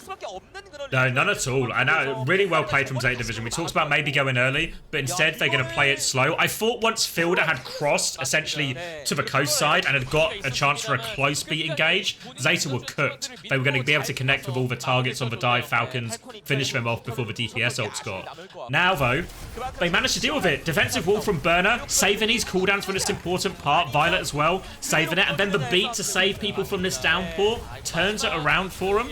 Really nicely played from Zeta on a lot of those ones, and despite a bad start, they're sending us to a third round. Yeah, we are going to a third round. I thought it was going to be all Falcons all the way, especially after that 4-2 ult fight. But just a couple of dropped balls in a row for Falcons, and here we are, evening things up. No doubt Flora will get cancer gapped by Stalker when it comes down to it. This is Falcons versus ZETA Division after all, and I'd put money on Finn or Violet getting themselves first picked here, but let's just wait and see how this unfolds. Dive onto Flora here, forces him back, and Smurf has got a bit more space for his team, and Falcons are going to swing out on point. They're going to try and force Alfie back as well. Flora has a rail, but back foot for Zeta. They need to reclaim some space on this map. Doesn't quite find the connect onto Stalker right now. Still has his full rail, pushing for it. Can't find the kill though. Narrow miss from Flora, and this is going to go on for a while. I think might be a tale of the Sojans here. Wall trade comes in on point, but no one really caught by that. So eyes on these Sojans as they look for more opportunities. Really waiting for a Sojourner or a Genji pick, but apparently nobody interested in providing us even a morsel of entertainment. Stalker incredibly low, but again, might just be healed up. Actually, it looks like Falcons are really losing this exchange from a health standpoint. Fielder and Stalker both go down, so nobody finding the one-shots, but the neutral advantage going the way of ZETA Division in the end. Proper naturally getting a late fadeaway kill onto Toilet, who just can't stay alive to save his goddamn life. But again, ZETA, they take this first fight, they're in control.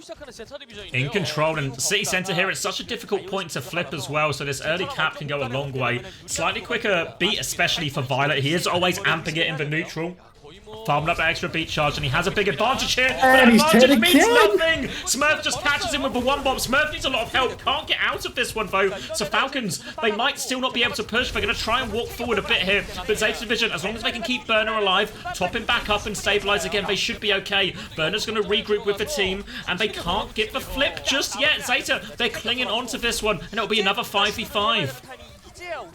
Violet, he's back fast, so they don't even concede the cap off the back of that pick. Proper's got the Blade and Cheer with the Ray, but ZETA Division, they've got that double support ultimate to match. Already you can see Proper's angling for it. He gets the Ray damage boost. He goes on the floor of the toilet. He hits the beat. Proper is slashing away, but he gets caught up in the downpour. Bernard, OBS Surgeon, she saw something that we did not, because Bernard really may be the best Hazard in the world right now. Unbelievable. Counter walls, counter downpours, just does it all. Didn't even clock Smurf's downpour and all of that, but he did spend it.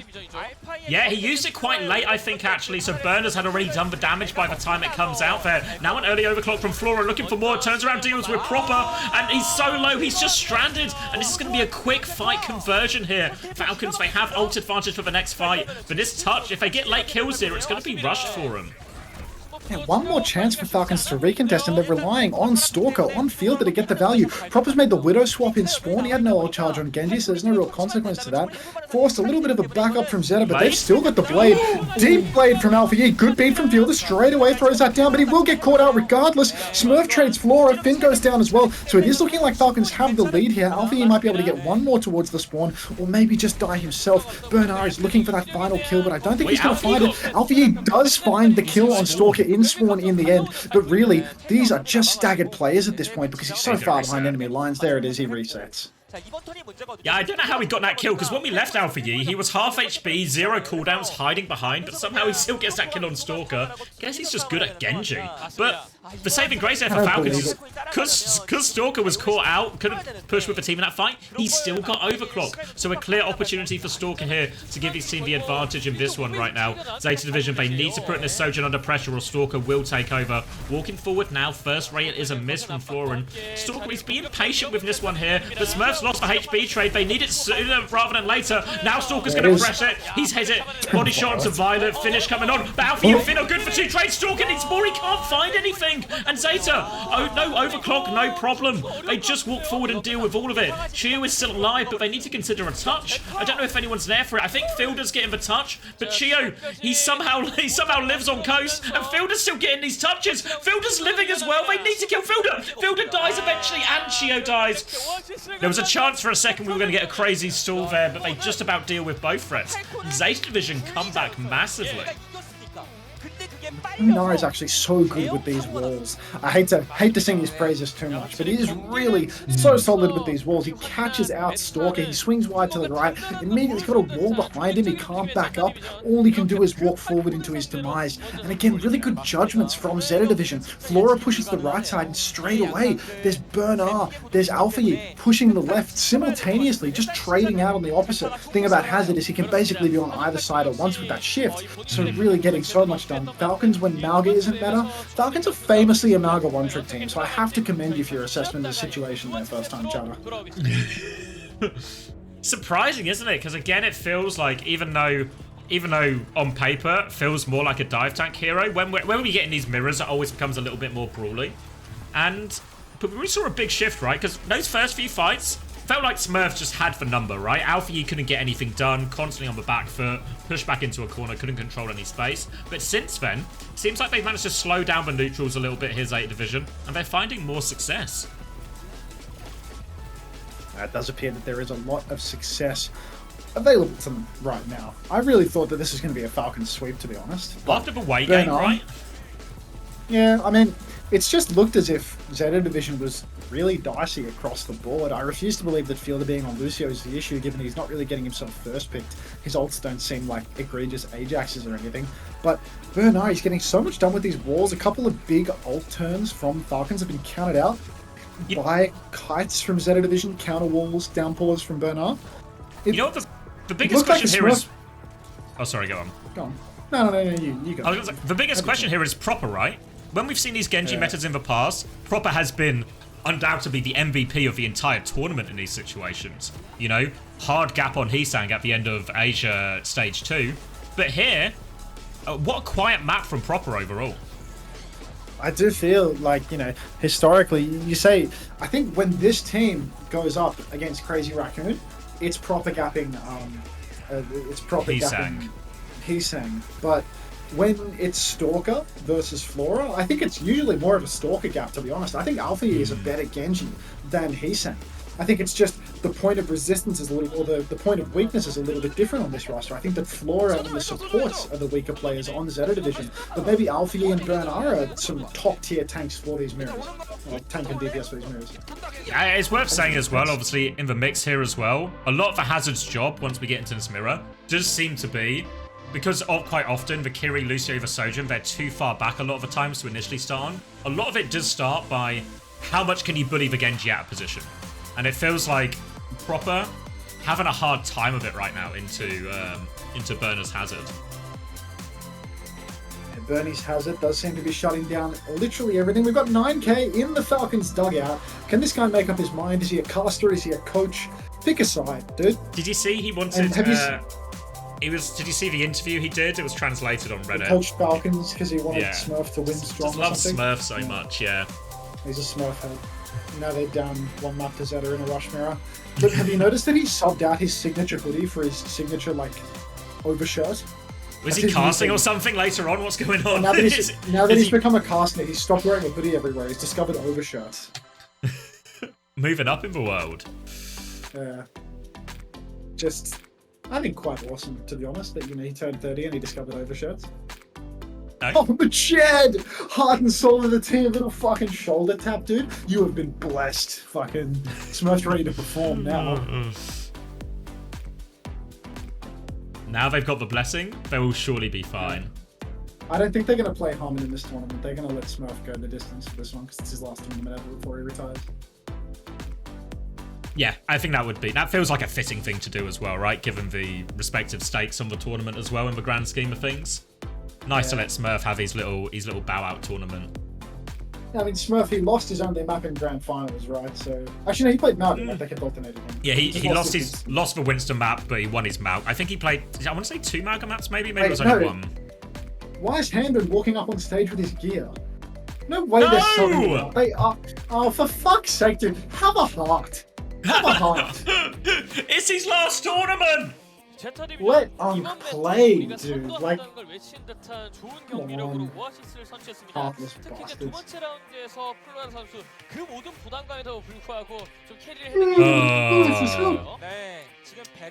Alright.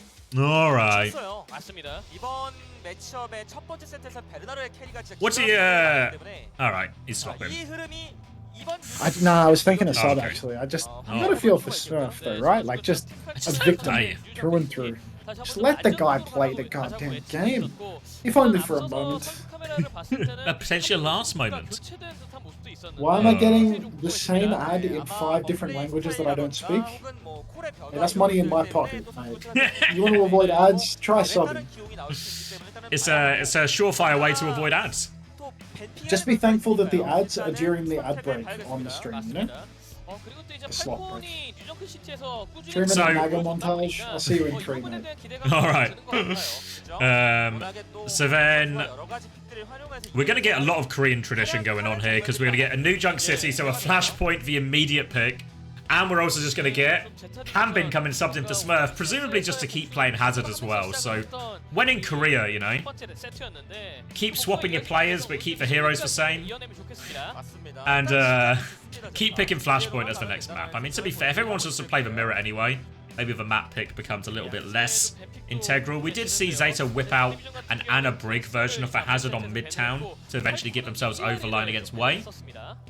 So there's maybe that for later in the series, but for now, on New Junk City, feels like we're just going to be in a Hazard v Hazard world, and we'll get to see Hanbin on the hero for the first time here, going up against Burner, who is starting to give himself a little bit of a reputation right now. There is Hanbin. Get him ready. I guess we've got to ask the question if they are going to make, if ZETA are going to make a similar swap and get Pelican in for 1, but Alfie looks good at it. Yeah, same ban rules as Esports World Cup. So one ban for each team. You can't ban from the same role as the other team has banned, and you can't repeat your own bans in the series. So if you ban Echo in the series, you can't ban it later in the series, but the other team could still ban Echo. So yeah, if you watch the Esports World Cup, it's the exact same as that. There is a bit of a situation at the moment where, for the most part, both teams in a lot of the matchups we watched have both wanted to play Hazard, but so the bans haven't been as impactful. Until 4 maps, I'm not sure. I've not seen it in practice yet, Enks, so I'm not convinced, but Ziz said it as well, so that might be true. We'll maybe have to figure it out as we go. But either way, at least for now, the current bans are still in place. 7, yeah, Fovai. 7 tomorrow. I might... no, it's not real Fovai. Fovai is Mpreg. I might start them an hour earlier because we've got to record well, I say we. I've got to record Uncoachable after the Pugs tomorrow. So we might start an hour earlier and do like 6 till 10 or something, maybe. UK time, that is. Yeah, I'll figure it out because we're doing the SOOP Cup in the morning as well tomorrow, so maybe it depends a little bit how long that gap is, because I might still need to go to the shops in between. You'll hop on the call. Yeah, we will record Uncoachable. We were meant to do it yesterday, but sometimes things in the off season don't always go as planned, right? And things come up, so we had to cancel last night. Yeah, Pugs tomorrow. We'll record Uncoachable tomorrow. We're going to do our award show, for those who don't know. It's going to be our award show tomorrow, so we've got... The categories are locked in, but we don't know who's won yet. We've got nominees for each award, and we'll be discussing it, debating it, and trying to solve it live on Uncoachable. There will be a Client of the Year, Mr. Fish. Don't worry. Who's voting? The 3 of us. So we'll discuss and debate each category among ourselves, and then if we hopefully we can all come to a conclusion, and then if we get really stuck, we can always resort to democracy if we really have to. If we really have to. Would it be a quiz? I actually don't know. Chris just normally sorts for quizzes. I should actually ask him. I'll ask him right now, actually, now I'm thinking about it. It's a good shout.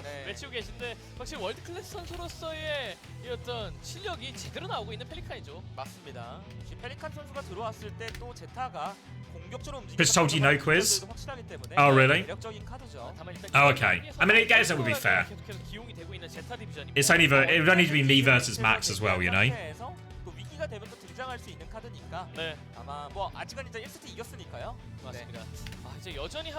The everything of the year? Yeah, I mean, I'm not going to spoil. We've got all the categories you'd expect, right? All the categories you'd expect in terms of who's the best player on this role, who's the best player on this role, best team, all of these type of things, right? But we've also got some awards that maybe you don't expect, right? Yeah, he's just responded as well, saying probably not. We'll have to wait and see, Andre. You'll have to wait and see.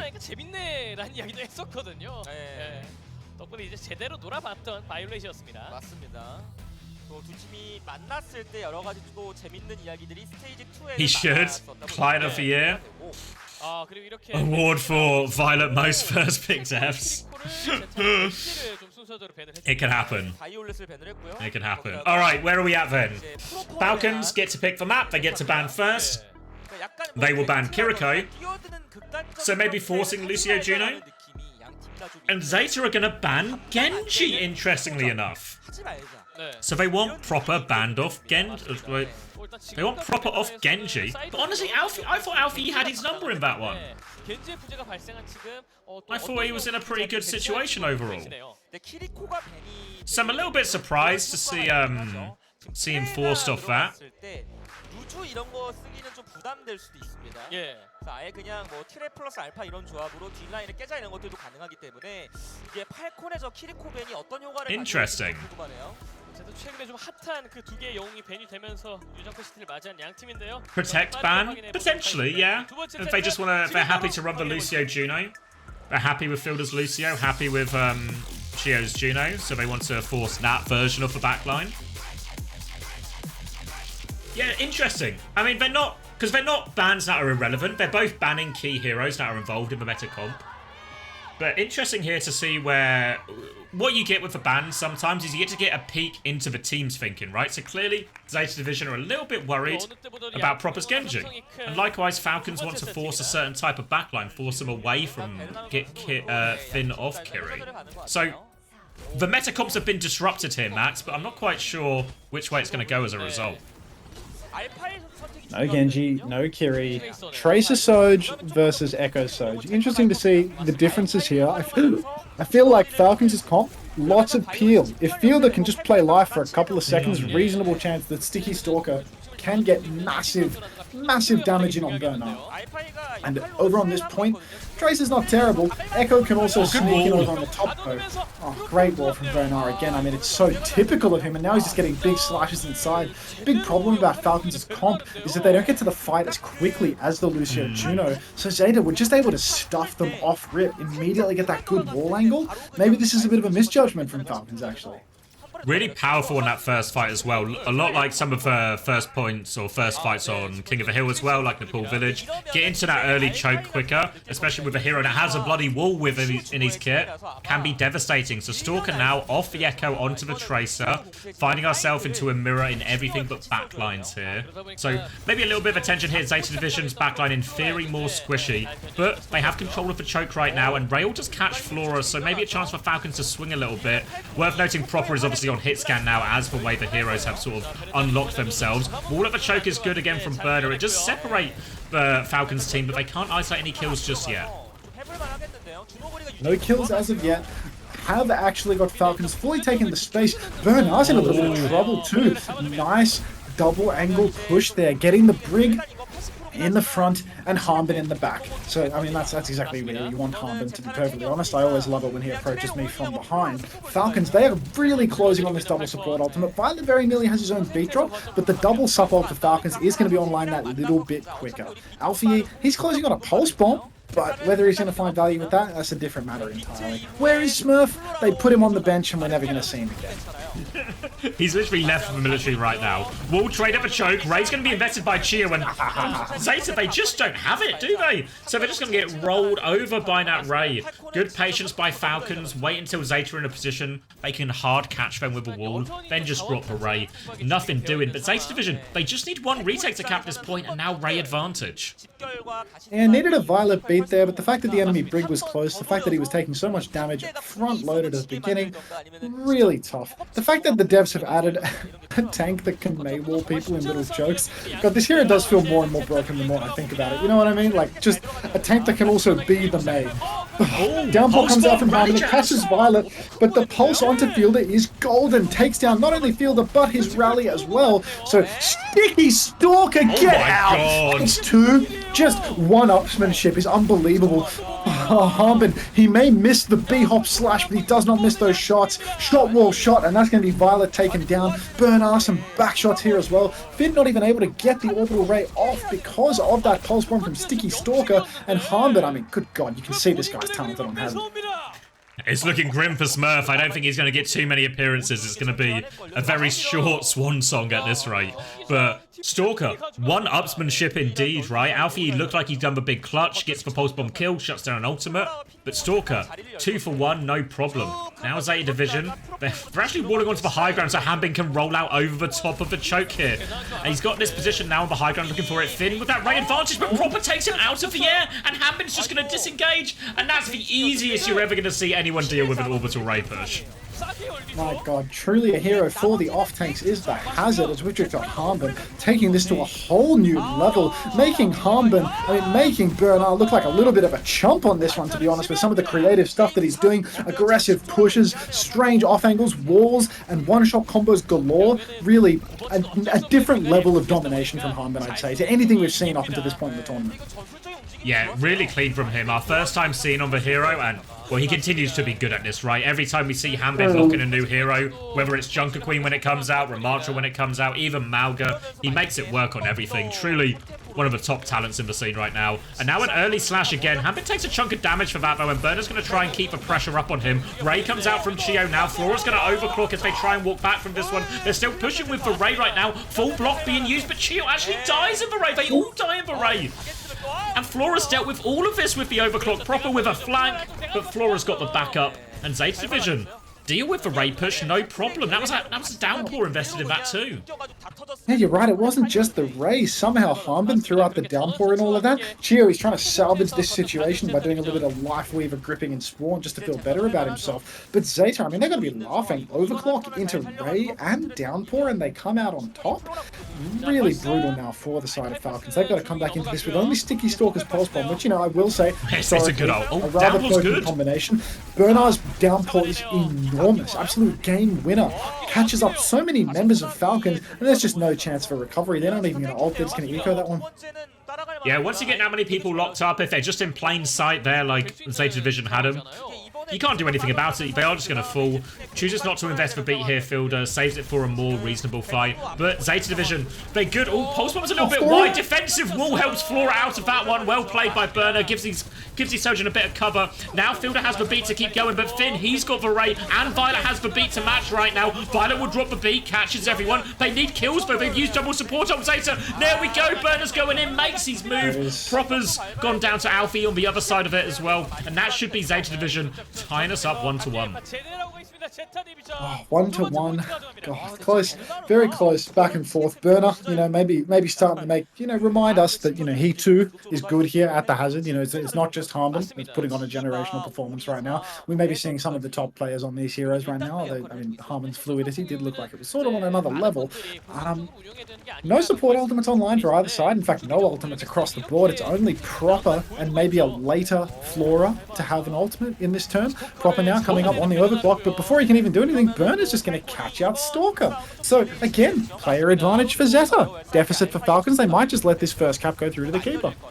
Yeah, pick so early, they're just going to disengage, go pick up Stalker and have another crack, but this buys Flora valuable time to get closer to that overclock. You can see Proper on this off angle now, misses the first rail, pressure on him from Alpha Yi, so Proper's been forced to slide back away, so this overclock not in a position to be used just yet from Proper, and Flora's going to have one to match very soon, and it looks like Proper's just going to have to try and come through main with this one. Proper, I mean, if he can swing quickly in main with this overclock, chance of value, but really finding none of it right now. Stalker just one clips Violet though. Flora, trade back onto Chio, that is good. Downpour from Burner, not sure who that's caught. Maybe it caught Proper because he popped the overclock. Hanbin popped the downpour as well. That's again a downpour overclock fight from Falcons now where they just completely collapse. Stalker, he's good for another one. He takes down Alfie as well as Violet, throws out the pulse bomb, catches nothing with that, and Flora will clean him up. Better fucking grip, Stalker. You're not good for five. But it may be Burner City after all. Yeah, it's a gap of the downpours right now. While Hanbin has looked good in a lot of the neutrals, giving his team good openings, when it's come to these downpours, Burner has found more value consistently, and now Alfie is hiding behind the pulse bomb. He's got Fielder in his sights. Fielder is in big trouble here. Mega cut off for him. Beautiful from Alfie. Now he's got the pulse bomb. Might not even need it. He's going to be forced to recoil as that Ray comes out, but the overclock, Flores is standing outside for Ray, shooting people in it, and if you can't get on this Sojourn while you push with your Ray, it's just really difficult. And ZETA Division take the lead now on New Junk City. ZETA Division sneaking ahead. They're already 1-0 up in the series, and they're about to make it a second map. My God, really nice stuff from Alfie there, isolating Fielder outside, chasing back in, but God, I mean, this next fight, it's going to be a tale of two beats. One of the least reliable Lucios in the world versus Fielder on Lucio. Mr. See who can Dependable. get less value with a beat drop. Mr. Dependable, although on Lucio, I'm not too sure about that one. Pulse bomb goes wide for Alfie, no Sticky Stalker there, and now it's just two Tracers juking it out on the side. It's only a Both Lucios three-man have popped the beat. Hanbin and Stalker both don't get the beat, and Hanbin's going to suffer for that one. That's going to be an immediate fight win for ZETA off the back of a low-value beat from Fielder. Not as dependable as we thought. You were right on Lucio. Not the same as on Kiri or Anna or anything else. And a strong start for ZETA Division. And it's looking a little bit rough here for Falcons. On the back foot in the series, on the back foot in the map. and on the back foot in this point. And Burner has another downpour. He's been good for him so far. Clean fight wins when they've had this advantage. All eyes on him if he can keep it going. Falcons have no great responses to it in terms of ultimates. They're just going to have to outplay it with their movement abilities. Now, holding the choke is Burner, looking for an opportunity. Just a wall for a bit of damage right now. And Flora, he's found Stalker through all of that. They might not even need the downpour in the end. They don't. And, oh, great shot from Flora. Jeez, I mean, it's really falling apart for Falcons. Harmon, I mean, as he jumps off the map, Proper manages to secure a trade on Alfie, but Alfie is a tracer. He'll be back in no time at all. That is a hero that is, in fact, back fast. So ZETA Division, they win that one dry. They're already up to 60%. They capped it so long ago. And now, we're true last fight territory. Relatively even old situation. Just a do-or-die situation for Falcons, really not looking good at all. They've got the overclock, they've got the pulse bomb, they need their DPS stars. At the Stockholm Major, it was all about the DPS for Falcons carrying them through. They need something from them here. Going over the top, Burner's going to trade onto it. Wall has been used defensively. Violet is in big trouble. Downpour out from Burner. Does it lead to any kills, though? Doesn't look like it, and Burner might even die for this one. Overclock now from Proper. Burner is so low. Stalker has fallen, but they trade it for it. They need to get the touch, right? They're walking forward now. Proper onto the high ground. Half a rail to go. Gets the full one off Flora, looking for it. A Jewel slides out. Flora only a body shot, though. Body shots traded. Both Sojins low. But Falcons, they've got off the hold on the point. That tank advantage allows them to control the space. They even force the recall out here. And actually, Gio's going to raid. Raid trade coming out from Finn. This has to be a hot take from Finn. They were down still. Their hazard wasn't there. Burner is back now. It's a 1-for-1 trade. Downpour available for Hanbin. He needs to hit this one right now. Needs a key target. He wants the Sojin. Looking for it. Fielder's beat pushed in. They're still pushing. Downpour still not out from Hanbin. He's going to die. Overclock now from Flora. He nails the shot to Stalker. Post bomb lands. And ZETA, they're just winning on every front right now. Alfie gets 2 with the pulse to close out the map. Harmer goes down with the downpour in the back pocket. And ZETA Division, I mean, we thought that Finn's orbital raid might have been a hot take, but they clutch it out. And I mean, I hate to see Finn winning, but that was an exceptional performance at the end there. Even little Violet, you know, at least you didn't die, you got your beat off. Harmon greeting that downpour a little too long. Falcons, they don't seem particularly bothered though. They are all smiles walking off the stage, having a little giggle about it. It seems they don't care about the SOOP Cup upper bracket one bit. Yeah, all smiles as they go off in a situation where they need to reverse sweep the series now. And they've only played a mirror that they've consistently lost 2 maps in a row. Well, sometimes you just gotta smile through the pain. They are kings of smiling through it. Mate, I'm gonna be honest, I reckon after this one, I'm done. There is no way that I'm making it through to the 4th series of the day. You reckon? Yeah, I'm definitely going to bed. I'm so fucking tired. Oh, you're actually up so... Because what time did he wake up? Like 7 a.m.? It's like 6 a.m.? Yeah, that's an early I had to be up at night. Like I barely slept last night because I had to be awake for something. So it's like actual burn at both ends. You know, it's like I slept 5 hours and now I'm just fucking needed a nap, dude. Have a Red Bull. You need the opener gene where you can just take a cheeky nap between rounds on stage. The opener gene. I mean, look, we can generalize a little more. I'm not going to say it, but you know. Just a quick nap in any situation and then, you know, right back to it. Are you in NA? I'm in Australia. It's 10 p.m. Yeah, what? Because realistically, what are we looking at? Like, potentially another 3 or so hours of Overwatch? There's only one more match. I guess it depends if this series could actually just be over next map, right? And then that probably puts I mean, us I feel like it's like, you know, 1.5 bare minimum to like 3 upper bound because it's WDG and there'll be like a 20-minute break between the games at least. Yeah, it's just not happening. I'm not getting there. Why is that mid-play land chat still pinned? It's not. You just need to refresh the page. Soggy says stroke your cock. I'll think about it, mate. Do we really have to pay 500k for you to permaban Sloan? Yes. But I will do it if you pay.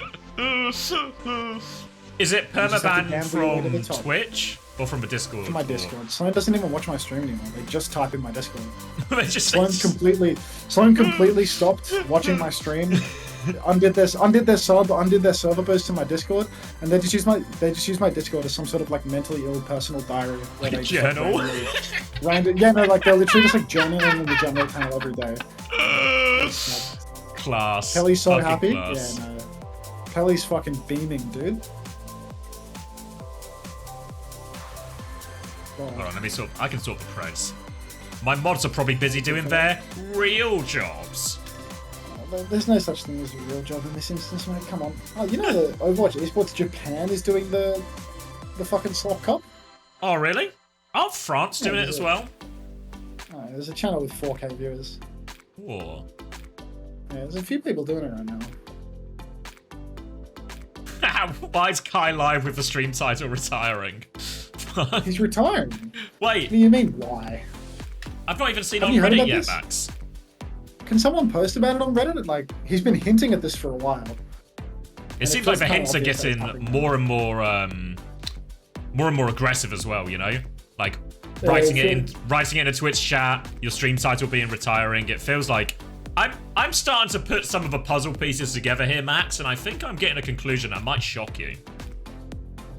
It's superliminal messaging. Super.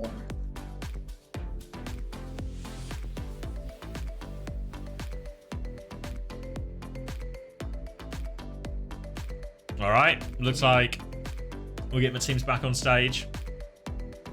We'll see if Falcons go down swinging with this one. 마우가 메타의 왕은 제타 디비전인가요? Oh, thank you, Quok. 유저크 시티를 지배했습니다. You didn't say hi, Quok? 확실히 베르나르가 굉장히 효과적으로 해저드를 써주고 있는 것도 있고 거기에다가 You should have said hi, mate. 들어오는 것들 I've been happy to meet you. 쳐요. Thank you as well, though, Quok. Thank you, Jonas, too. 10 months, 9 months, some endorsement level 5s. Why are you missing this, Juby? Don't know, mate. Maybe you were the one holding Zeta back all along. 거기서 동선방에 당하고 말리는 게 좀 있습니다. 그렇습니다. 아 물론 이제 그만큼 팔콘이 거세게 밀어붙여서 We won't get to see any other regions this year, Shazana, so it'll only be won't be until next year, and I guess the start of OWCS where we see the other regions and other teams and players come back into it. Yeah, Bernard's actually going off as well, Juby, so you would be happy as all heck. And the fact that we're going to Runa Sapi implies we're just going to get more of a hazard mirror. Unless they ban it. Right, if you're Falcons, consider banning it. It's not working. Go Mauga. If Hazard is banned, Junker Queen or Mauga, I think, are the two most likely. Maybe for these teams in particular, they'll just lean towards Mauga. Well, maybe for Falcons, probably more so. Less clear on Zeta, obviously, because they didn't have to play this patch since they didn't make Stockholm. Yeah, you could take a Queen mirror as well. I mean, you're never upset if you have to put Hanbin on Queen. You're never upset at that if you are Team Falcons. One of the best queens, if not the best queen in the world. Decision is in Falcons' hand, right? They get to pick the map, and therefore they get to choose if they want to ban first or second. 99% of the time, teams choose to ban first because it's just a more valuable way of doing it. So we'll see if Falcons will go down with honor or if they will play to win. I know what I'd be doing. I'd be banning that hazard right now. 어쩔 수 없는 흐름이었는데 경기를 보는 게 얼마나 중요한지가 경기를 좀 해석하는 게 얼마나 중요한지가 좀 그렇게 증명이 되는 것 같습니다. You have to ego mirror the hazard? Well, I guess you're Korean. 너무 잘 골라진 것 같고요. 네, 그리고 이제 베르나르 선수도 좀 이렇게 Yep. 열심히 응원해주고 계신데 오늘 Initial ban is going to be Juno. So this forces, in theory, then a Lucio Kiri. 주노를 먼저 밴을 했고 Zeta are going to ban Echo. So they, you know, I don't think that really would have played into effect too much, but at least you deny a hero from Stalker. So not the highest value ban from Zeta, but Falcon's starting to manipulate the support lines. So presumably now, even though we've seen Fielder playing Lucio, the expectation is Sheer will go back to Lucio and Fielder will come in and play Kiri. 아, 해저드가 아니죠. 마우가를 쓸 가능성이 좀 많이 낮아지는 것 같죠. 네, 뭐 마우가를 이제 쓰려면 준호부리를 많이 하다 보니까. What backline do they even want to play? I don't know, they're just changing things right now. Just changing things. The problem is now, if they have success in this map right now and force a map 4 and a map 5, Zeta have seen that, oh actually, they need Chio on Lucio and Fielder on Kiri type thing, you know? So they have a chance to... The bans later in the series could be really powerful for ZETA if Falcons can force it there. But they've got to force it there first, right? It's far from straightforward. Rena Sappy, Hazard's locked in, Echo is also banned, remember, so don't expect to see that. 빠르게 좀 해저드를 선택해주고 있는 양 팀입니다. Fielder is on Anna right now, but expecting this to change. I am choking to death. Hold on. 오늘 보였죠? 거의 다 아나는 지금 웬만하면 못 씁니다. 너무 힘들어요. 맵을 좀 타서. Okay, I've regained control of my throat. I've closed the Preds, and we're ready for Kiri Lucio version here. So Team Falcons, they've got Chio back on Lucio. They're trying to play into comfort a little bit here as Juno's not been working for him. Yeah, I mean, I think now that they're on the Lucio Kiri version, they are going to be a stronger version of themselves. We are going to see Chio doing more than whatever Fielder was on this hero, and Fielder very comfortable on the Kira as well. I'd say that he gets the better of Finn most of the time. Bernard comes right in though, lands the wall, lands the slash, lands the shot, doesn't quite land the kill, but damage is done. Lots of pressure in the neutral. Stalker already 50% of the way to that overclock. Looking good for him so far. Didn't quite get a kill, but got the headshot. Flora has full rail right now, and both teams just jockeying for space. Flora takes another body shot here, but no kills just yet. Stalker getting ever closer, though. Wolf forces Flora back, though. Only a body shot onto Chio, and Falcons are edging their way in. Suzu's been used as well right now. Rail opportunity goes begging for Flora again, and Stalker still pushing in. Now Hamben commits sneak, but he's so low with that one, and Violet has the quicker beat again. 40% faster than Chio, and I think Hamben might have been dead anyway, but the beat will make sure of it. They just need to avoid trades right now. Proper's good for one. Low HP though. Wall will finish him off. And ZETA Division, what a quick beat. Very quick beat from Violet. He is known for this. He always builds beat faster than the opposition. Back when, it's not just about the amps though. You know, back when the Overwatch League Stats Lab was around, Violet was head and shoulders above everyone else on Lucio damage. Even above people like Funny Astro. Just the most damagey player in the world. Even on Lucio, a hero that he was rerolling to at the time. He is so good at building ult on every single hero. It's the way that he uses it that turns some heads, you know? Maybe gets people to turn up their nose ever so slightly. Now, the advantage for Chio is finally got up to that one, but we just really resulted in a pretty slow neutral right now. Wall comes in behind, but ZETA, they have a little bit of space to work with here. Body shot onto both Sojins, and they'll reset again. Proper's looking for an opportunity to engage, but everyone's quite far back. Will get himself into this left-hand side. He's awfully low. Now it's going to force the beat. They're disengaging now, ZETA, and this beat is not very close to everything they've just left. For Korean casters, love that one. And now a chance for a repush from ZETA Division. ZETA Division, they've got themselves an opportunity here. So many ults to back it up, but I guess that could go either way. Fielder throws down a Kitsune Rush, as does Finn. Violet catches a bit of damage, but Violet has a second beat! Violet has beat it twice in the span of 2.5 minutes. Surely ZETA Division can close this one out.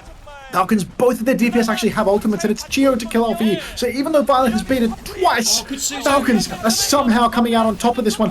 Oh my god, Proper and Stalker, they just start tearing through everybody, and Proper retains his blade. Violet is absolutely lapping on beats, but it doesn't make a damn difference because the value isn't there. They need a third beat to get over the line here, because somehow, some way, they pocket Hamben out of that difficult situation, and they can't convert any kills with their beat. And now, Blade v Blade situation. Chio's closer to beat, but the Blades might just come into play before any of this. To be fair, the neutrals have slowed down a tad. I think the more we see this Hazard mirror, we see a lot more playing for Sojin, a lot more just jockeying for position right now, as Flora and Stalker both going to try and charge those ones up. A little bit of a move forward right now. Blade will come out from Alfie, catches Proper. Proper's got no chance to use it, no peel for him. Stalker finds a trade though, they're flanking through. Alfie's going to commit onto the backline here, but Fielder is all over him, and Hamben from the back. Big slash right behind him, and Falcons, they don't ult again, but they just absorbing this pressure from ZETA and trading the kills every time. Good grief, it seems like ZETA push in with an ultimate advantage, and again Falcons, even if they lose one, they're ready for the trade, they're ready for that slow kite repush. Now they're pushing in with a substantial advantage on ultimates. Wall from Hanben keeps him safe for just a little while. Beat push from Chio. Violet, he's on his fourth beat drop right now. Swings wide, but Alfie is taken down before it can land, so Stalker again finds that value. Down goes Violet as well. And that's 4 beats from Violet in the span of 4 minutes, but still ZETA Division are losing. Only one of them has resulted in a successful fight. The problem is, every time Violet presses the Q button, the fight goes the other way. And he's getting it so often, there's a lot of fights going the other way.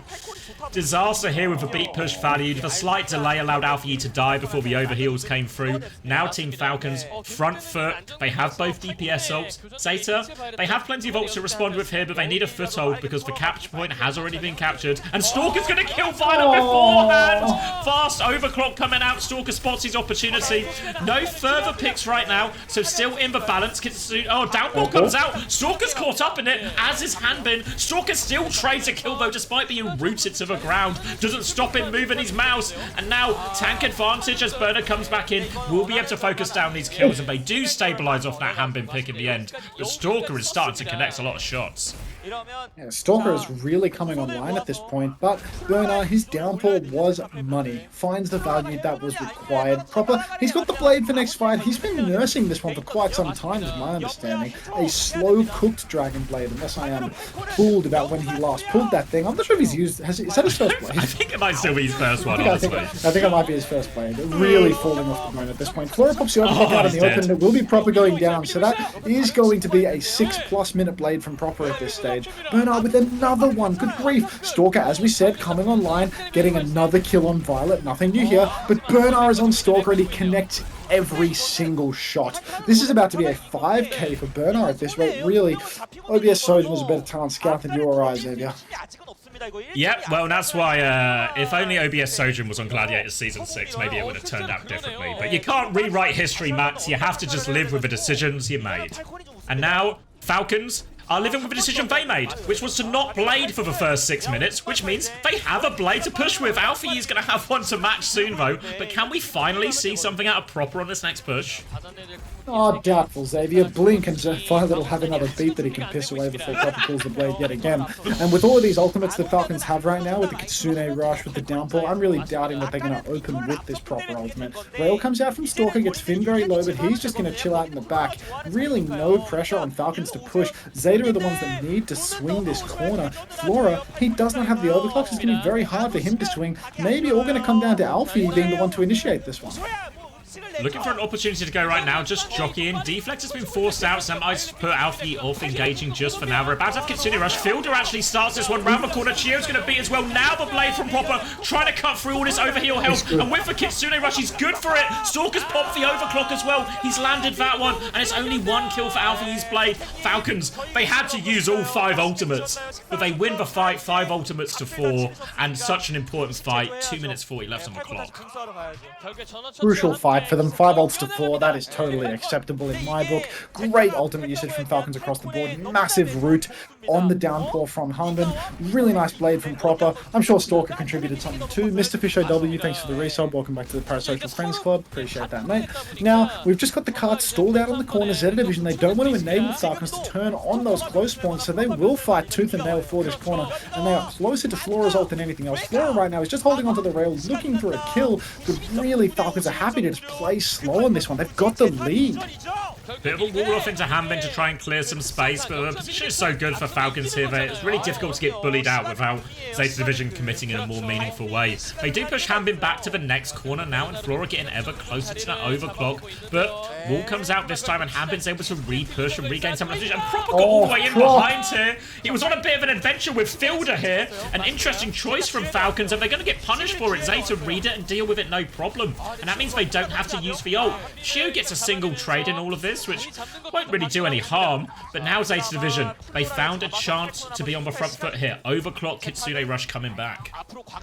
This overclock could be huge for them if they can swing the corner. They just need Flora to get out wide for a couple of seconds, connect a couple of shots. If they take this slow, Stalker will have his own overclock to match. But if they play to their timing, there is a chance that they can take this wide angle early on. You can see Flora is getting back into the fight. He's playing back at main safe right now, but there really is an opportunity for him to go with this overclock really soon. Finn is probably going to throw in that Kitsune Rush as well when they swing. Kitsune Rush round the corner, Flora not using it, but they just kill Proper straight away. Proper going down first in both fights right now, and Hanbin is so low, they're just going to die to this Kitsune Rush. And after that early pick, I think Falcons just realised, let's just eco it, let's get the rest of our ults up. But now, 45 seconds left on the clock.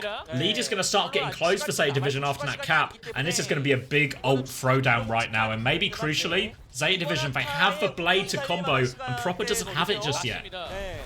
It's a huge bank of ultimates for ZETA. Falcons are not far behind, but if ZETA go quick, really, they can press this advantage, secure the lead. Kitsune Rush comes out from field, a double support ult from Falcons into a disengage. Overclock comes out from Flora, but God, that's an overclock for a double sup ult from Falcons, and they've kited. They've not pushed into this one, so this is really brutal. ZETA Division now, very real chance. Violet pops his 7th beat of the map. Alfie comes in with the blade at the same time. 3 slashes onto Stalker, secures the kill. Now we've got Alfie jockeying for more. He's chasing after the Kiriko. Oh my God, the peel is so good.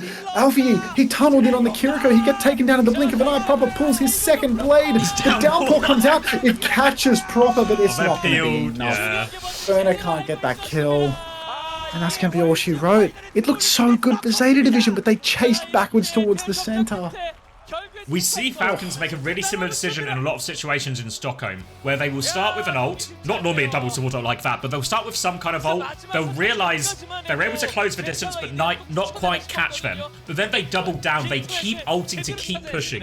You saw their ZETA disengage, but there's always this period when you disengage, where you use your cooldowns to take those step backwards and keep yourself safe, where you're just vulnerable, low on cooldowns. So if you keep investing more ultimates, like Falcons did there with Stalker's Overclock, and keep going, there's always a chance for more kills. And even though ZETA Division, they nearly pulled it off, they nearly broke the ult situation completely and set themselves up to take the lead, the fact that Falcons kept going, crazy peel at the end to get their supports out of that situation and find the trades, and despite pretty much, I'm pretty sure they had way more blades, way more beats in that ZETA Division, they can't convert it into a map win. No conversion, unfortunately for them. So now we will be heading over to a map 4. I do wonder if there's going to be any bans. Are any bans even possible? Wait, in Korea, did the bans reset after map 3? And somebody said map 3. I've been told they reset after map 3 and map 4, but I don't think we've actually seen it in practice yet. The thing is now... We might see it now, because all they need to do is ban Kiri. Ban Kiri, and then we're going to be back to a situation where Tio is off the Lucio, and instead it's the Flucio Juno, and that seems like a significantly weaker look for Falcons.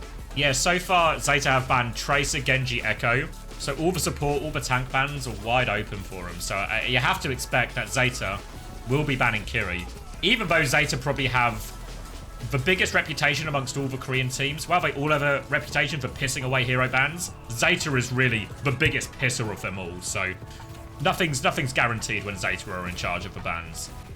Yeah, nobody knows how to piss away a hero ban quite like a ZETA Division. Changun, just not familiar with the format yet. He's still working on it. give him, you know, it's the first year, mate. He's getting used to it. He'll get there. Yeah, he'll come. It was the first one.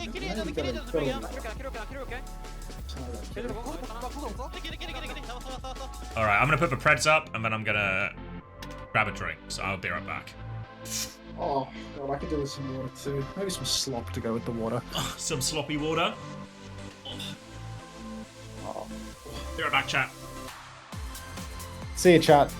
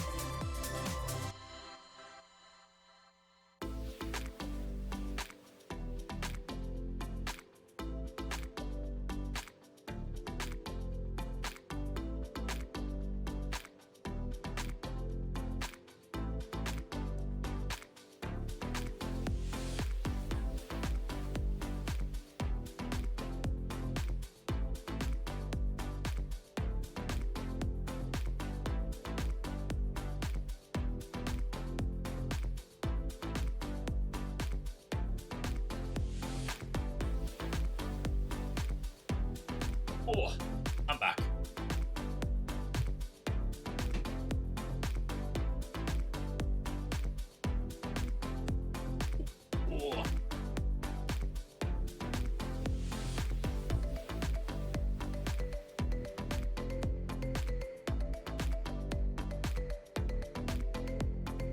Don't understand why they are running Lucio Juno and not Brig Juno. Have we seen a bit of Brig Juno? My suspicion is that the Brig is just... It's easier for a Hazard to kill a Brig than a Lucio, essentially. And especially a Hazard Genji, easier to kill a Brig than a Lucio for the most part. So I think, as always, when we get to these... In any meta, support survivability always becomes the #1 priority. And I think the Kiri Lucio just has a bit of a nicer matchup than the Juno Brig. And maybe similarly, the Juno Lucio have a little bit more options as well. I think the Brig, really hard. You have to play very well, I think, on the Brig. And obviously, good players, it's always possible, etc., but it's, yeah. Can I check new on competitive Overwatch? Yeah, I can. Am I going to see a good rumor here? Kai announces retirement. One comment. Let's see the clip. Let's quieten this for a second. I am retiring. I'm done. Goodbye, everyone. Fuck! Poor Kai. A quick announcement there, very sad. I think, to be fair, I think my Twitch is actually on 1.5 times, which is why it sounded a little bit maybe faster and a little bit more rushed than it actually was. But well, sad to see Kai go. Cheers to that, Kai. Pour one out for you. No, it was that fast? Oh, I thought it was... I swear I've never heard Kai speak that fast. Alright, Pelican is in. They've lost a map. They've lost a map and Pelican has come in. God damn it. God damn it, these Koreans, they love swapping players to play the same heroes. And they'll keep doing it. They'll keep doing it. Pelican in, expecting him to play Overwatch Genji as well. Do you hate Falcons? No. I think all the Korean teams for me, I feel like I have no allegiance to any of the Korean teams, you know? Just rooting for good Overwatch. To be fair, I will say I'm probably a big fan. I really enjoy... I feel like whenever we get, like, the Dallas Major, Stockholm Major, even OWCS Stage 2 Asia Grand Finals, always really enjoyable to watch Falcons play. I think they had such a good read on all those metas, and I think they've really found themselves at the forefront of all these brawly metas every year. So we are, of course, expecting a Kiri ban from ZETA Division. That seems like it would be the most obvious one. And also Smurf is back! So, not only was ZETA Division happy to swap Pelican in to play Genji instead of Alpha Yi, they're also, Falcons, despite winning the map, are happy to put Smurf back in to play Hazard instead of Hanbin. Alright. Alright.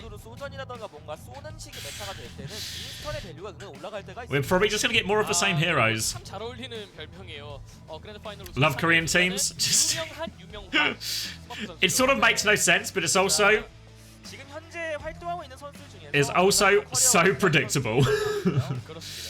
Here we go. Smurf fans in the crowd. Last tournament for old Smurfy.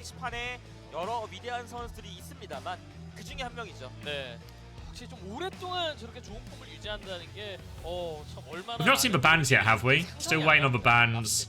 It was Hollywood we were going to, if I have a functional memory, which I might not do, to be fair to me. Yeah, I just feel Hanbin and Burner went a little bit more for blow for blow. A little bit more blow for blow on the Hazard. Better downpours from Burner, probably put him over the edge, especially on that New Chunk City.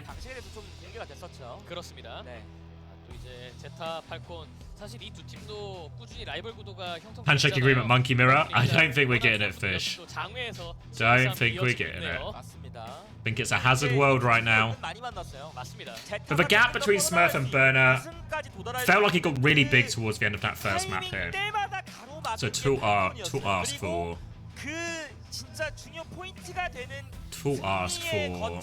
Smurf. If it makes no sense, why are the Koreans always winning? Yeah, because both their players are better than all our players. Gibraltar's not in the map pool, so we've not seen it yet. We've not seen a Dorado. On Ilios, we still get we get some Hazard, but we get more variety. So Zeta are going to ban Junker Queen. Oh, fuck me. The size of Changoon's bladder needs to be investigated. Because he won't stop pissing away these bans. He's just going to take another Hazard Mirror instead of targeting the Kiri. Unbelievable. I mean, I say unbelievable, but it's also so fucking believable. Maybe they're protecting Hazard? Potentially, yeah. Potentially. Yeah, you're right, Skier. To be fair, now there is some cope there. There is some cope there. But I just feel like I don't think Falcons would have banned Hazard either. Maybe now there is like an element of mind games and gambling here, right? Who's gonna do what? It's possible. But I really think the Kiri ban was just fair. They've lost all of that, right? They've lost all of those versions of it. And instead we're just gonna get Hazard. The Ana ban from Wait, these bans, I swear they told, am I delusional, or did they say these bans were the other way around? I swear on the previous graphic it said, so is the overlay wrong? Which overlay was wrong? Was the first one right and this one wrong? Or was the second one wrong and this one right? First one right? Hello. Pelly's in.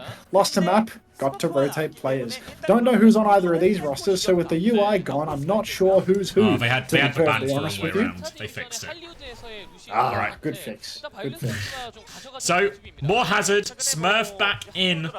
Everything else relatively the same. Kiri Lucio from Falcons. Interesting that we didn't get a Kiri ban. We actually got a Junker Queen ban instead, which, as chat pointed out, you presume it has to be to protect Hazard, so choosing defensive rather than offensive from Zeta. I think it's just because it's a Zeta ban, to be honest. Well, it's a question of do you think it's a protect ban, or do you think it's just to do with the size of Changoon's bladder?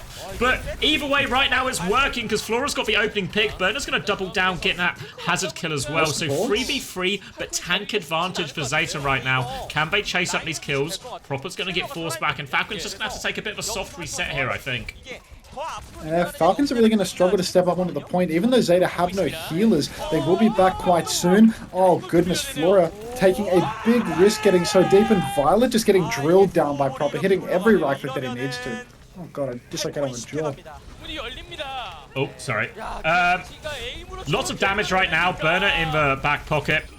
We'll get focused down and cleaned up, and Falcons will confirm the cap off the back of that one. Nice and easy in the end, despite a scrappy first start, and they'll find themselves getting onto their second point here. Proper is way up towards a very quick blade. We saw him be very, very patient with it on Runa Sapi, but here, with such a clear advantage, a chance to go early. Fielder also close to that Kitsune rush, and we know Falcons, we know they love to be aggressive, they want to go first, they want to fight early. We'll see what they choose to do here, because they've got the ults to go early. Early fight, I mean, with this position, it is super viable. Retaking top from here, I mean, with the amount of climbing up walls that Hazard can do, maybe it's not the end of the world. Wide angle from Flora just to shoot people off the side a little bit, but really, there's nobody from the side of ZETA Division right now stopping the cut, and it's Stalker to take down Toilet. Nothing new here. Can you smell the reverse sweep in the waters, Xavier? Because it's starting to feel a little bit like the incompetence of Zeta's bans could be leading them to despair. Oh, beat blade. Over the top, 1/2/. They will finish off that kill thanks to Stalker as well. Now they're hunting for more. Any more kills will go a long way. Violet's trying to pocket Burner out of that one and should just about be able to do it. So ZETA Division, they can get another recontest before all of this, but they did use Ray in that now. So ZETA Division, they've got a DPS ult advantage here, and they've got the beat to use out in this choke. But Falcons, they have all the position, and look at Smurf. He's on the high ground trying to battle for Burner for position right now. ZETA, they think they have time to rotate here, but they've got to worry about Cart soon. Oh, goodness. Already, Finn taken down. Smurf gets the kill early on. Violet, he gets the big off in the end. Fielder with the Kitsune rush. Will it be enough? Because Pelicans pulled the blade, taking down Stalker. Smurf to fall as well as Bernard comes in with the slash. And Flora, I mean, look, he used the overclock there. In fact, that wasn't just Flora using the overclock. That was ZETA Division using all 5 ultimates. Somebody needs to go to bed after this one, I think. This is going to be a cleanup from ZETA. Yeah, Falcons still decided to stay pretty committed to that one, see if they could get any more, but ends up costing him some late staggers. But that was the entire bank from ZETA Division here. Falcons have already invested contested quite heavily as well, so going to be pretty much a neutral until Proper gets up to this next blade. So a full neutral chance for Falcons here, but they've got plenty of time to work with, and they're trying to get Stalker a position on this high ground right now. He got the opening pick last time. He gets a body shot onto Violet again as the wall trade comes out. Stalker is sliding up. Pelican is trying to guard it right now, and they have repelled Falcons from the high ground for now. More of a half-half fight here on the high ground. No ultimates to speak of. Violet! Smurf goes for an aggro engagement and catches out Toilet. Nothing new here. Smurf's got another slash, comes in, forces the jump back, but Bernard, he manages to get a trade onto the Lucio as well. Now Stalker takes down Bernie though, and with the tank advantage, you'd have to imagine the Falcons high ground, tank advantage, they should be able to close this one out, right? You can see Pelican going up onto the high ground, looking for the trade. Smurf looking spectacularly old with that one, but Proper pulls the blade. He knows that he needs to close this one fast or not at all. Can't quite get the kill though, and Bernard might be able to come back out. Might be out on the card again. Oh god, wait, Ray through the wall. Bernard is out. Proper just kites. Oh, they've cheated for Ray. It's ZETA Division. They felt the pressure to go, but honestly, after Smurf just kind of entered his life there, the retake probably would feel pretty comfortable walking through a choke with no hazard camping it. And ZETA Division cost him a Ray, but they at least get the foothold. Double support up now for Falcons coming back. Shio's going to beat in aggressively. They want Flora dead. They are all over him right now. They're trying to peel him, but he will go down. They find a 2-for-1 trade, and now Violet in a lot of trouble trying to get on the elevator. A battle of the old men, but Smurf comes out on top and will be able to clean this one up for Falcons and secure him this second cap. You can really see the difference between the main tanks and the off tanks on this hero when they go over to the POVs. You see Smurf, it's not about the aim with him on this character, it's more about the displacement and the positioning, because the second we're on his POV, he misses 2 left clicks in a row on a squishy, and it comes down to the slash to finish the job. But when he's getting the better of Bernard, it's all positional. He's getting behind him, booping him in a little bit, getting those back shots in.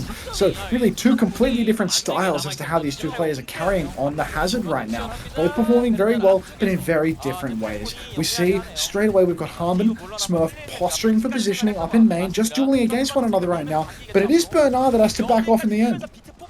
There is no backing off, and now a chance to go with Overclock here. Smurf will take the corner. Blade going to come in from Pelican first, though. They're going to try and slide away from him. Downpour is good. Catches Pelican. Perfect from Smurf, but Burner also hits it as the beat comes through, and they will trade Stalker's Overclock. 2 good downpours, but Burner is so far committed right now, so Falcons will clean him up. And now again, tank advantage. They want all the late kills. 2 for Smurf. Wants to hunt it as well. Good catch by Chio. Stops Finn getting back into spawn. And Falcons right now, they've got ZETA on the ropes. Flora needs to do work with this Overclock. Murphy's getting his victory lap now. The old man finally gets to get his lick in before the end of his career. Well, I guess, you know, during the end of his career. No ults yet for Falcons, but Proper, if he just plays slow for a little while longer, he will have that blade. Violet goes down first. Absolutely typical from him. Fielder takes down Florida. Korean caster screams. No Overclock. No Pelican. No nothing. Oh, God. Proper fucks up his blade regardless. He can't even get the blade kill in like a 2 versus 5. I'm pretty sure I heard a Korean caster just say, "Oh my god," and that is going to be a full cap from Falcons. Yeah, I believe the translation for that is it means "oh my god" in English as well, actually. And alright, Falcons are back with a vengeance. This is why you always keep honorary mirroring. Just keep swapping the players, right? And as you know, Smurf in, Pelican in, this is the combo that works. But that felt rough for ZETA Division Rare. Violet seems to be back on his old tricks, which is dying first before the fight, and it's causing all sorts of problems for ZETA. They start every neutral on the back foot when there's some kind of pick like this, and then they get value out of all of their ults as well, Falcons. Everything just seems to be going their way right now, and it's on ZETA Division to adapt. Good grief. I mean, just if ZETA had just banned Kiriko. Yeah, makes him uncomfortable. Like, Finn is on Juno in this matchup. You know what I mean? Like, what's going on here? He's on Juno. They didn't need a Queen ban. They didn't need an Anna ban. Nobody's playing Queen or Anna. They want to pick Juno. And they let Fielder pick the fucking... They're just the worst ban team in the world. They deserve to lose to Toronto Defiant at EWC. Yeah, I don't know. They've got a track record of it, and it certainly seems to be going down this way as well. And this character can infinitely wall climb. It just keeps hopping, mate. You see it as well where people are using the wall halfway up the wall to get themselves all these crazy engaged spots from the high ground as well. So Yeah, you can just keep going, right? yeah. So here we go. ZETA Division swinging out in the neutral here. Early defect from Pelican on that one. Doesn't really find anything. Wall trade on the high ground. There's a bigger wall onto Smurf though, so they have to Suzu him out of that one. Cooldown advantage now for ZETA Division. Chance to walk forward here. It's full rail as well. Proper's trying to swing back. Deflex has been forced, and Falcons, they're in a corner right now. HP disadvantage. They need Proper to try and make some space. Look how aggressive Flora is, but Proper's going to get all over him. Both DPS taken care of there. And ZETA Division, they had the advantage. They chose to swung, but Proper, it lines up so nicely for him. Oh, very nice one there for the side of Falcons. They get to clean this one up. ZETA Division, they're not going to have any chance here at all. Even though Falcons go down early on in that neutral, have the Suzu force, they're able to just stabilize, repush later on in the piece. Really solid. I mean, Smurf is getting damage gapped a little bit, but I don't think it's going to matter very much because everything else is more or less even, except for Pelican, who is a mile away from Proper's ult charge. Disaster for Pelican, went down so early in this fight. They're going to swing anyway. Early, Wall doesn't catch anything, but Chio in a spot. Bother, and Flora catches him. Punish onto Chio, following in Violet's footsteps. And now Smurfy's going to try and trade on the backline. He goes for it, but they're able to kite this one easily. He's walled himself in with Pelican here. Smurf is also low. He's out of the fight. Will get killed off by Violet. And now they are all over the point. It's capping. Stalker finds one trade, but he needs to do so much more, but he can't escape Flora's grasp. And ZETA Division took him 2 cracks at it, but they captured his first point. Oh, end of the line there for Falcons' first point defense. ZETA Division, they get to... Oh, wait, they did use the downpour there, actually. Oh, yeah, okay. I must have gone into a few state. Didn't even clock that one, to be honest. Pelican looks like he's on his second blade, but that is, in fact, his first, would you believe. Violet with the beat drop. A few ultis here, but again, this time, Falcons, they've got that high ground control really early on. There's not going to be what we saw for Falcons at Snowball, where they got to take the high ground straight away. ZETA Division, they actually have to retake top from the start. They're going to try and make their way up there now. Burner not looking to commit to this high ground, just trying to trade cooldowns up there so they can keep a payload moving during all of this. Now, a chance for the engage, and Smurf's going to go over the top. Ray comes out, and Smurf is in the mixer. He does get the beat, but he's also low. They keep using the Ray damage. Blade over the top coming through, trying to slice it through, and Proper's good for it again. He's got 2 kills in exchange for it. It was the backline in exchange for Smurf. And now, Flora, he's all out alone here. Should be an easy kill for Proper. There we go. And they will stabilize Falcons. Committed a lot in there. Double support ult trade, downpour blade. Big investment for Falcons, but they win the support ult trade. I see 5 out of me. Thank What you, is happening Wilder. with Pelican here? Thank Every you for the fight 10 is months. securing about 20% of his ult. Little by little, he edges closer to having his first one in the bank. Stalker. Ooh. Stalker on the low ground right now, but this is a good angle for him to pop that overclock. You can see him flanking around the side, taking the elevator up top. Now he's got an even better angle if he would like to throw in the ultimate. Flora has swung quite right. There is the opportunity for an overclock here. If Stalker sees that window, Flora, he's used the slide, he's out in the open. Here's the overclock now. Swing and a miss. Flora with 2 takes down both DPS of Falcons, and now it's really just avoidance of trades for ZETA Division, and it looks like they are going to manage that one. Oh, he gets the Lucio. It's from, if you're going to trade one person, it's the best hero you can ask to be traded from Zeta's point of view. Violet will be back in no time. They still get all their key players on this high ground. Flora can sit on this high ground. Pelican and Burner can set up relatively close. And they're going to have to force their way through the choke right now, Falcons. But they've got no ults, and Pelican's got that blade ready to go. Here he goes. Pelican is finally ready to pull the blade. Burner's gone incredibly deep. Pelican, he pulls the blade. Doesn't actually get the kill on Proper, but Flora is good to finish it. Chia goes down. Stalker once again finding a kill on Violet, the most dead Lucio we've perhaps ever seen. He's just never there, ever. But ZETA Division, they've got damn near 4 minutes to cap 3rd point.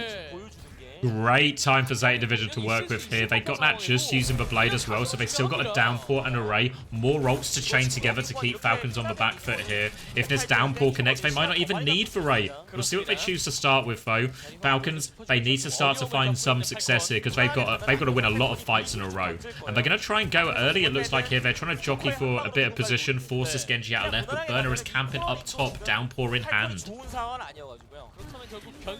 Downpour is available for for Burner, but let's just see if he's able to actually get anything done with it, because, God, I mean, Falcons, I mean, they're not too bad for a stabilization. Smurf has one of his own. I think with the Orbital Ray, though, that could be really good for muscling around this corner, just brawling up. If they can get the kite just a little bit further, if they ult here, it might be an easy kite for Falcons. But I don't think Falcons are going to be able to hold the kite too hard here. Smurf, he actually pushes in, and he's just straight away going to go down to that Ray. The fact that he went deep, it's an immediate cue for it. Pulls the blade, actually finds the kill on Flora before Violet can beat. Many such cases of Violet letting down the side. Chio with the beat second. The Suzu jukes everything from Bernard's downpour. The timing is perfect, and that may be all she wrote for ZETA Division's push here, to be honest. Between Violet's beat and Bernard's downpour, there's really been no value at all. Pelican, he's on the run, but he's so low. Smurf locked up in a corner, but he will be able to make it out. And Falcons, they've stabilized and maintained the ultimate.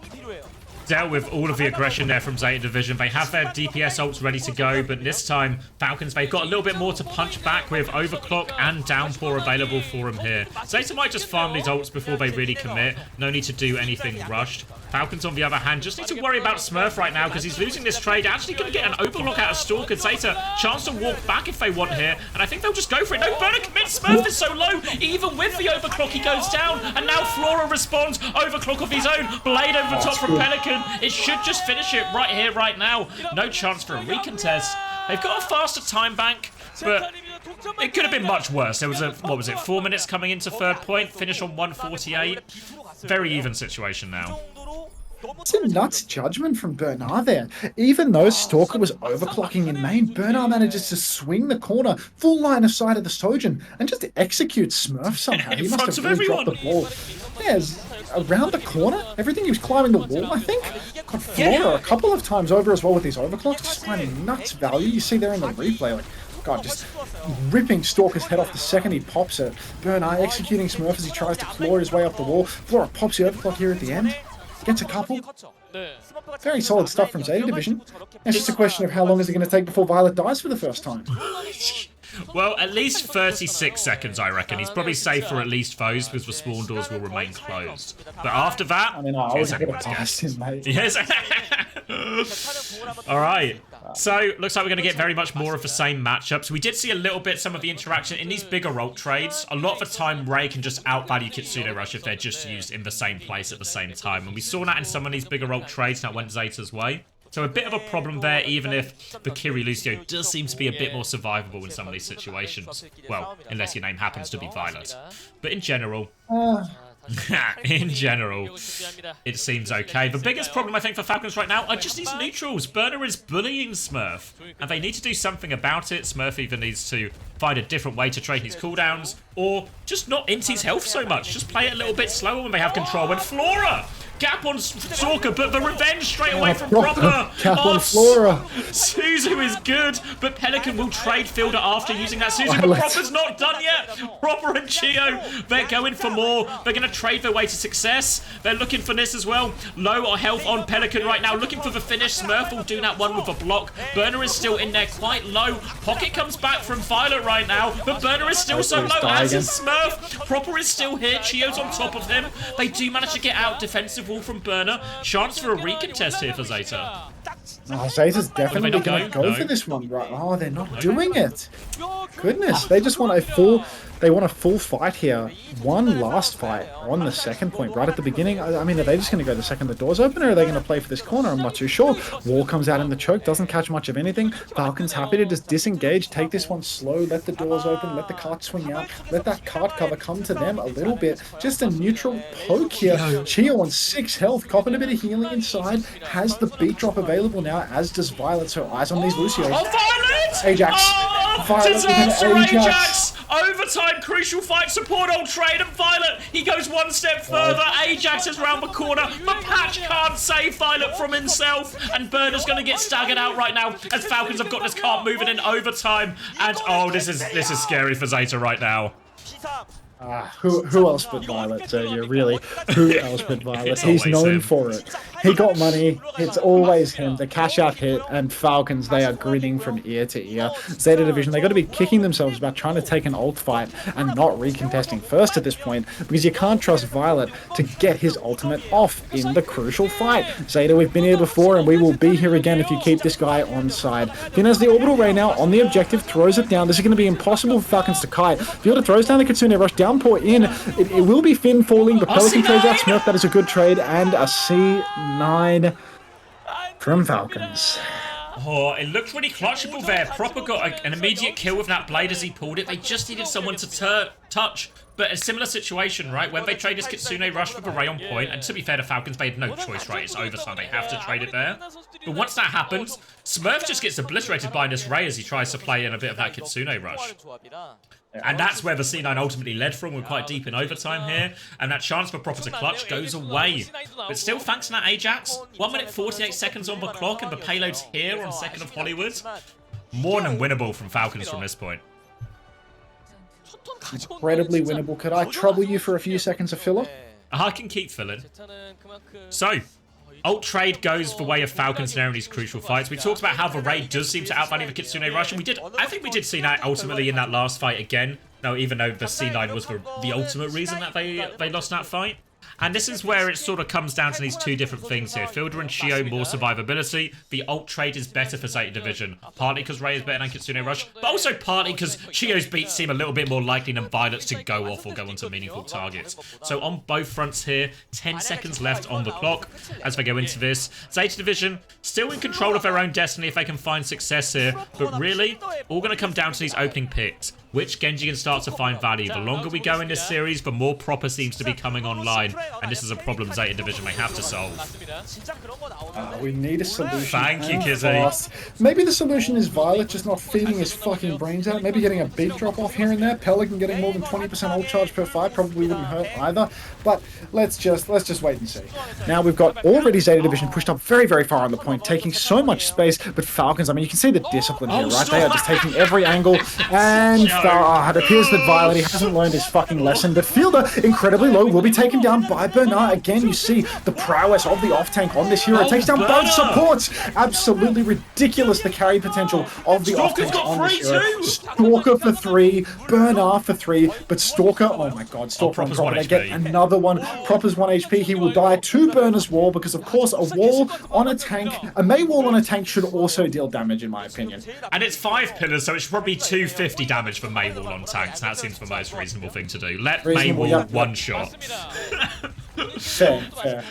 Alright, first cap in play. DPS ult slightly quicker for Team Falcons here, but still not quite there. And Falcons, they want to take a quick fight. 30 seconds still on the clock here, and Pelican Proper's just going to die immediately here. Now they're committing in. They've gone for this. Why have they fought so early? They want to get an extra fight out, but all they've really done is feed ult charge over to ZETA Division. Violet. I mean, that's a given, right? You get that one for free.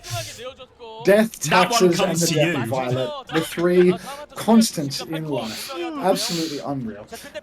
Look, ZETA actually have a little bit of an ult lead here. I feel like Falcons, if it comes to a big ult clash in overtime, if ZETA just start popping them, Falcons are not going to have the ults to wear into this one, to keep going. Flora has to dash off the high ground. Actually, a completely free give of the high ground over to Falcons right now. That's going to enable Falcons to play slow till they have every ultimate that they need. ZETA can't go fast with ults if they're all jacking off on low ground. Violet, you can see. Oh, Pelican, he goes up onto the high ground, but he will survive this one. And now, we're just looking for a 5 ult versus 5 ult clash. Beat comes down from Violet. It's actually good. Counter beat from Chio on the high ground. The blade comes out. It's on Flora. Flora goes down. Bernard, Finn. Oh, everybody on the side of ZETA Division just falls. Can Pelican get 3 more? Pelican gets Stalker, and he is dead. And that's going to be 5-1. Honestly, ZETA Division, they gave that one away the second they conceded high ground. I know they had to stay low ground because of the cart. They needed someone on the point, but by giving top after wiping at the beginning, they just let Falcons play slow, play at their own pace. Yeah, because really Falcons, in many ways, when they take that really early fight on second, they don't get all that much damage. They let ZETA charge all their ultimates. They've given ZETA the advantage, what could have been a match-winning advantage if they could hold the high ground, use those ultimates kind of early, just before Falcons get out. How many times did we see at Stockholm where teams would just push once they had support ults or ults to go with, and they just have like a 5-10% advantage, and it just catches the other team too short, because not as hard in this, or not as easy in this meta, but catching people trying to disengage was really easy with Amalgam meta, still very possible in this meta, but they concede all that space, allow Falcons to play slow, and then when our ult trade comes in, even with the power of Ray, when you've got a Kitsune rush Dragon Blade going off with the beat health as well, you saw proper just slice and dice through all that extra health coming out from Violet's beat, because to be fair to Violet, it was a perfect beat, right? But you know what's also worth? Below ground, it costs him again, right? Because why does Violet beat when he beats? Because Flora's dead if he doesn't. And why is Flora dead? Because they have no control of any space or any high ground. Look, I need to kill up some slot, maybe hit the... Oh, crack a can. I'll kill up some slot. Alright. Map number 5. Map number 5 here. Obviously will be ZETA's pick and ZETA's choice of bands. Oh, thank you as well, Sager. Sorry, I think I missed that one. Thank you as well. Who did he gift to? Anyone good? Is it lost in the source now? I've missed it. Oh, to Sir Gackham? I think I'm saying that right. Congratulations. Thank you as well, Sager. What's the answer? A terrible stream. I was locked in. That game was exciting, Wilder. How is this comp stronger than Malga, Reaper, Echo, Juno, Brig? I think, honestly, there's probably a classic Blizzard situation where the new hero is just kind of broken. Hazard's ability to engage while also being able to tank a lot of the Malga damage if he finds that Malga running into him. I think the fact that Hazard just has so much kill potential in all of his engages, the jump and slash cooldown is so low, it makes it really difficult for these comps to survive, and the fact that Hazard can utilize high ground. So on a lot of these maps, you know, because the Hazard can tank, how to explain this? So you know on lots of these maps when there's like some amount of high ground, not loads, but some amount of high ground, and you could play Winston or something, but Winston gets absolutely bullied to fuck by Malga, right? But Hazard, it can get bullied by Malga. Hazard doesn't win the front, like, if they just meet each other in isolation, he can't win that one. But the Hazard can tank way more of it, which means on these maps with slight high ground, suddenly Hazard can tank a bit of Malga, still exploit the high ground to go over Malga and hit backline. There's loads more ways to just access the backline Hazard on a lot of these maps. In a way that is just tankier and more survivable than like a Winston or even a D.Va is in these situations. Thank you, Wilder. For Turlins as well. Nicely done. Why have you got an ad in French? Why is everyone getting a French ad?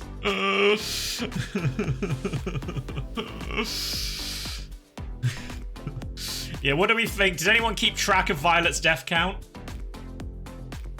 Maybe in the next one we need a cheeky Violet death count coming. Oh, wait, do I need to do the Preds? That was a Falcons win. Burner walking back out. Map number 5. This one, quite literally, for all the marbles. Is it possible to track Violet's deaths? You guys, you guys can keep track. You guys can keep track. Thoughts on 6v6 and 5v5? I mean, we're not going back to 6v6, but it's fine to have it in the game. Yeah, it's like a fun mode, but I don't think it'll be picked up in any meaningful way by any tournaments or anything like that. Or we won't see it in OWCS, for example, right? But it's a fine mode to have. CX Lip versus Quartz. I'm the best out of those. I think Quartz is super high talent, but Lip has 100% achieved more and demonstrated his quality on a way more instances than Quartz has. So I think talent-wise, head-to-head, it could be really close, but Lip has achieved so much more, so you can't write that out. Ultimately, I think a lot of time in Overwatch, people are quite keen and happy to talk about talent Viper's a good example of this. People talk about how high talent level Viper is, but to really prove yourself, you got to achieve things. You got to beat good teams. You got to win big tournaments. You know? And Quartz has done that. He did that in the World Cup, right? And he did stage 1, etc. But I think, you know, you can't, no one comes, in terms of hit scan at least, no one comes close to Liv's track record. Would I also goon if we got Kev Quartz EU line? Yeah, it'd be pretty good. Pretty good.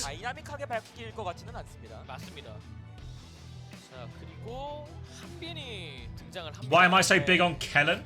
Am I not big on Kellen? At the start of the year I was, because there was a lot of Winston stuff in play, and Kellen was super good on Nixel. Because you got to understand what we're talking about, what you're referencing, Salem, is my power rankings at the start, right? Where we're talking about potential and form and who's in a good situation. I think at that time especially, Kellen was trending up so much. I think Kellen's performance on Nixel impressed a lot of people, which is why he kept getting teams this year. But I'm not trying to claim Kellen is the best tank in the world, right? The claims are different here. Yeah, like, so in the same way, like, I think Kellen is an underrated tank. I think his Winston is actually really good. Remember, Kellen was meant to be the Atlanta Reign tank on in Season 6 if it wasn't for Kellen's own stupidity. So, good at Winston, bad at contract decisions, unfortunately. But I think he is like a high talent player, and he's got pretty good flexibility compared to a lot of some of the other Winstons, right? If you talk like historically, like Fearless or even someone like Donghack or something. No, not covering the Saudi finals. I've got some meetings later, and then I'm out. I'm busy tonight.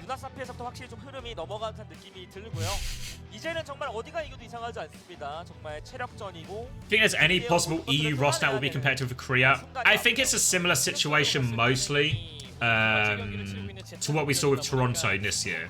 Whereas for an EMEA or an NA roster to be truly competitive, then there needs to be some level of Korean import for the most part.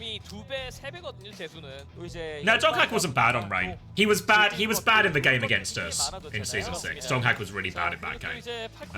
But he also got put in like I think the coaches dropped the ball on that one as well, in terms of Atlanta's choices for what comps to run and who to play in those situations. So I think Donghack was put in a hard situation, but Donghack was really bad in that game particularly. But overall, his season I think was a resounding success, and I think he's gone on to prove through Fnatic that he's a super high talent player. Oh my god! Falcons have banned Hazard! Zeta banned Kiri and Falcons banned Hazard! Oh shit! Oh shit is kicking off now. I mean, this is what sorry, I forgot the name of the person who said it. About... Yeah, I mean, the Korean caster just said Mauga. So Kiri's open. We're going to Shambali. It's just going to be Mauga, Juno, Brig for all the marbles. Falcons have engineered it. We've never seen Zeta in in this version of Amalga Mirror, right? But this is the comp Falcons decimated the world with. Nobody, not even Crazy Raccoon, can get close to Falcons on this Malga comp. If I'm ZETA Division, I can't take the mirror, right? I can't play Hazard, but what do I play? What do I play if I can't play Hazard into this? Does Zeta just have to take the mirror? Do they go Junker Queen? Yeah, they're gonna go Junker Queen. But this is Falcons comp. Maybe they're going to do Sojourn instead of Reaper. Maybe seems reasonable with the hero adjustments. Call it Stockholm Syndrome. Yeah, I mean, Orissa's had slight buffs and stuff, right? Burner considering Diva. They're going to go Anna. I guess just a lot of flicks out of spawn, right? So it just might be a bit better Matrix for the shot out of spawn here. And now... Alright. I think I will see how many of these heroes stick, but Falcons have got an unbelievable situation here. They get to play the comp they won the Stockholm Major on, give or take a Sojourn for a Reaper, for all the marbles. Oh my god, all the marbles on the line. Falcons wisely using their ban on Hazard, forcing a mirror. I actually really like what ZETA Division have done here, where they've actually rolled out on the Junker Queen. Maybe Yeah. they've decided that the meta is solved, right? You know, maybe Marga wasn't it after all. They've looked at NRG Shock Games and thought, you know what? Could be some merit They to were that. right, Maybe they've got yeah. some good points, you know? Not good enough points to get themselves into the partnership programs, but maybe enough to help ZETA over the line in Falcons. But Flora opening shot onto Fielder. Doesn't matter what comp you play, the Sojourn can still take your heads off, and Chio doesn't make that rotation. And a bit of a nothing burger push from Falcons once they get to this first quarter. One trade on to Violet, because I guess it wasn't a Lucio problem, it was just a Violet problem. I'm really starting to think that this guy is on the downward trajectory when it comes to his career.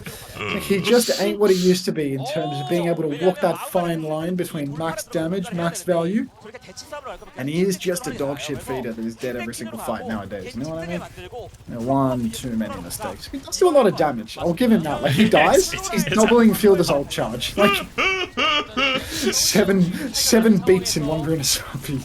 Hambin's going to cop the mirror here as well, and I mean, if you've ever seen Hambin play Queen before, you'll know he's one, if not the best in the world, so a tall task for Burner, but right now Hambin, he's just getting off-angled by Flora and burnt down, and Hambin's in so much trouble. Burner's going to then focus down Fielder. Stalker's dived in for a kill, gets the copy off. It's a copy Sojourn from Stalker, but maybe it doesn't matter if Proper takes all these heads. Recontest looking good for Falcons right now. 75 centimeters to spare, had to burn a few ults for that one, but they get themselves back on point.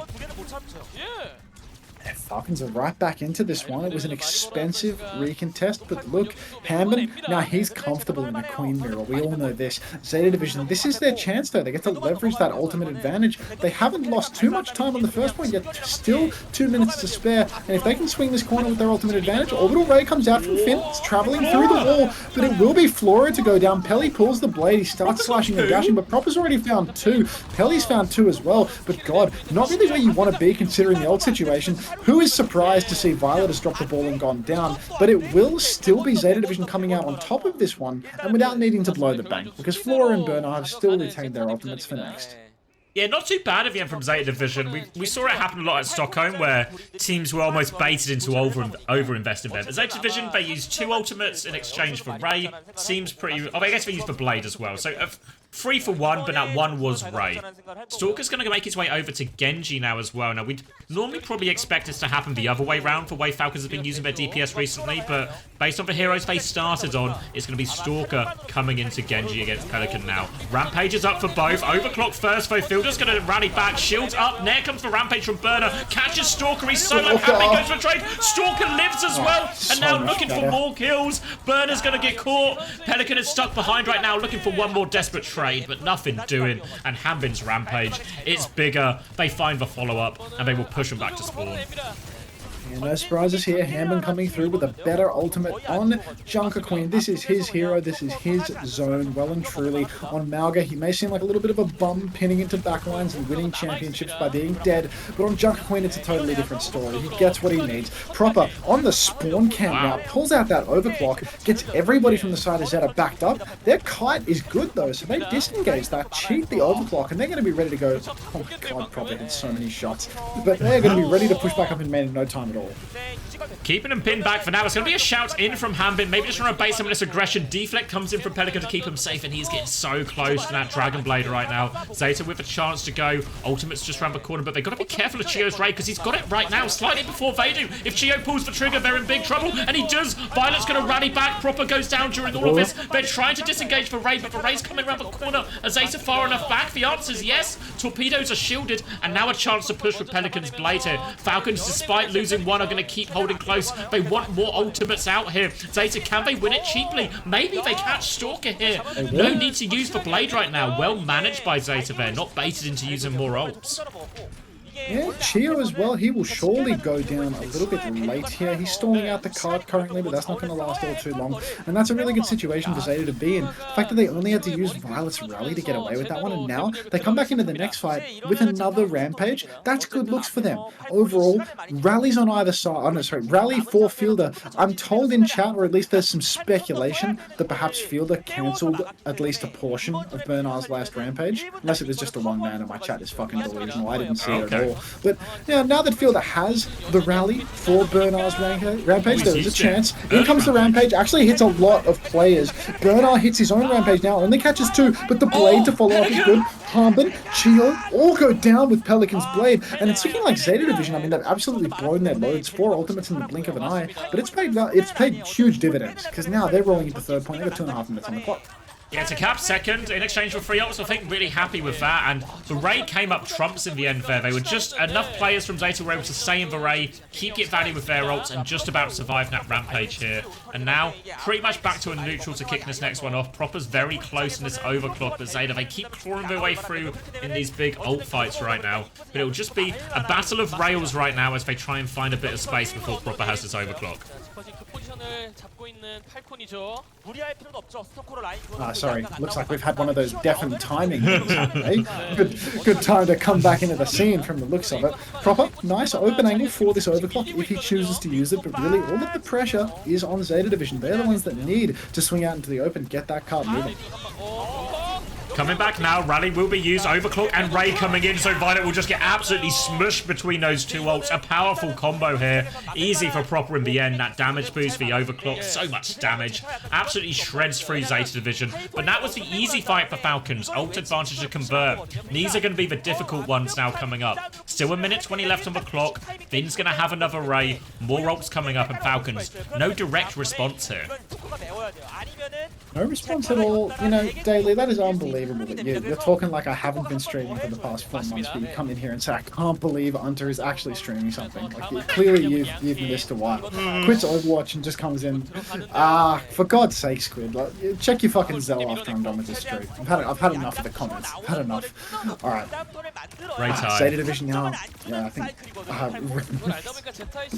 it is Ray time for Finn. He throws down the speed ring up in main. He's ready to go with it. The blade comes in from Stalker, but the Ray actually saves the day, and it will be Stalker who falls. Harmon secures a trade, but that is only a Flora. Everything else is going the way of ZETA Division right now. They're coming into this final fight. They've got a rampage for the objective. They've got double DPS ultimate as well. But Flora, he's not going to be able to pop that overclock early in the open because he's on respawn right now.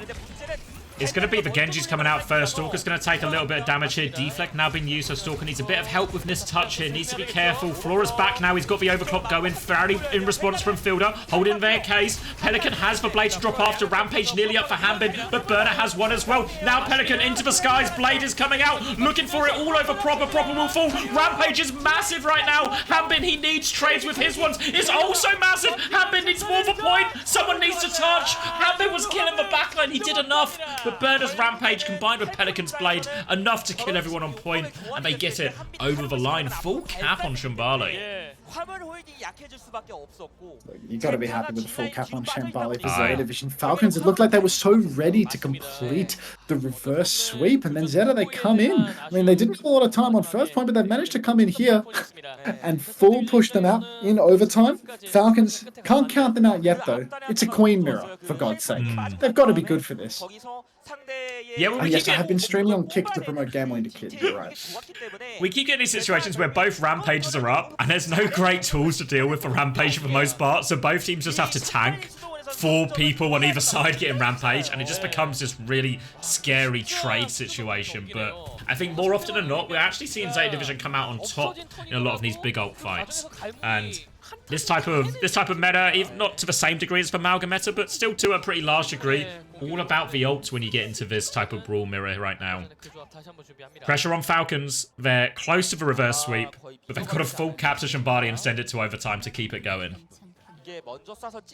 Oh, goodness gracious me. ZETA Division, I mean, I can't believe that they've beaten Falcons in a Queen Mirror, to be perfectly honest with you. Especially with Finn Violet as their support line. I would have thought that Violet's derpy deaths would be too much of an issue for them to ever, you know, wind up coming out not on top in this situation. But, on top, rather, in this situation. But, DPS swap. Burner, Burner apparently generational. DPS swap now? Is that right? As in, yeah, proper on Genji, Stalker on Sojourn now. Ah, yes. They love switching it up for like literally no reason, but I think this is the better combination for them. Yeah, agreed. And looks like Proper's going to start making his way in. Runs into Pelican right now, but he will get cleared with a bit of help from Fielder. So now Proper can look for his next engage. A more juicy target. Some dinks onto Flora. They're happy just to move for payload for now. Wary of Flora's rail being up. Burner will drop and contest for point right now, but Stalker's got a rail of his own. Ready to go if they want right now. Having a little fish. Doesn't catch Flora as he slides out right now. And Flora a chance to respond. Also a miss as they're going to dive right in now. And Fielder manages to kill Violet through all of it. And they just slowly move the cart away, bait him down, and it'll be a clean sweep for Falcons. Convincing on this first fight. You mean to tell me that Violet went down first? Inconceivable. Absolutely inconceivable. Rolling on into the next one. Pretty substantial advantages across the board for Falcons this time around. Pelican, Flora, Violet, all behind on support, on DPS and support ult charge. Finn, the only person who might be able to get his ult up online faster, but it's a pretty slim margin between Finn and Chia right now. So really bad news for Falcons if we get into a big layered ult fight. Bit of trouble for Burner as he's forced into the corner, but he's managed to DP and get topped up. They're having to keep it contested. Now Finn will drop it. 10% still for Chio, and Stalker dies here. So no raid just in time, and that'll make it an easy first fight. ZETA Division this time quicker with their ultimates. As soon as Finn has it, they drop it around the corner. They win that fight. So a good hold, but now we're going to come up to a 9 ult situation basically. But Chio's going to have a Ray advantage. Ryan, why did you send it back? Unbelievable ZETA Division holding on to that one. I really thought that Falcons being ahead on all of those ults would be enough, but apparently Finn and that 10% difference on orbital raid charge, really all that ZETA needed to hold on. We saw this exact same situation on ZETA's attack though, where they were Ray and Rally coming out from Falcons actually, and it's going to be Bernard just disappearing off the face of the earth. So maybe, just maybe, Falcons have a chance here now. They're still going to contend with a fair few ultimates from ZETA though. Blade from Proper, and that's just going to be insta-kited. Flora's shooting himself with the overclock on repeat, but nobody can touch the cart. There's no tank in play. No, I mean, Bernard died so early. They're going to rally Where's through. The Violet point's going? already gone through. Does he not have his HUD turned on? He's going to kill Fielder. He'll be able to pocket his Juno through this. Deal with the Genji behind as well, but the cap, it's gone. I guess they can spawn hold off this, but really doesn't seem worth a rally. I mean, I guess for saving grace here is Falcons were so happy to piss away 4 ults to win a fight where they'd already killed the Queen, essentially. But, weird one from Violet. Weird one from Violet, but I mean, you don't really expect perfection from Violet at this point. You just expect a demented old man to wander out into the street and get lost until somebody holds his hand and takes him back to the nursing home, to be perfectly frank. Harmon swings the corner, doing juice damage to Bernard. Oh god, Harmon is so fucking good at Junker Queen. I'm going to make a mess in my trousers. Massive rampage from Harmon. Clean up all across the board from Falcons. Even though it's a 2 versus 2 right now, Harmon is strong, which means he will be able to clean up these supports himself. And even if he didn't get those immediate cleanup kills, the respawn advantage is so significant for the attackers that just getting those 3 kills, regardless of the trade situation, more than enough to break the hold. Beautiful one from Hambin there, able to set that one up, get themselves out of the spawn hold. Saving grace for ZETA is it does happen at Falcon's spawn, so as we come up into a fight that is more dangerous for capture point, now ZETA Division, they have the Ray, they have the Rampage to work with, a chance for Burner to finish it off. We've seen the Rampages hit loads, and right round the corner, 4-man Rampage, and Burner will just get it done right off the bat. They only get 1 kill out of it. Falcons disengage a little bit better than maybe I expected. Proper stuck behind, does Pelican know? No, he doesn't. Thought he knew for a second. Can't they hear him? Apparently not. Proper's just going to walk away and rejoin his team. I think they can hear him, they just don't want to chase for it. If they go on a wild goose chase inside there, he still will be able to escape, still with the dash to deflect, waste a lot of time. So not worth going for the chase at that point. ZETA Division, they're already, Falcons rather, are already right back into this one. You can see Proper, 93% on the blade. He's posturing up in main. Chio and Finn, they both have those orbital rays. Chio and Finn, they both pop the orbital rays. But Proper just one-taps Pelican inside. That damage boost all too much. Violet puts down his shield, catches a left click from Proper on the chin. Flora, though, he's secured a very important trade onto Harmon, and even if there are no more trades coming through, trading the Queen is massive for their recontest. Did so well to stop Chio from trading there as well. Helped him out a little bit, but now holding close is going to be a lot harder, and you see both teams were pretty reluctant to invest a lot of ults into that previous fight, because this one's for the cap, and this is the big one. Rally v Rally, Overclock versus Overclock, but Genji, Proper, he has that blade advantage in Hambin. Once he's back, we'll nearly have that Rampage here. Difficult situation from ZETA Division. Someone with the Twitch account named AlphaU has typed in my chat. I I've hate seen him. life. Yeah. Overclock Overclock Rally coming out and right now. Violet. Flora on the back foot right now. Blade didn't find anything, but Rampage is nearly up for Hanbin. Burner's not far behind, but they have all of the space. They're bullying him back. Burner's going to keep trying to walk right now, but they're also low. Burner's found the kill onto Fielder. Hanbin is so close, 4% away from that Rampage. Can he get it? Finn has been traded. Hanbin looking for it. He has this. Oh, this will surely be the final blow. Knife is there, but Burner goes first. Actually, Hanbin didn't seem to want to use it, just used it to finish him off. But Hanbin's traded by Pelican here. Pelican's got 2, but the cap goes through. Oh. God, somebody's hurting Xavier, dude. Sounds like a deep emotional torment going right through his soul as the cap goes. And Pelican, now he's got the blade. Yeah, it's a soft, sad moan from a grown man, but I can very closely relate. C9. Oh, is that the new partner org? Anyway, Pelican with the Dragon Blade now, reasonable chance that he will just play things. Like I was saying, he will play things fast. Goes really deep onto Harmon, just blows him up before he can do anything. You can see the Falcons, they were posturing around the side in that mega room. How has Proper secured 2? This is just grand finals all over again, with these 2 DPS just completely out of the blue come in with a ridiculous clutch, save multiple fights. Like, what is that? It's Into unbelievable. Blade, nothing.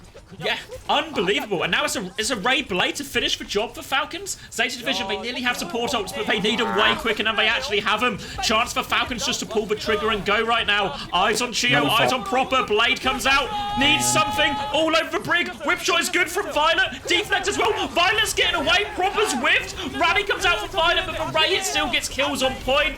But Rally comes back now from Violet. He's trying to play his life, but just overwhelmed by the Ray. And the ults, they do it in the end there. And we're going to overtime. I was hard soy facing there when Violet was juking that blade. I'm going to be honest. He was like walking into a wall for a second. Stop questioning a man with 800k earned, little bro. Mods, ban that man. Ban that man. I don't need to hear some bullshit from some fucking client that's not even following on the Twitch channel. Mods, kill that guy with a hammer. Honestly, I don't think I've ever banned someone in my Twitch chat. Counted S, congratulations. You're the first person. Fucking unbelievable. 800k earned, grow up. Ryan, unban that man. Everyone is actually free to express their opinion, even if they're fucking morons. But you know, it's good for a bit. Unban that man now, but you know, he has the money, therefore he is not trolling. It would be totally unlike Violent to troll. That is genuinely the first ban of all time. It's never happened before. Could you imagine? Could you imagine being wrong with a wallet that big? Doesn't seem possible, right? Have the rich Yeah, ever it's misguided literally us impossible. before? I don't think so. The reason that they are rich is because they are right, is the thing. Potentially virtuous, too. By the way, Falcons, from the jaws of defeat, they have grasped a victory. They're back at it with a chance. A minute 45 for Falcons. A humble minute for ZETA Division. Over-under on Violet being the first death? It's evens at most. Evens at most. Maybe I'll give you 1.5 on it. Coming out here, going to be more of the same. Queen versus Queen. We've seen big rampages on both sides. But a slow first fight. We saw this played a lot through point initially right now, but it's ZETA Division to attack. Just trying to jockey for position. Give Flora a rail. Give him a chance to do something. First rail, he flings it at Proper. But not able to convert a kill, does force him back. And now ZETA, they can start to take more of the map, start to take some of these wide positions. Wide positions would be lovely for ZETA if they could steal the card away, but already Harmon is down there juking it out.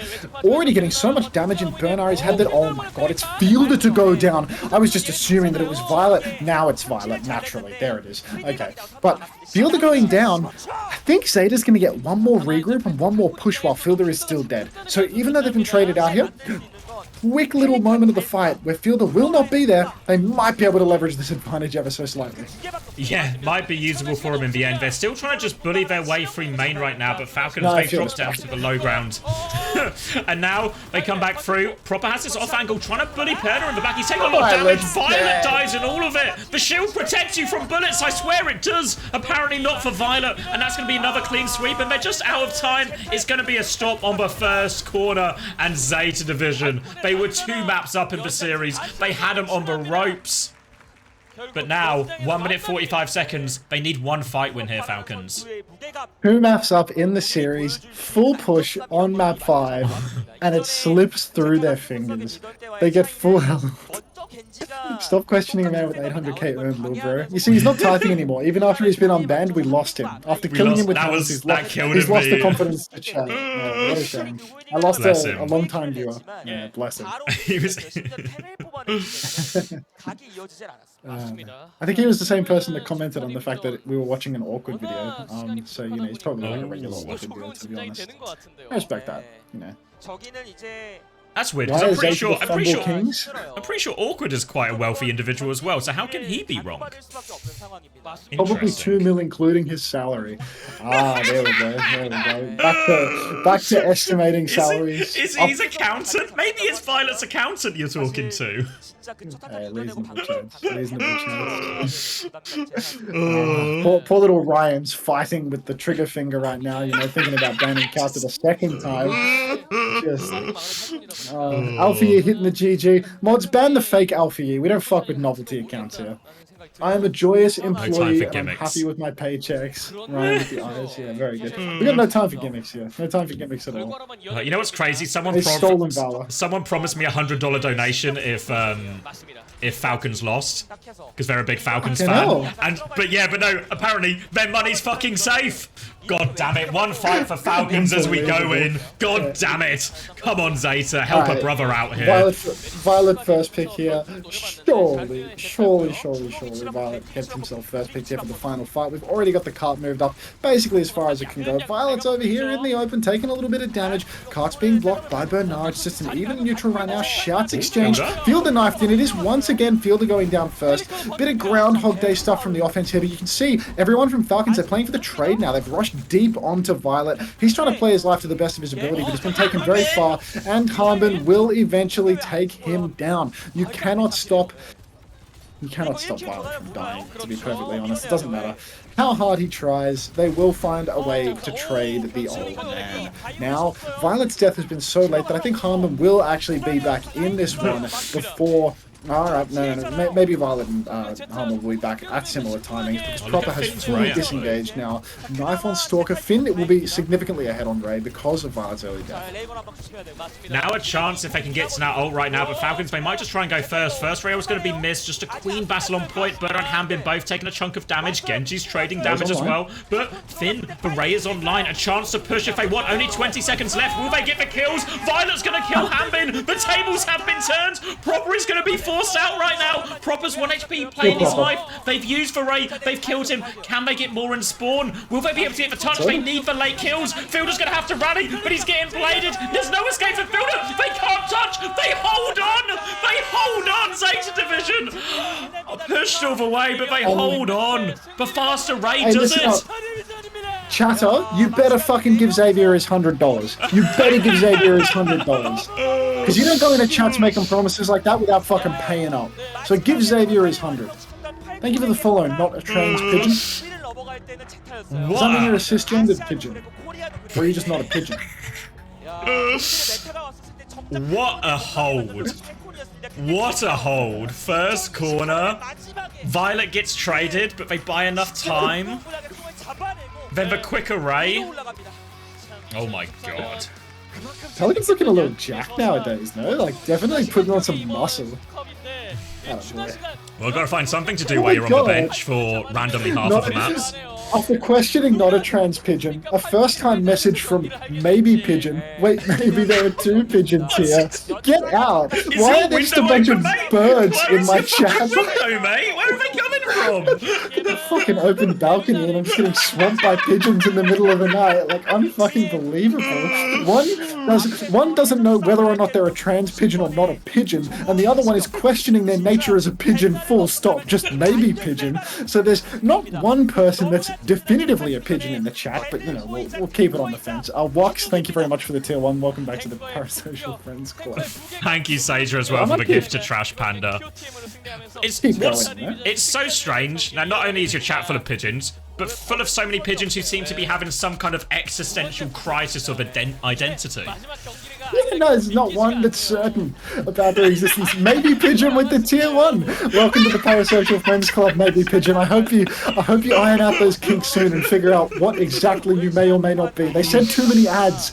Oh god, I haven't plugged it in a while, but you actually don't get ads if you subscribe. No ads if you subscribe. It's true.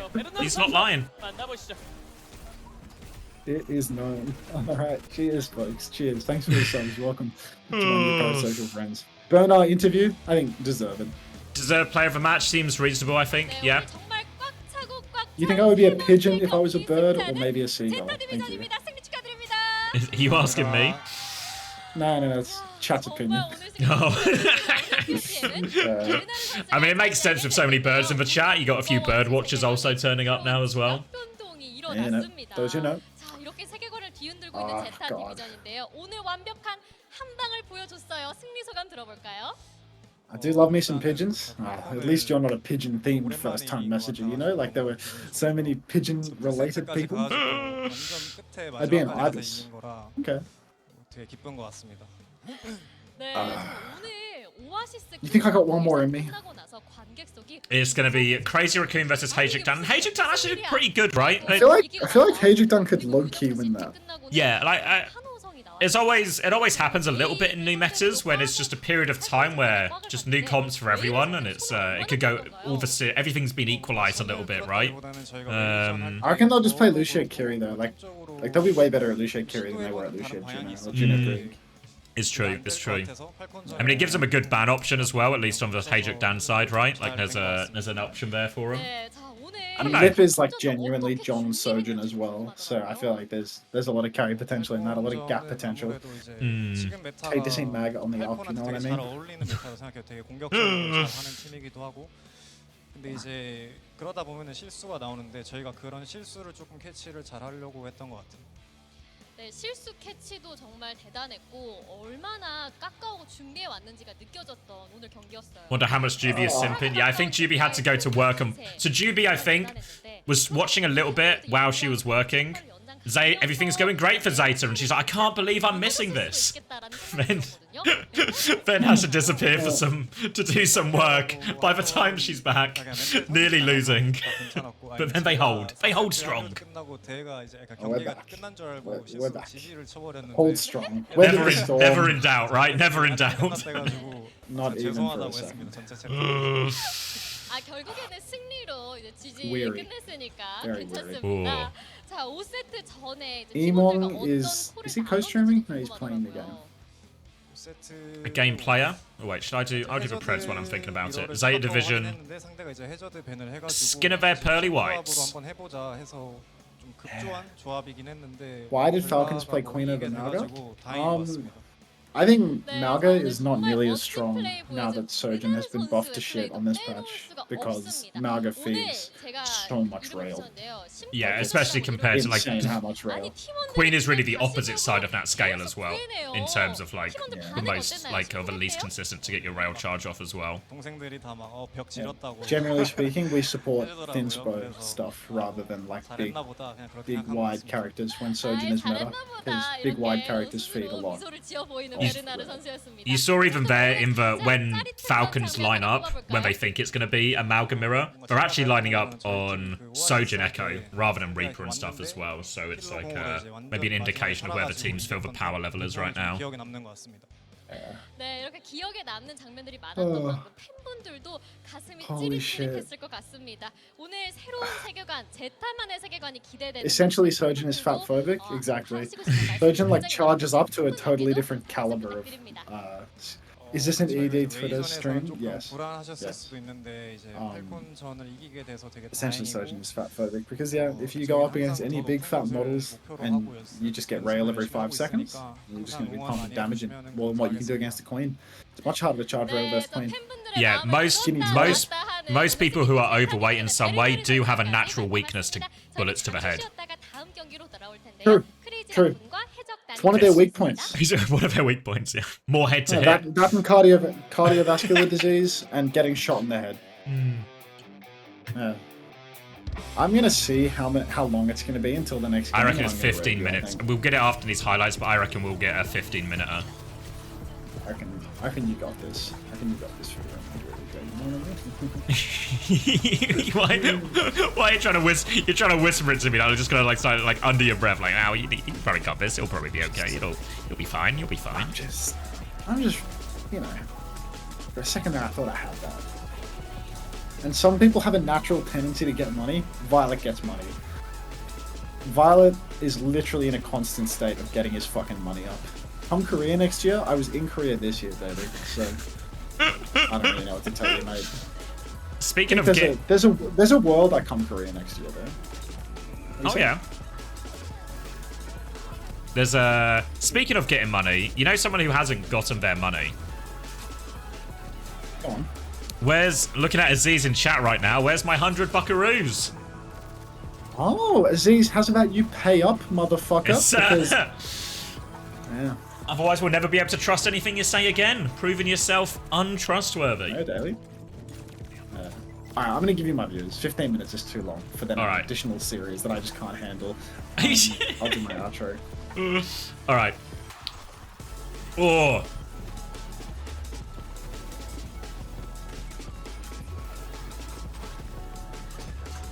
Just coming, is that meant to mean? It's coming in Saudi Bank.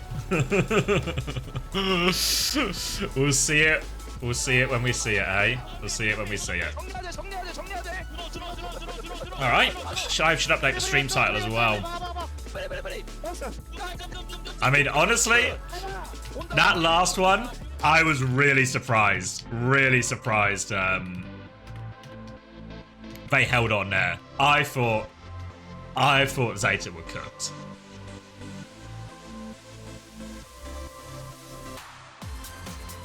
Can we replay that last fight? No, unfortunately not on SOOP Live. It doesn't have the same capabilities as YouTube. We're just live, you know?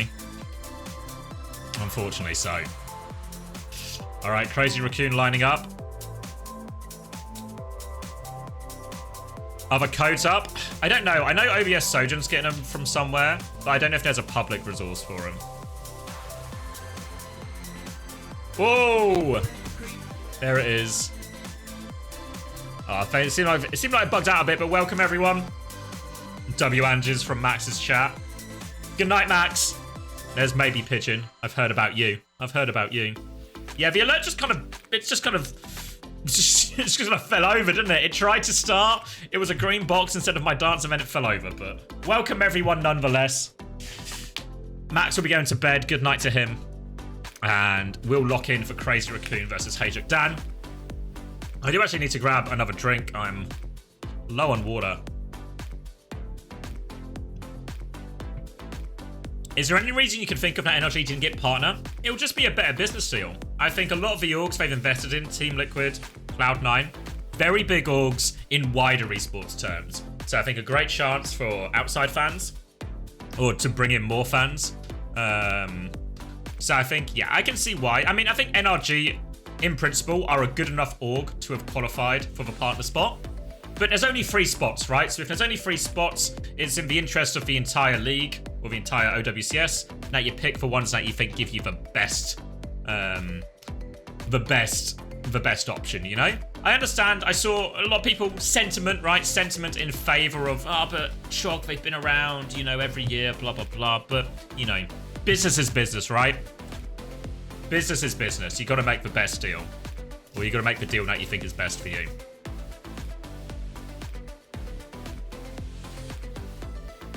Have you seen that one org chosen for EU apparently missed the deadline to confirm? I don't think that's true. Is it bad business though? Cloud9 Team Liquid, pretty big. I mean, Cloud9 especially massive, right? It's not official anywhere, Sunken, so, you know.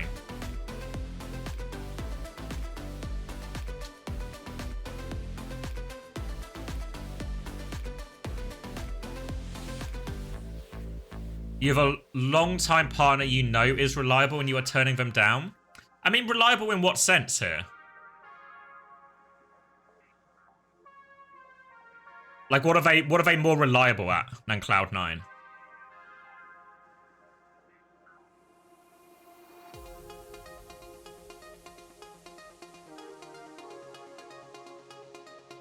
Yeah, they were. Essentially, the only, in terms of length of service, what NRG has over Cloud9 is 6 months. The 6 months where they got a team for the Esports World Cup and stuff.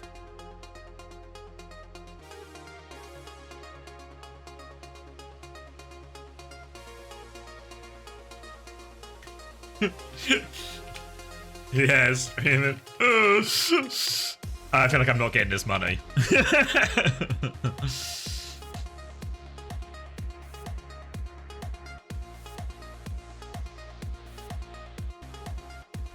I mean, Cloud9 didn't dip, the league ended. Right? I've seen some of this sentiment before, and bear in mind, I worked for Cloud9 at the time when the Overwatch League was put up for this. And Cloud9, you want the inside juice? Cloud9 were open to staying in the Overwatch League.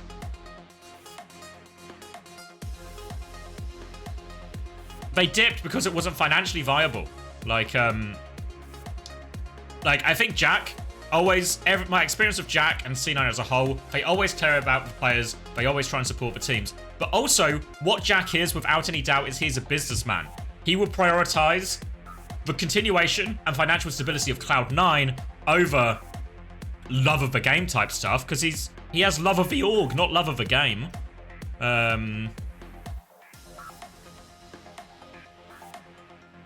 You know, yeah, NRG essentially made the same decision. They just came back half a year sooner. If you want, like, the full inside track here, when we spoke to people at Cloud9 about it, about, you know, the end of Overwatch League Season 6, when it was an idea of, should we vote to stay in, should we not stay in, what are Cloud9 going to do? Obviously, us as the team were quite invested in that decision to see if we would have a job next year type thing. And there were certain things Cloud9 wanted. They were pretty keen, I think, to have their own name on stuff rather than London Spitfire, to unify it under the Cloud9 name. They wanted stuff like ways to revenue share of in-game items and stuff like this. Those are the things they wanted at the end of Season 6. So now, when Blizzard introduce these things and give them that opportunity, they come straight back. So from my point of view, based on what I understand and what I know of Cloud9, it seems like it's been pretty consistent decision-making from them. They were clear about what they wanted to keep investing in Overwatch. They've now been provided an opportunity to get what they originally asked for, and they've come back to Overwatch. So I don't think you can really, you know, if you want to go down the loyalty route, I think Cloud9 have been pretty upfront with what they've wanted and what would get them to invest, and they've been good to their word. And also, it's not even about loyalty, it's a business decision, and Cloud9, they're fucking massive, you know? Like, I don't think you can underestimate Cloud9's, as someone, I said this before already, but as someone who wears Cloud9 merch to a lot of places, I get recognized anywhere I am. Not like massively, but everywhere I am in the UK, people recognize Cloud9. The brand has global reach. And my friends, obviously my friends have a lot of Cloud9 merch, as you can imagine too. They'll get comments in the gym. Oh, big fan of a league team. It's stuff like this, you know? Cloud9 has global reach.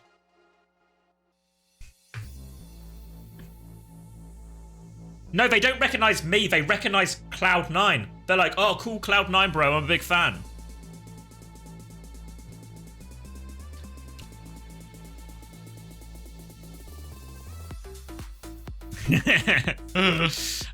What about Liquid, though? I think Liquid are up there, too. I think Liquid had a lot of success in Dota.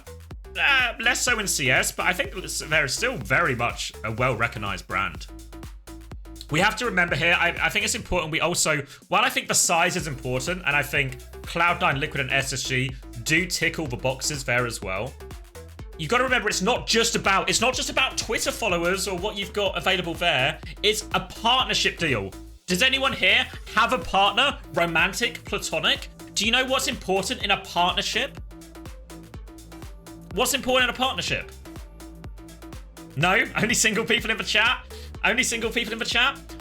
But what's important in a partnership is both halves of the partnership. Don't say size, don't say clout, don't say it. No, all of these are wrong. What's important in a partnership is both sides are contributing for the good of the partnership. So while Blizzard will provide you in-game items and, you know, a chance to get revenue share of skins and stuff like this, the partners are also providing to Blizzard in terms of promotion and exposure. What we don't know is what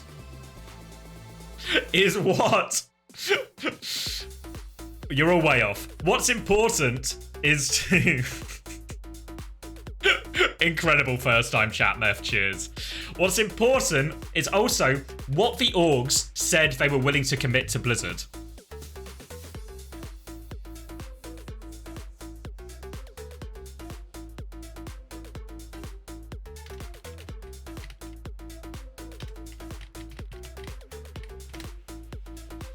Right? So what we don't know is, while NRG, I think, like, NRG are qualified to be a partner org. I think they tick enough boxes, but it's multiple orgs ticked all the boxes, right? So they got given, SSG and the others got given priority.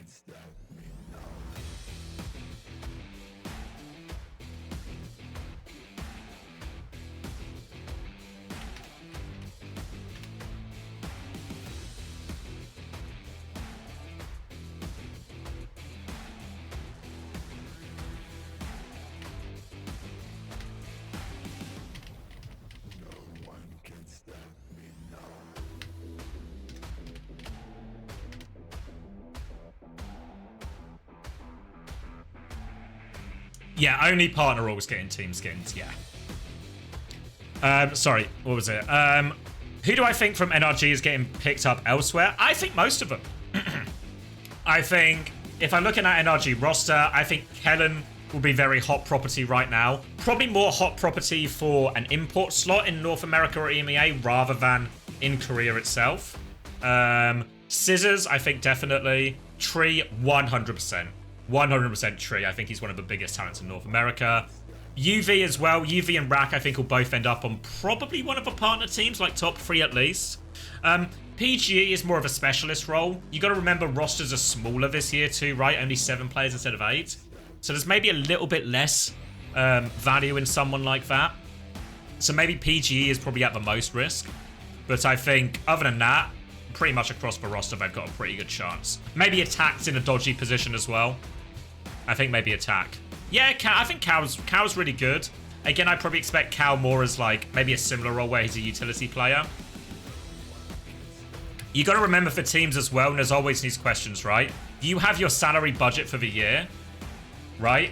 What's the best way to spend your budget? Wait, let me get my pen going. I need a pen. That's the wrong thing. Close that. Because you always got, because again, remember, and I think this is, people get caught up in like the roster side of things, like what players, what combinations are the best. But you've always got to think about it when you're building a roster for this kind of level. It's all about the fucking money, man. It's all about the numbers, right?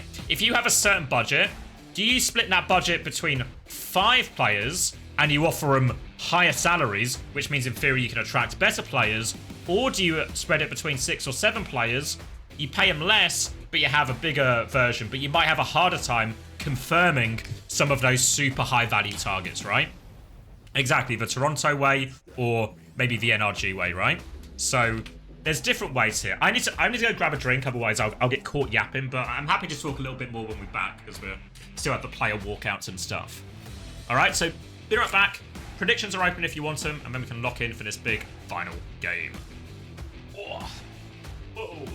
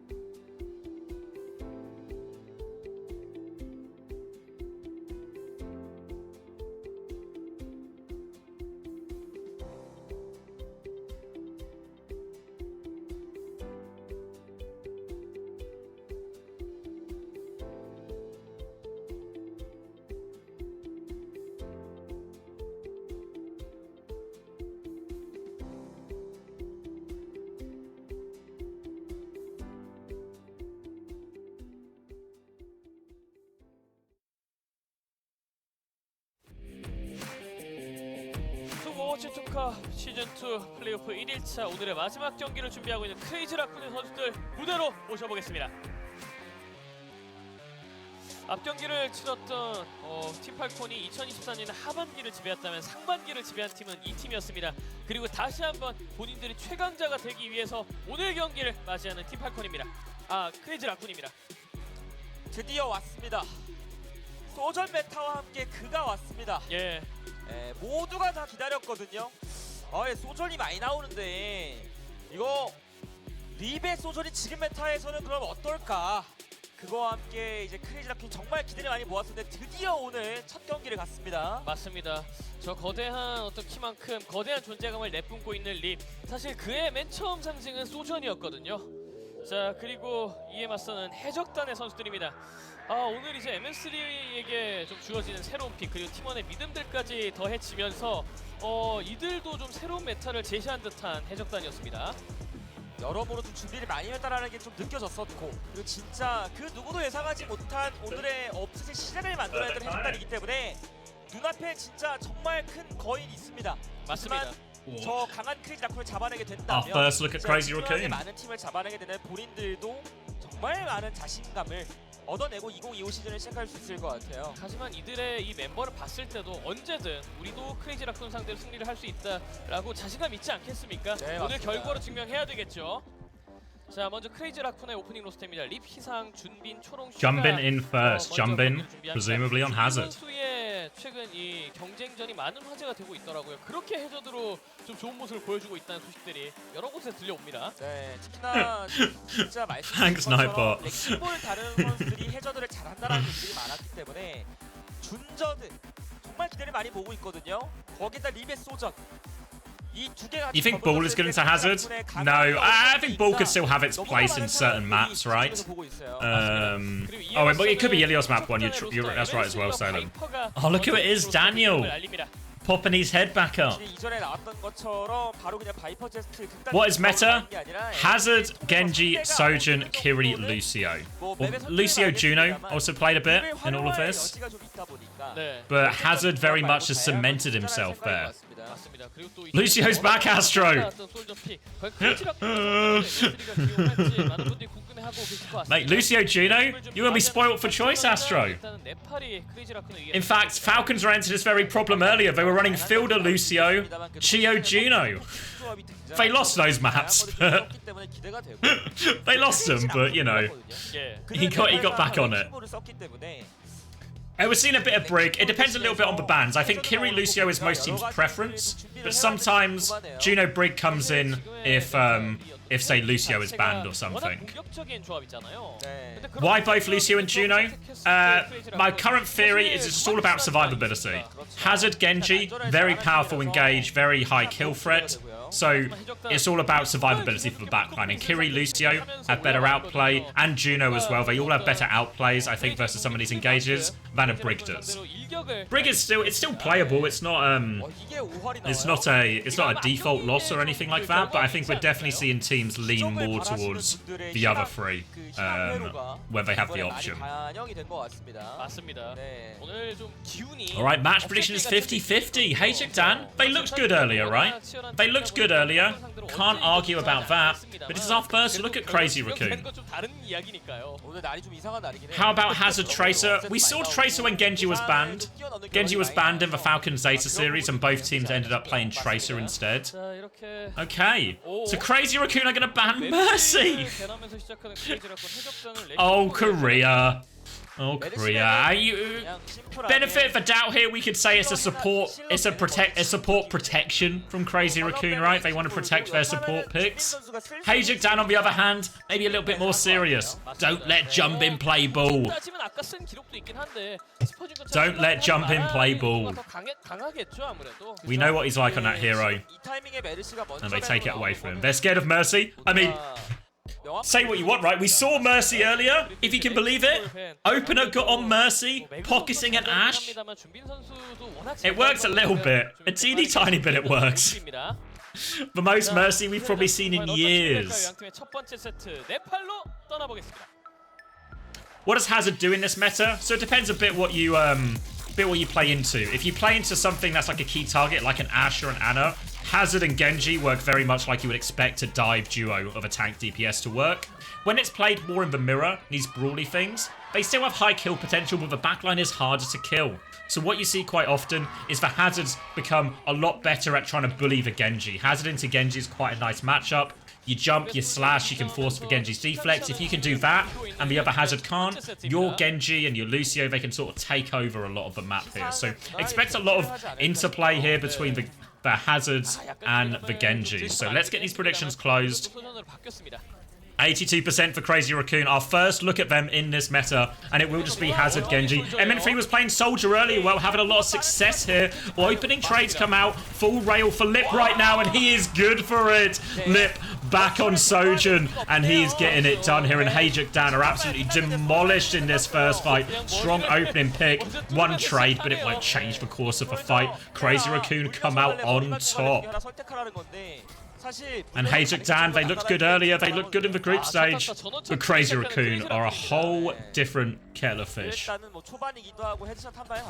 Strong first fight. Lip is going to go on to the Soldier as well. Is Soldier meta? MN3 did it earlier and it was working against Pokerface. Maybe Soldier's meta. Maybe the Sojourn can't live. Too easy to force that shift and punish. Speaking of forcing that shift and punish, Jumpin is all over Viper. Big pressure onto MN3 now. No escape, and Jumpin just taking over on these engages right now. No space for him to play, and Crazy Raccoon dominant on these first two fights here. Not a lick of an opening for HaeJeokDan. Look at the DPS ult charge for HaeJeokDan. Look at it. Oh, I'm getting a little bit flashbang by the sun. Flashbang by the sun in December, if you can believe it. And right now, HaeJeokDan caught in a flashbang as well. Support ults will be coming up right now, but again, look at Opener's beat charge. He's not actually close at all. MN3 now has the high ground at least. Him and Lip duking it out. Rest of HaeJeokDan are going to make their way to point. But what? Max gone point, but they're just on the backline here. They might concede flip. They do concede flip, but they get the pick. Now Downpours come out. All the Hazards locked up right now. They're trying to trade it back. Shots onto Mag, and the job will be finished there by Junbin. And they get that trade on point, but another successful fight. The flip does do good work for HaeJeokDan. It buys him a bit of extra time. Now we're going to the support ult trade. The DPS ult's nearly online here for Crazy Raccoon, and these combos can be brutal. Kitsune Rush with Blade, very powerful. Kitsune Rush with Visor, very powerful here. If it's just a straight up brawl on point, the DPS ults being this much closer for Crazy Raccoon could just put him over the edge. Again, got to note, slow beat charge from Opener. He is coming out as well. He's in so much trouble. Where does Visor? Where are you going, Opener? I think he was walled off. Mag tries to go from main, a split push, but Crazy Raccoon, they shut him down on both sides. Kitsune Rush, desperation now for HaeJeokDan. They have to go. Viper needs this trade with a beat from Chirong to make sure Heesang wins that one. Huge player advantage right now. Kitsune Rush coming down on point, and Jumpin, they can just kill Nismalga. Blade over the top. No recourse at all from HaeJeokDan. No DPS ults used in this first round, and Crazy Raccoon, they have come out to play. 압도적입니다. 편안하게 이겼습니다. 크레이지 라쿤. 맞습니다. 그냥 처음부터 끝까지. Did I say Malga? Old habits die hard.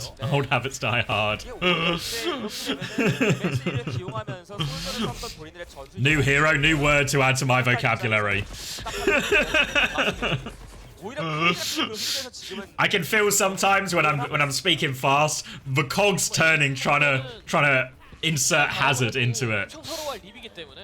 Okay, so that was about as one-sided as we've seen all day. TP out of spawn here. Different choice of TP. HaeJeokDan gonna have their Soldier arriving late. Crazy Raccoon gonna have their Genji arriving a little bit late. So Lip has this high ground position early. Opposite side of everyone right now. Now Heesang is back in the fight. We're at a 5v5. Genjis will meet, but Heesang dies immediately. Opener and Viper give him the tag team. Now Lip has been forced back. They try and respond onto that Genji here, but Jumpin's taken so much damage trying to get out here. And that opening pick goes a long way. And HaeJeokDan, they found their feet. They will get first flip as a result of this as well, and he sank 7% ult charge. Dead before it happens. Now, full neutral for this retake. It was a very quick first fight, thanks to that quick pick.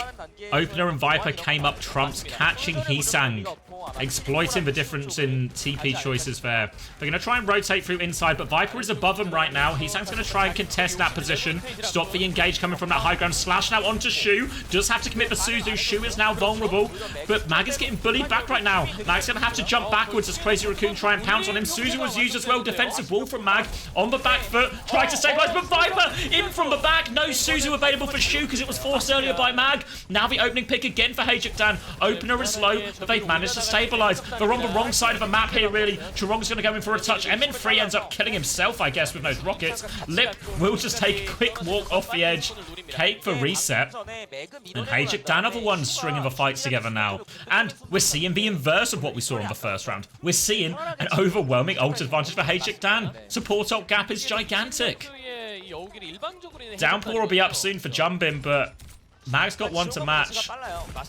Walking through the choke. Viper starting on this left-hand side. Viper has looked good for it so far on this shrine. We'll get forced out now. Kitsune Rush in response. Jumpin's going to try and disengage here. Mag is chasing for kills, but the disengage seems reasonable. Chorong and HaeJeokDan are actually pretty connected. Now the downpour. Good wall into the downpour. No escape for Chorong. Good find and punish. Going to try and turn it right now. B comes out to save him from that downpour. And Chorong, shoot, they don't have support ults to match right yet, but they did trade missing nonetheless. Now Jumpin's going to try and get on point. Healing advantage, remember, onto the backline here, but MN3 lives. He pushes him back. More pressure coming on. MN3's going to peek main. He's still in trouble. Goes for the touch. They have been hunted down on this one. Chorong will knock it away from this Hazard. You can just see how good this Hazard is at hunting down targets. Mag will look for a couple more, but he's just resetting ultimately off the edge. Jumpin will finish that one. 98% conceded, but they at least have a bit of a foothold back. And remember, HaeJeokDan, they committed both support ults in these previous fights. So Crazy Raccoon, they've got plenty of ults to work with now.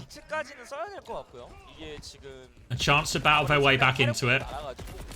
Visor, not a great ult really overall. Can be good combined with a Kitsune Rush, but nowhere near for missing, so MN3 might just have to get a little bit creative with it. It's an early Blade coming through. We'll be forcing out the B and the Visor in response, and it takes down Opener straight away. They have the ults to match.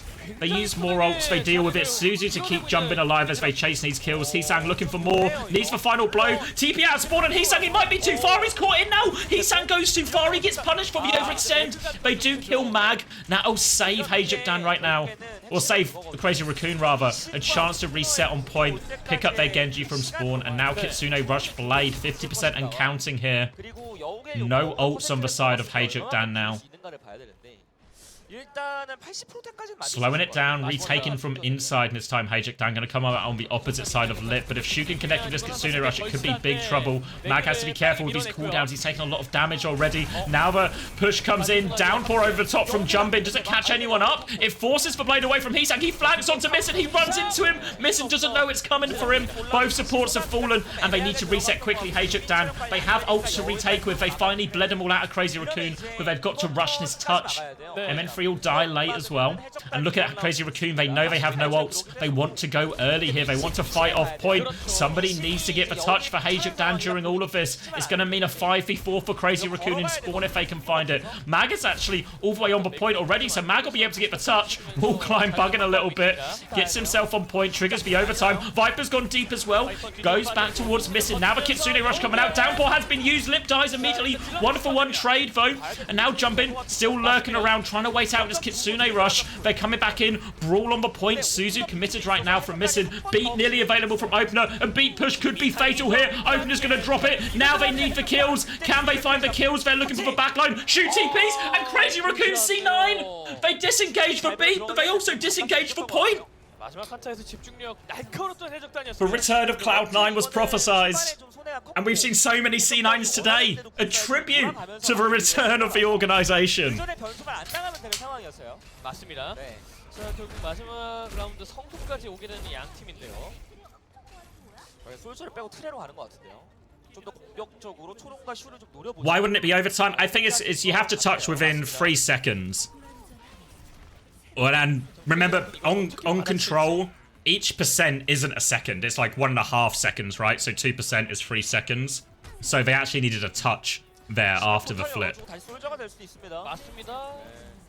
All right, TP's out of spawn. MN3 is going to be on Tracer this time. No soldier for him. A long open map, but he wants to dive in. Wall off onto Mag early on, but actually it's Jumpin who seems to be losing for health trade a little bit more. Trying to find this angle. HaeJeokDan's just spamming from a distance. They're going to try and force point through Tracer, but oh, Viper gets caught between two spots. Now the Suzu has been used, and Jumpin, he smells blood. All of Crazy Raccoon do. They're flooding forward. They take him out. Nowhere to go for missing, and Crazy Raccoon getting that opening. Viper gets caught. We saw the same thing happen to HaeJeokDan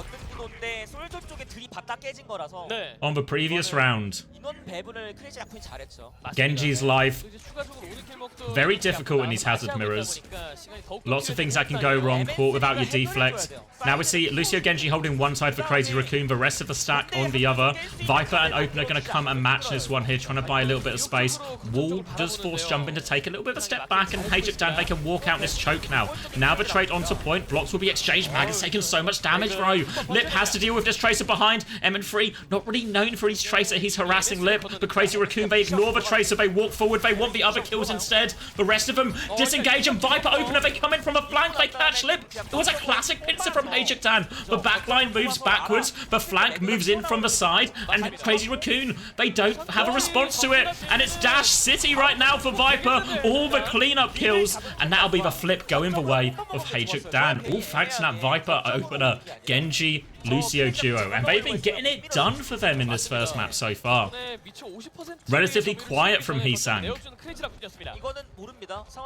Now support ops coming up for both teams. Chorong vote 20% off this beat still could be fatal. It's going to be a Lucio Genji battle on the side again as the rest of them come out main. Kitsune rushes will be exchanged right now. Opener has the beat to layer in over top if they need it right now. MN3 has died. How on earth has that happened? But Viper's got the blade with a Kitsune rush. Downpour comes out. Viper is locked up. Still has the deflect though. Will keep going. And now Viper's done it again. HaeJeokDan's gonna blade. HaeJeokDan gets one. Are you okay, HaeJeokDan? What was he thinking?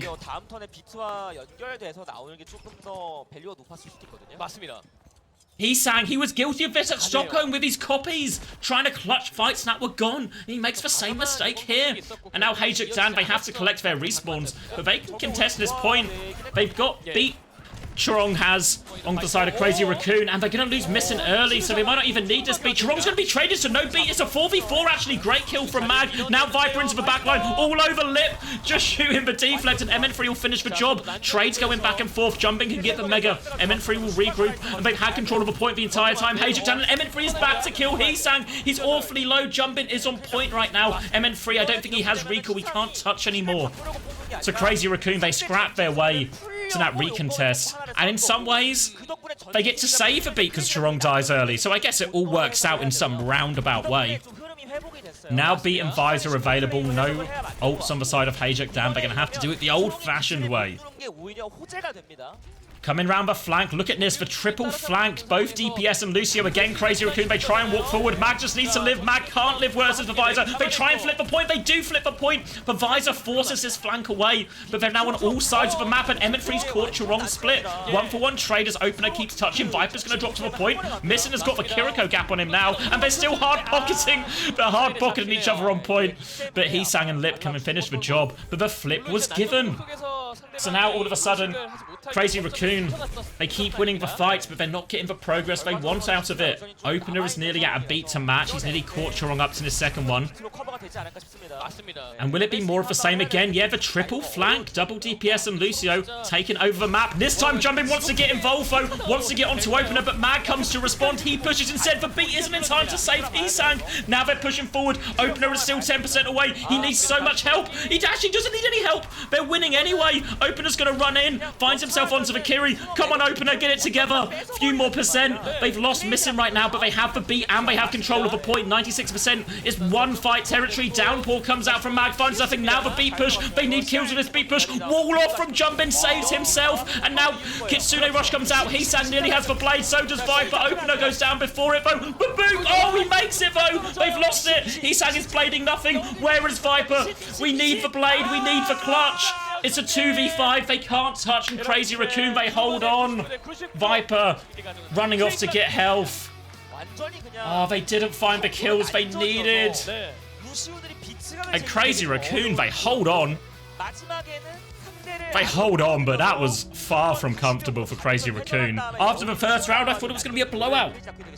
맞습니다. But HaeJeokDan, they got hands, they threw a few punches back.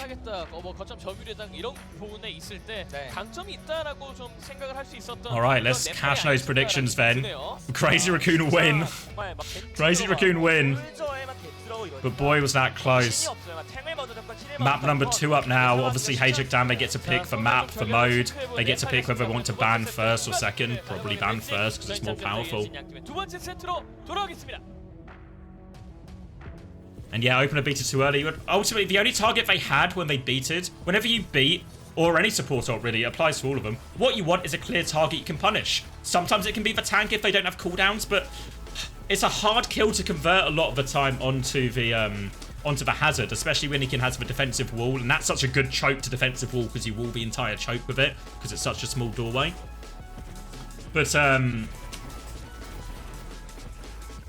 yeah, you need a key target. You need someone to have their shift forced or someone out of position too close. And the conditions weren't there on that time, so they don't get value out of the beat push. Crazy Raccoon, they get the disengage, they come back in with their Kitsune Rush Blade, they win the fight.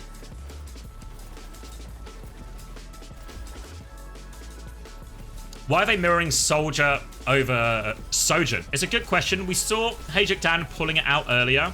Don't know exactly where the idea came from. Maybe Sanctum isn't the best example of a map for it, but I think the idea is that even though Sojourn's been buffed quite a lot, she's obviously been... This is the live patch, right? So there's a slight Sojourn nerf in all of this as well. So Sojourn's maybe fallen off a little bit, and I think Sojourn is actually still quite killable, even though it's one of the more survivable hit scans going. Genji, Hazard, Kiri, Lucio. It's a very high threat comp when it engages. Lots of kill potential, even though you have the shift on Sojourn. You shift, and maybe you dodge the Hazard Slash, right? But then you dodge the Hazard Slash, and it's Lucio Genji still coming for you. So the Sojourn still ends up being a liability in some of these situations because of the kill potential of just a Hazard Genji duo. Whereas the Soldier can essentially just play the opposite side of the map and play his own sort of like bait and flank game. Now, so we've only seen it today. Just for normal battle pass skipped for the drops, Cloudy Sir. Yeah, essentially a lot of the time in these highly volatile metas, it always comes down to who can survive, who can live, right? And if you can live, that's going to make that hero more powerful in the long run.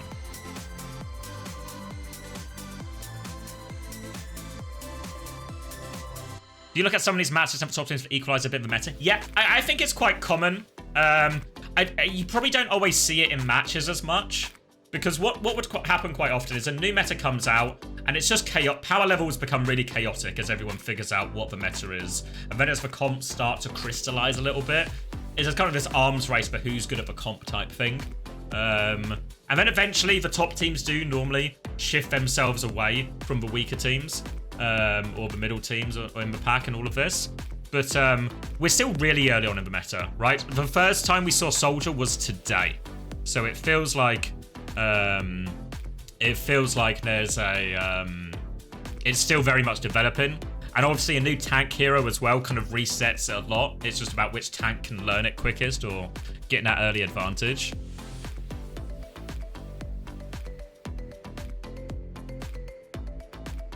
Yeah, exactly, Silver Billet. Doesn't matter how much damage you do if you can't live, right? Otherwise, we'd just be in a Bastion meta. In fact, when Bastion could live, it was a Bastion meta.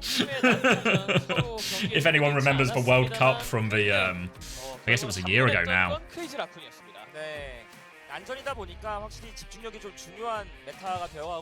Alright, New Junk City, as it's tradition, we are going to Flashpoint, because where else would we go, huh? Where else would we go?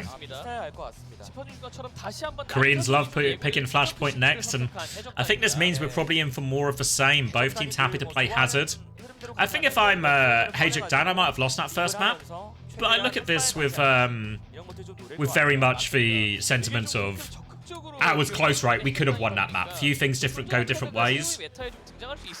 Okay. Then HaeJeokDan are going to ban Lifeweaver.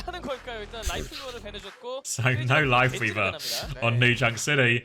But I guess the cope here is protect support, right? If you don't know how the ban system works, both teams get a ban, but you can only ban one role per map. So when HaeJeokDan ban a Lifeweaver, it means when Crazy Raccoon ban second, they can't choose to ban a support. So potentially they're banning the Lifeweaver because they don't really want to ban a support necessarily because they want their supports open. They want Kiri Lucio still open, for example. They just stop Crazy Raccoon banning it themselves. Genji ban on the other side is interesting.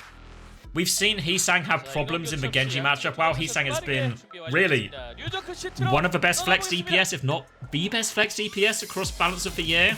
Once we've seen Genji come more into the meta, we've seen HeeSang's power level drop off. So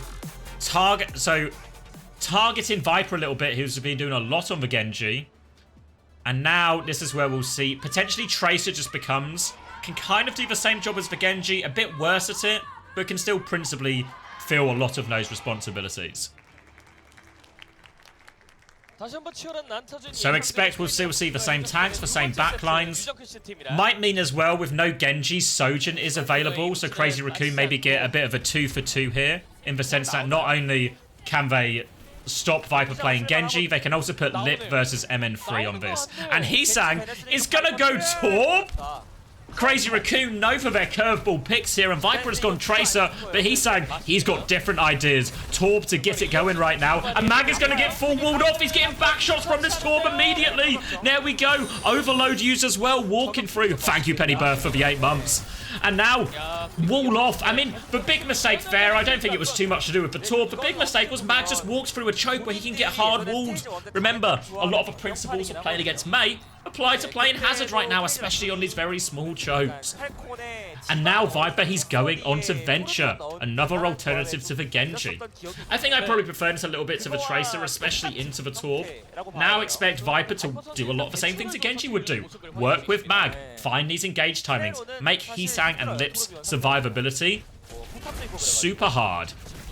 Worth noting, Chiron got about a 30% beat advantage from that first fight as well. And Crazy Raccoon trying to engage first. Lips just walking on in there, looking for a good rail target. And Mag is getting bullied so much in this neutral. The Torb damage is maybe just putting him over the top. Mag's going to die again. HaeJeokDan, they try and steal point during this, but they can't steal point. And Jumbin, he will clean this one up. Looking for the Lucio as well, but still in there is missing. He's going to die too. And a strong start for Crazy Raccoon here. No response to the Torb. But the neutral is just going so far in HaeJeokDan's favour. Oh, sorry, so far against HaeJeokDan. Mag's getting so much damage. Now coming back in, but slightly quicker ults here for Crazy Raccoon as well. Viper will get the touch for HaeJeokDan, walking in. And again, look at the back shots. HeeSang is living up Mag's ass right now. And Lip's going to find the headshot during all of this. The beat comes through from Chorong to seal the deal. And that's going to be absolutely nothing going on this first point for HaeJeokDan. Did have to use beat for it, so there will be an ult swing a little bit here for HaeJeokDan. They'll have 2 support ults compared to Crazy Raccoon's 1, but still not quite there on them. And Viper, I mean, the tactical shock. Obviously, he did swap hero after first fight, but it's slow cooking.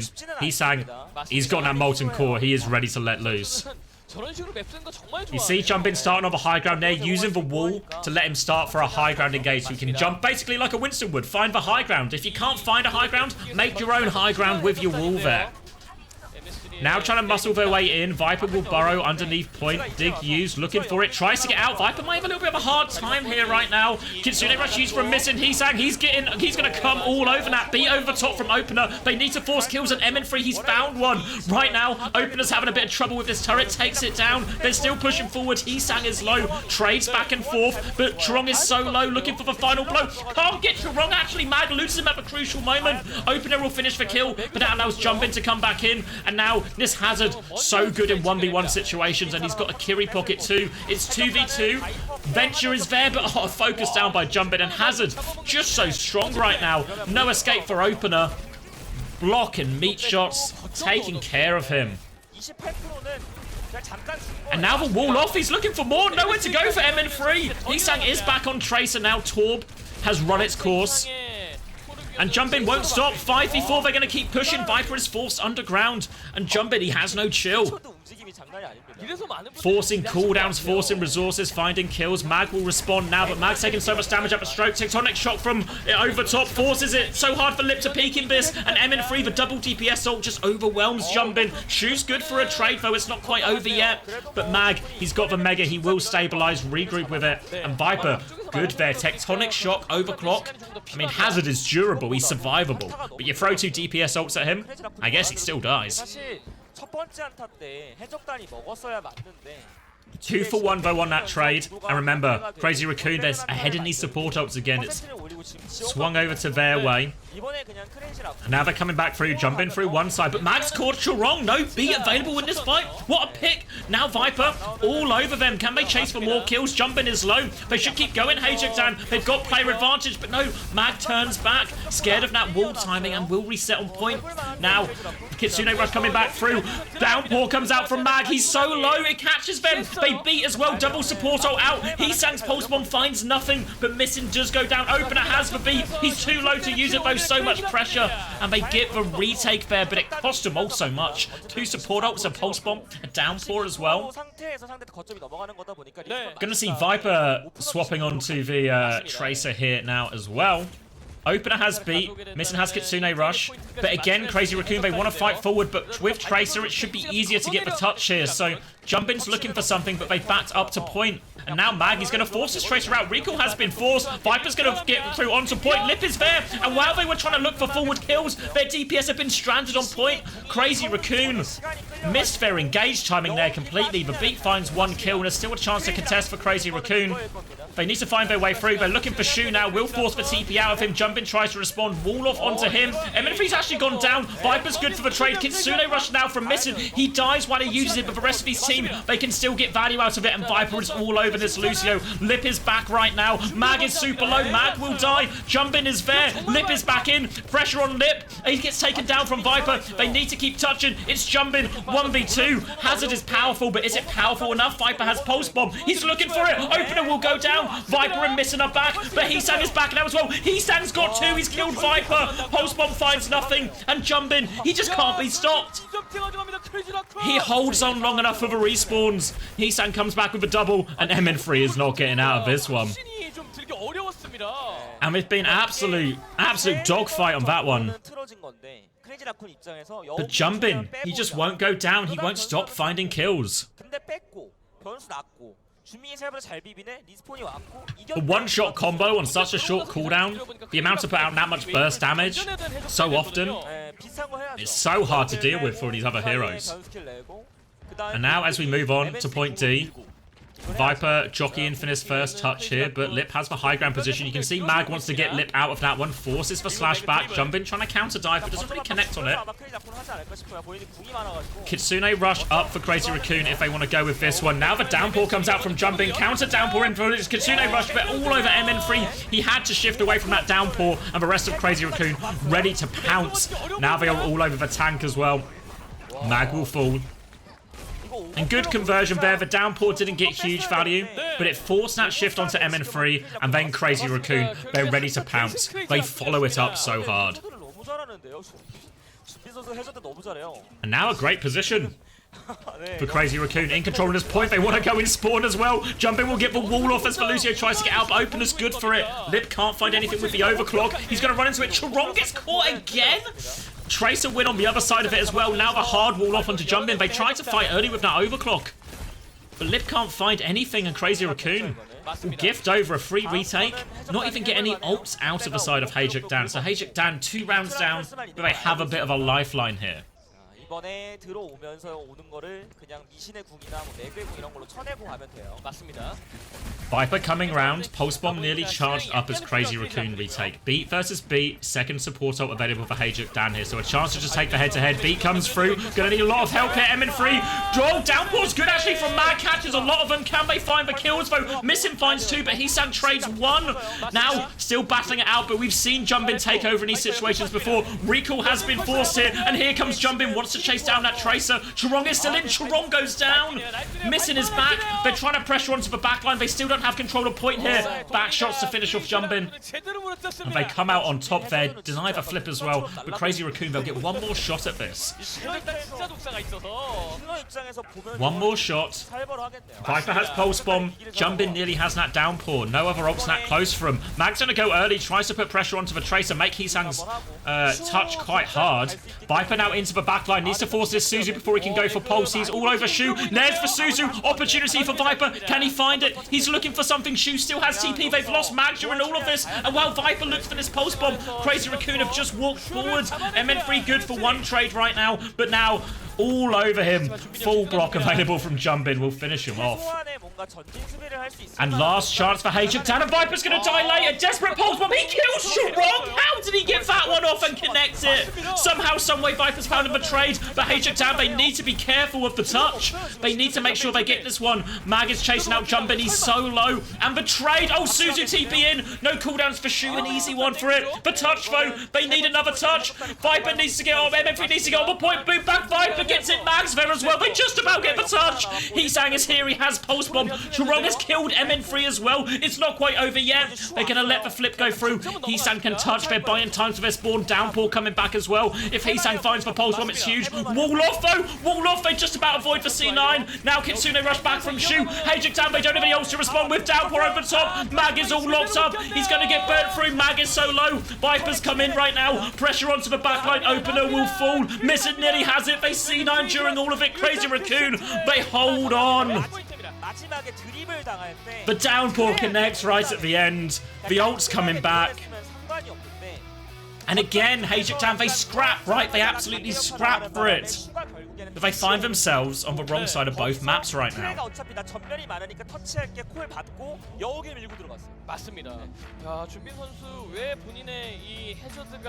Woo, let's cash those spreads.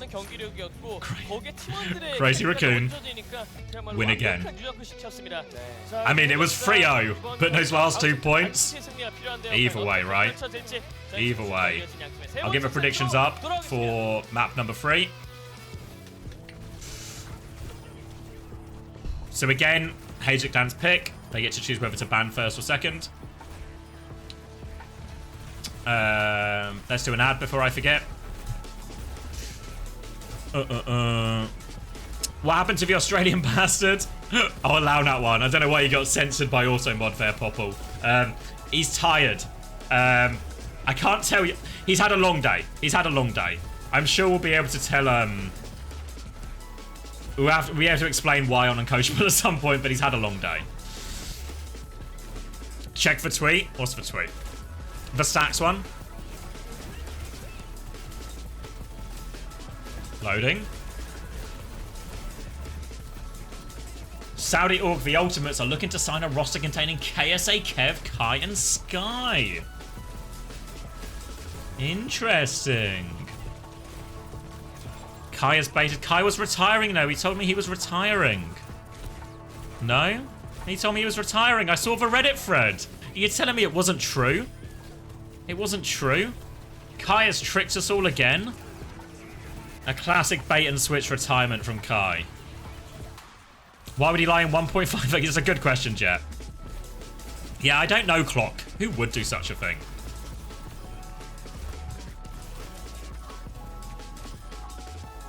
None of the teams have been announced officially. Valrawn is just word on the street.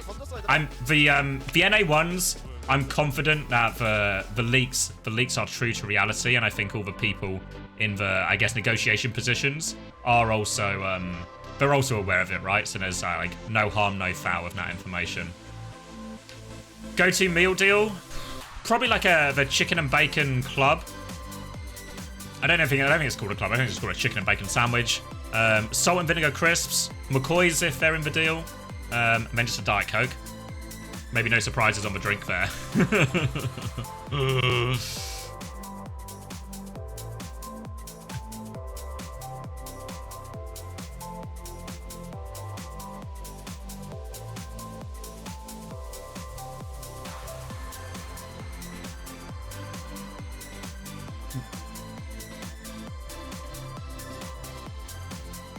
Supermarket cookie of choice? I don't know really. That's a tough one. Little Bakery cookies are nice. Little Bakery is the only one that's kind of near me that I'd go to regularly. So kind of Little by default for me. Never had Piper's Crisps, no.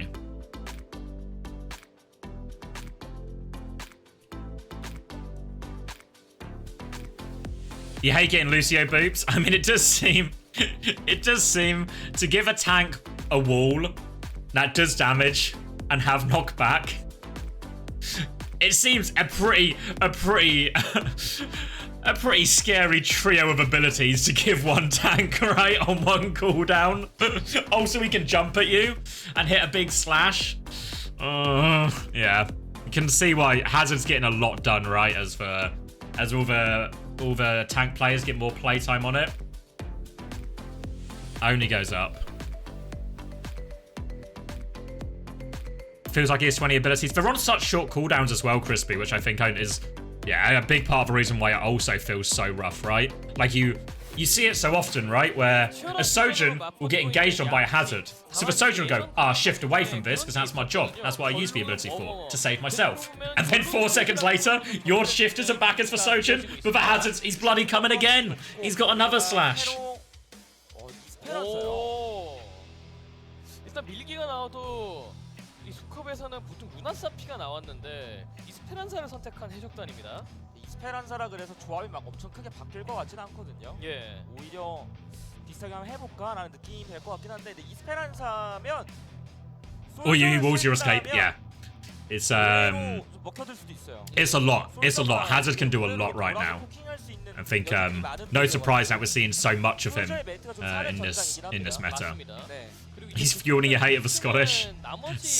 Yeah, the way you're saying that, it makes it sound like you didn't need too much encouragement there. 그냥 기존에 하던 대로 할 수도 있는 거고요. 그리고 인원 교체가 있는 것 같은데요. 와, 에멘스트리와 제스트가 교체됩니다. How would I change him? I mean, probably just make the wall like no knockback, maybe a longer cooldown. I guess it's already his longest cooldown. I'd probably make his shift a slightly longer cooldown, maybe tone down the damage on his block, and make the wall not do... Maybe no knockback and no damage would even be reasonable for a wall. Is it already... 15 seconds is probably fine, to be fair. Why can he climb walls? It's a good question, Crispy. Because as far as I understand it, and maybe if anyone here is from Japan, they can confirm it, but I thought only Japanese people could climb walls. He's half Japanese? No, he's not. But now suddenly Japanese and Scottish people can climb walls? 모습을 보고 싶으셨을 텐데 맞습니다. 현재까지의 크레이지랑 I don't know. 메타가 변해도 흔들리지 않는 모습을 보여주고 Have you never watched Scottish anime? I have not. I can safely say I've not run into it on my travels. 귀여운 사람이 먼저 잡아먹힌다. 준비 선수가 정말 좀 맹활약을 해주고 있다 보니까 이런 취업을 좀 계속해서 보이고 있는 것 같습니다. 소문이 계속 좀 왕왕 있었거든요. 선수들 사이에서 이야기도 그렇고. Spiritual siblings? Okay, now I understand. He has bionic legs? Maybe his legs were made in Japan.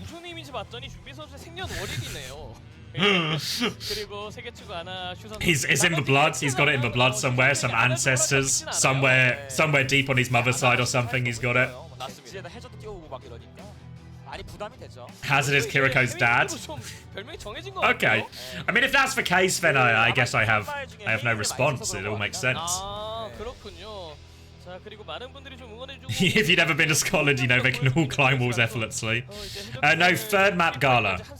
It's been scrappy, it's been dogfighty, but Crazy Raccoon on top. 난전에는 또 특히나 초반 세트에서부터 또 진짜 호각을 보여줬었기 때문에 뒷세트에서 해적단은 본인들의 강점을 좀 발현시키는 장면들을 만들고 싶을 거예요. 맞습니다. 그리고 약간 이 소위 해시 영웅들을 잘 다루는 것 같은 준비 선수예요. Wall is on a 12-second cooldown, but it starts as soon as you fire the wall. Oh, okay. I see. Rather than when the wall breaks, so it's not really a 12-second cooldown. 시킬 수 있는 영웅들을 잘해주는 것 같습니다. I see. That probably, again, it only adds to the same thing we were saying about the, like, the jump and slash, right? It's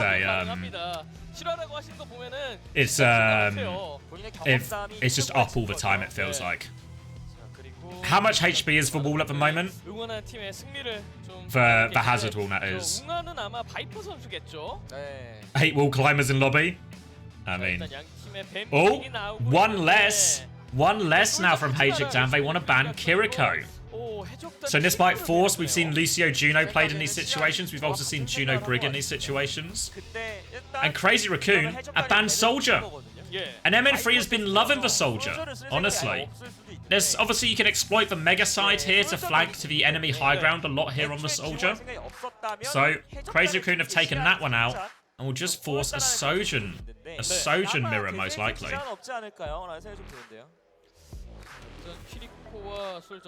해적단이 즐겨서 픽하는 영웅이 밴드고 이제 키리코 같은 경우에는 아무래도 해저드를 위시한 조합의 키 같은 영웅 Let's all wall climb as well. What if all the characters could just wall climb? Then would it be okay? 자, 과연 이스페란사 좀 어떤 경기가 펼쳐질지. That's actually, do you remember, didn't 9K tweet that? Wait. Does any, no one's going to be able to find the tweet, it was so long ago. But do you remember when 9K said, it was like, all tanks should be able to wall climb, or all heroes should be able to wall climb? 9K can actually see the future. We weren't ready to accept 9K's vision for the game at the time, but Blizzard are on the same page of him. He said all tanks need a Winston jump.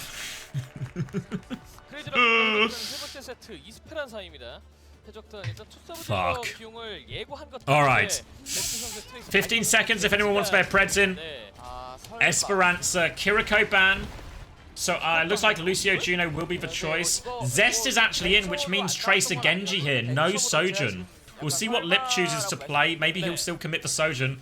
But imagine him to be enemy number 1 from HaeJeokDan. They want to take him out of the game. And Shu's going to go Ana. Lip's going to go Tracer. So Lip obviously will be able to play his own life a lot. But you have to expect.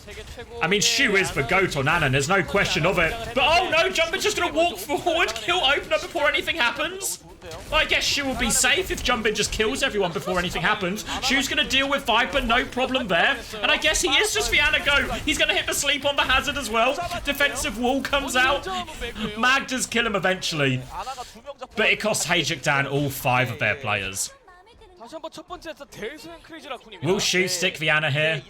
Does he feel he can get away with it? We'll see. I mean, he did die, right? He did die. They did get his man. And that fight did just start with an early opening pick, so... Still questions to be asked of the Ana here. Trade onto the high ground here. Trying to get their Lucio Genji up here, and Jumpin's going to come for Opener's dead again! Oh, Opener's been watching Violet's replays! Those aren't the right ones to watch in this meta! And HaeJeokDan, they get nothing going.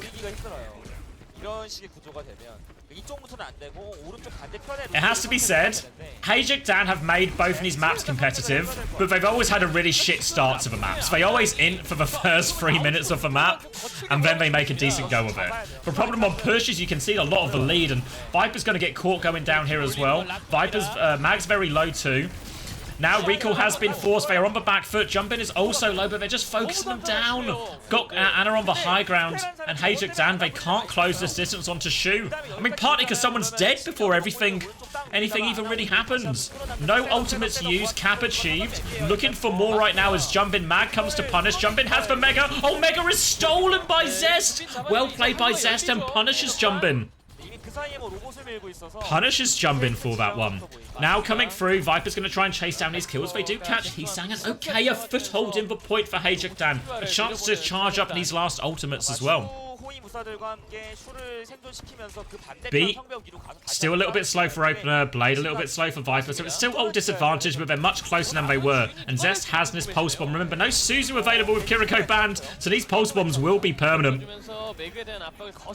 Zest right now, they're just trying to keep him contained at choke, and Crazy Raccoon, they come out the opposite high ground, so Payload is moving away from them here, but they have the nano, and we've seen what Hazard can do when he get nanoed in this situation. They're going in for it. Ray will be used in response here. Nade only onto Mag. Downpour comes out. Nano onto Junbin though. He's looking for it. Missing. Juking left, juking right. Junbin can't land a shot. Missing. He's broken his ankles. Junbin's done absolutely nothing with this nano. But Blade has come through and Heesang gets one, but he's now literally 1 HP. But Junbin still gets missing eventually. He missed everything. He still goes down, but they're all so low. I don't know if they can clean it up though. Lips had his recall forced here, as has Zest. They've traded out quite aggressively here, Crazy Raccoon. They do catch Junbin late. Important kill. Crazy Raccoon surely can't really commit to this fight now with a tank disadvantage. And they will go back towards the choke. Beat available for both Lucio's, pulse bombs for both Tracers, but Viper with this Blade advantage might look to try and trade it for the beat, have a later beat. They do force the recall onto Zest, but he's got eyes, he's got this pulse bomb, no recall here. They're going to keep going deep. Now the beat comes out in response from Sharong. Opener will match it right now. Can they find the kills? Shu is just running. The DPS are coming for him. No escape from Shu, but what's happening elsewhere? Opener dies after his beat as well. It's a 1-for-1 trade. Both DPS from HaeJeokDan are behind Crazy Raccoon right now. They're trying to stabilize. They kill Missing in the front. Lip is awfully low. Jumpin comes back in. He's got the HP advantage here, and Jumpin will clean up. And Shu, he dies, but he makes the DPS go so far and so deep for that kill that the rest of the Crazy Raccoon team, they can clean up in the meantime.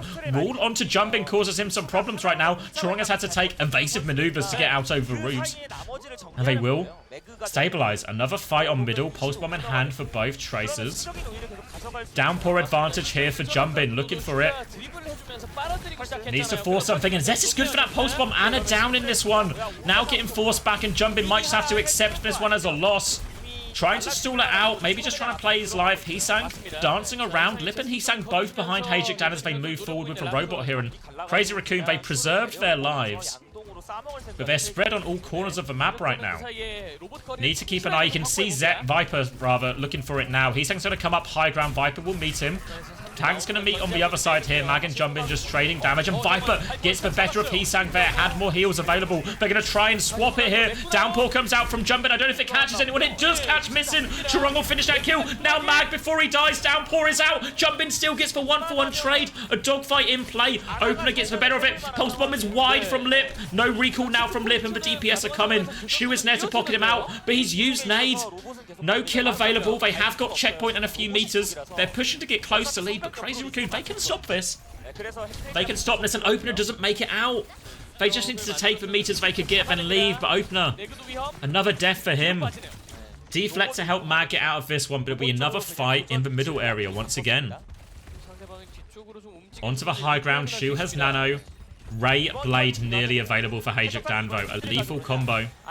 If they can find a target with it. Heesang will be full back, dashes out. Wall comes in. Nade comes out right now. Only onto Mag, but here's for Ray. Nano onto Jumpin. Can he find the kills? Opener's trying to give him the slip. He's managed to avoid it, but now the DPS Jumpin turns on Viper. No chance for that Blade right now, and no kills with the Ray during all of this for HaeJeokDan either. They've stabilized. Shu's going to deal with Missing, focusing the Tracer behind.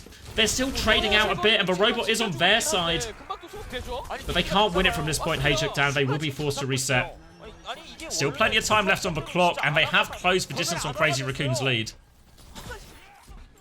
And Missing is going to go Anna?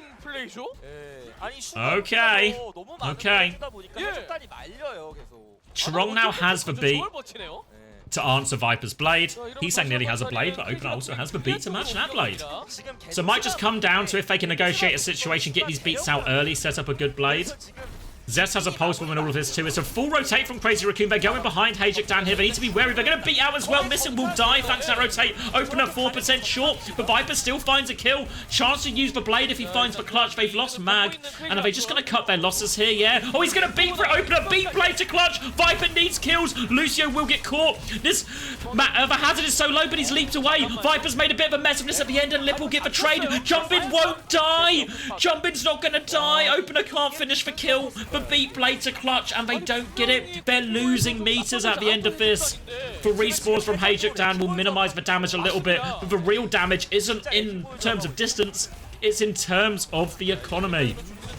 Now the Nano Blade comes in, no escape for Missing on that one. He's looking for more. Zest has no escape as well, and this Blade helping for Nano, it gets the job done. And now Crazy Raccoon, serious meters on the board. Extending their lead as we're about to enter the final 2 minutes. Mag has down ball, as does Jumbin. Chance for all of these ults to turn it. Lip has a pulse to throw in though, but we've not really seen too much pulse bomb banning from Lip so far. For now, it looks like a trade in the front line. Maybe a flank coming out here from HaeJeokDan. Looks like they're going all the way through. And Mag's going to take so much damage. He just gets obliterated in the main. They do win the flank fight though. They take down Chorong. But again, Hazard advantage right now.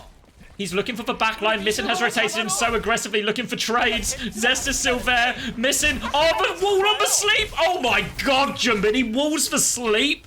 Jesus Christ, he can do it all. He was going to kill Missing anyway, let's be honest. But a bit of class and a bit of flair to that one. Now, Pulse Bomb only for Lip. Nothing quite there for HaeJeokDan. Viper's going to dive in. Pressure onto the Genji. Forces HeSang back. They're trying to stabilize here. Nano nearly up for Missing. Jumbin's taking a load of damage. But Pulse Bomb from Lip is good. Missing will not be getting to this Nano. And Shu has naded Mag during all of this. It's not enough to save Jumbin's life, but it's enough to force a trade. And now Zest has a Pulse Bomb of his own. Battling up there with Lip, but he needs more pocket. He needs help. He has to regroup with team and Lip. He's on the hunt. The Tracer Lip coming up trumps when his team needs it. Now we enter the final minute, and it's starting to get out of hands. The trade from Missing will go a long way here. Massive spawn advantage for HaeJeokDan, remember. And they're coming back with Nano. They got a pulse of their own. They're getting close to beat. Crazy Raccoon not too short on ults either. Mag trying to bully this Genji out. Does make HeSang's life a little bit of a nightmare. Forces both these cooldowns. Now he wants to force Jumbin back. Pressure onto Jumbin, but now the Nano onto Jumbin. What can he find? He's trying to burn through Mag here. Viper's been nanoed in the back in the meantime. Beat comes through from opener. Doesn't catch Missing, but catches everyone else. Chorong is equal to it right now. Missing is in the back. Now he's up against his sleep. Is going to be missed. The wall underneath his feet from Jumbin to make him harder to sleep. But Missing. The peel is there. Opener gets it. Pulse Bomb is wide from Zest. He's fighting Chorong. Chorong is fighting him more like. He runs into HeSang as well. They clean that one up. The trades are still enough for HaeJeokDan to stabilize here.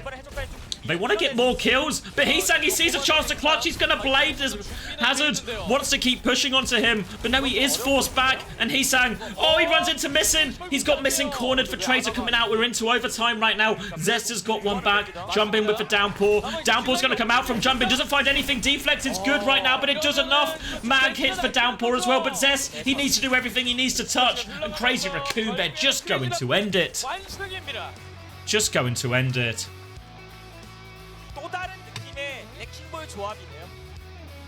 Whoa. 맞습니다. 그냥 아나가 메타에서 힘들다 말씀을 드리지만 who do I think is the best Hatters now? Now we've seen, I guess all of them except for Max. It's looking quite easy to jump in, pill myself in this situation, I reckon. Quite easy to jump in, pill myself. 분명히 상식적인 계산에서 동수킬 교환이 나와야 되는데 그 구도 자체를 비틀어버리는 뭔가 좀 의외의 모습들이 계속해서 나오고 있으면서 결국엔 이스페란스까지 가져가는 크레이지 라쿤이었습니다. Miyukaru is probably Jumbin, right? Gotta be player of the match for Jumbin as well, I think. 네, 그리고 이번 경기 크레이지 라쿤의 POTM은 누구일까요? No question, right? No question. 진짜 너무 잘하는 것 같아요. 맞습니다. Ooh. 사실 뭐 지금 And honestly, 오버구의 해저드의 정석 이런 거 한편 편찬되죠. I don't think anyone expected HaeJeokDan to beat Crazy Raccoon.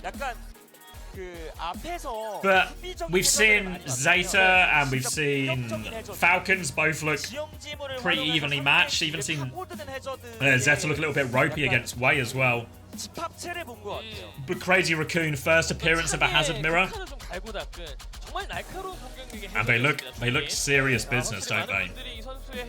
Very serious business.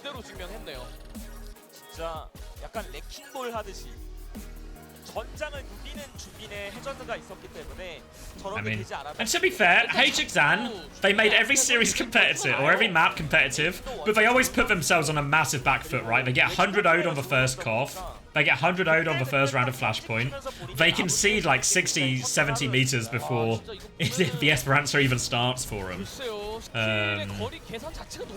a chance for it to be closer. Elements of hope, I guess, for the HaeJeokDan fans. I think the thing is, if I'm HaeJeokDan, the big thing for me is, one, can I beat Pokerface? And today they came out and they beat Pokerface, which means HaeJeokDan right now, current power level, have to be at least the 4th best team. And we'll see how they can do against the likes of ZETA and Falcons. We can look at the bracket. I'll let these highlights play. There we go. Yeah, we're going to get the interview, but we don't have a translator, unfortunately. In terms of bracket, this is how we're lining up. So we get 2 games tomorrow. Let me just turn Lisa Yoon down a bit.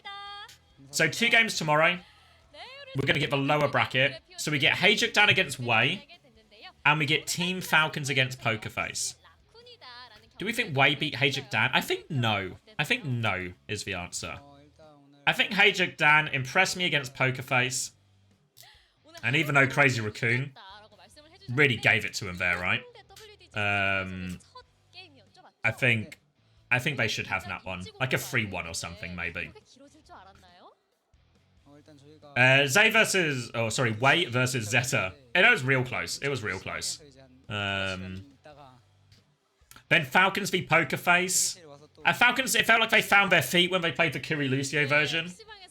So, again, still expect Falcons. Maybe we're in like... Oh, we should remember these... I said 3-1. But I guess it'll be like 4-1 or 4-2, because these series are actually both best of 7s. Every game now in the rest of this tournament is best of 7. Every game. That's what Liquipedia says, so as long as we trust Liquipedia, which I think seems reasonable enough to do, best of 7s from here on out. Which also explains, because what we're going to do is... Oh, I should have turned it off. This is going to be Friday.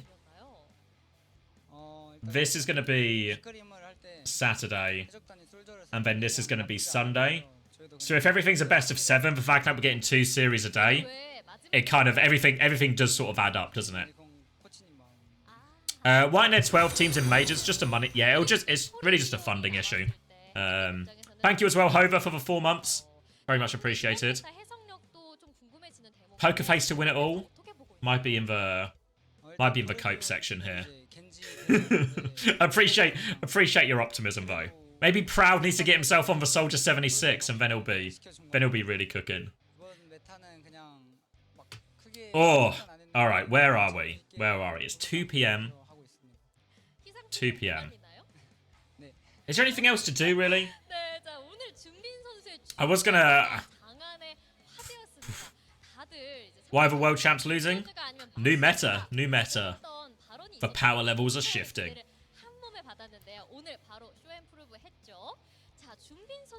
You'd like to live in a world where every Face-It game is best of 7 for your own viewing pleasure. Surely nobody can watch that much Overwatch.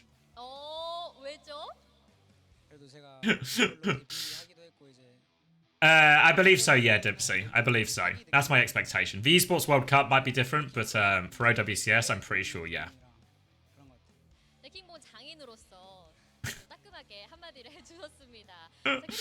I like your optimism. You want to watch the Superman trailer? No, because I'll get DMCA so hard on the VOD. I'll get a copyright strike. Will it end up with Crazy Raccoon versus Falcons again in the end? Maybe. I don't know. That ZETA Falcon series could have gone either way, for real. It's going to be a big race now, because each team is only going to play 1 game a day max, right? Or maybe except for this final day on Sunday, potentially. So there's going to be like a big arms race, I think, in terms of figuring out the meta. It still feels like some of the things we're seeing feel like they just can't be optimal. Like when I watch that Ana mirror, and both Annas are having to just play like a wild, crazy style for their own lives, while a Lucio flanks with both DPS, like that's not the solution, right? That can't be the optimal solution. And while we see it here, while everything is still sort of early and chaotic and people figuring things out, I think that stuff will get replaced by something more consistent over time. Exactly what that looks like and exactly how quickly teams can find that mid-tournament, we'll have to wait and see. Brig Lucio meta? I mean, it's happened before. 이렇게 오늘 경기 결과를 통해서 내일의 대진이 완성되었는데 No way Zeta let shop. Are you actually, honestly, Cloudy Witch? If you have the time, go back and watch the VOD. Because the final map as well, actually quality as well. Really, really good series, that Zeta Falcons one. 두 경기를 진행을 하는데 팀팔콘과 포커페이스, 해적단과 웨이 이 두 경기는 다 FT4로 진행이 되기 때문에 네. 아마 Alright. 오늘보다도 더 다양한 그림들이 나오지 않을까 싶어요. 맞습니다. 짚어준 것처럼 내일뿐만 아니라 이제 앞으로 진행되는 이 3일 Alright, yeah, confirmation of our fixtures tomorrow. 두 경기씩 진행되는 5 p.m. Korean time. I need to... Let me make sure, because I was late today because I had the wrong start time. So 5 p.m. on Friday, Korea time. 5 p.m. on Friday is 8 a.m. for me. 8 a.m. for me. Alright. Confirmed. I will be okay. I will get up at the right time tomorrow. I promise, chat. I promise. I won't fumble the bag. 네, 이제 다시 한번 언급드리면 내일 진행되는 경기부터는 FT4로 진행되니까 여러분도 많은 관심 부탁드리겠고 혹시나 오늘 경기가 너무 재밌어서 현장에 오고 싶으시다 하시는 분들 여전히 티켓도 오픈되어 있으니까 많은 관심 부탁드리겠습니다. You'll be tuning in 3 hours after that? Yeah, to be fair, if it's a best of 7, you might just miss the first series. But yeah, I think we're in for a treat, really, with this. Alright, now it's them signing off. Alright, that's them signing off. I think I should sign off as well. I need to go eat, and I need to go to the shops, and I have a meeting. Pugs tomorrow? Yeah, Pugs tomorrow. Do you think HaeJeokDan are better than Toronto? I mean, Toronto don't exist anymore, but the old Toronto roster? No. The current Toronto roster doesn't exist. They can beat those guys. Yeah, Zeta versus Crazy Raccoon should be an interesting one. Alright. Yeah, let me wrap it up because I've got stuff to do, so I need to eat. I'm actually pretty hungry. And I'll see you tomorrow, 8 a.m. start time, or whatever that is for you. Thank you for everyone who watched. I hope everyone enjoyed the action. Lots of good games today. And I'm sure, honestly, the way this is shaping up, looks like we're going to get a very good tournament, honestly. A lot of competitive games, a lot of fun, lots of action. Max will be back tomorrow as well. Hunter will be back, so we'll have full coverage for you. I'll find somebody to raid. Let's see, where are we going? It's gotta be Will or Kai, right? Or Daniel streaming? Daniel is back. Oh, Daniel's back. Didn't realize Daniel was live. Back for a Lucio meta. Send you to Daniel, shall we? Let's do it. All right. Thank you very much, everyone. I appreciate all the support, all the subs, everything like that. I hope you all enjoyed the games, and I'll see you, because this tournament just heating up. Just heating up right now. So thank you, everyone. I'll see you in the next one.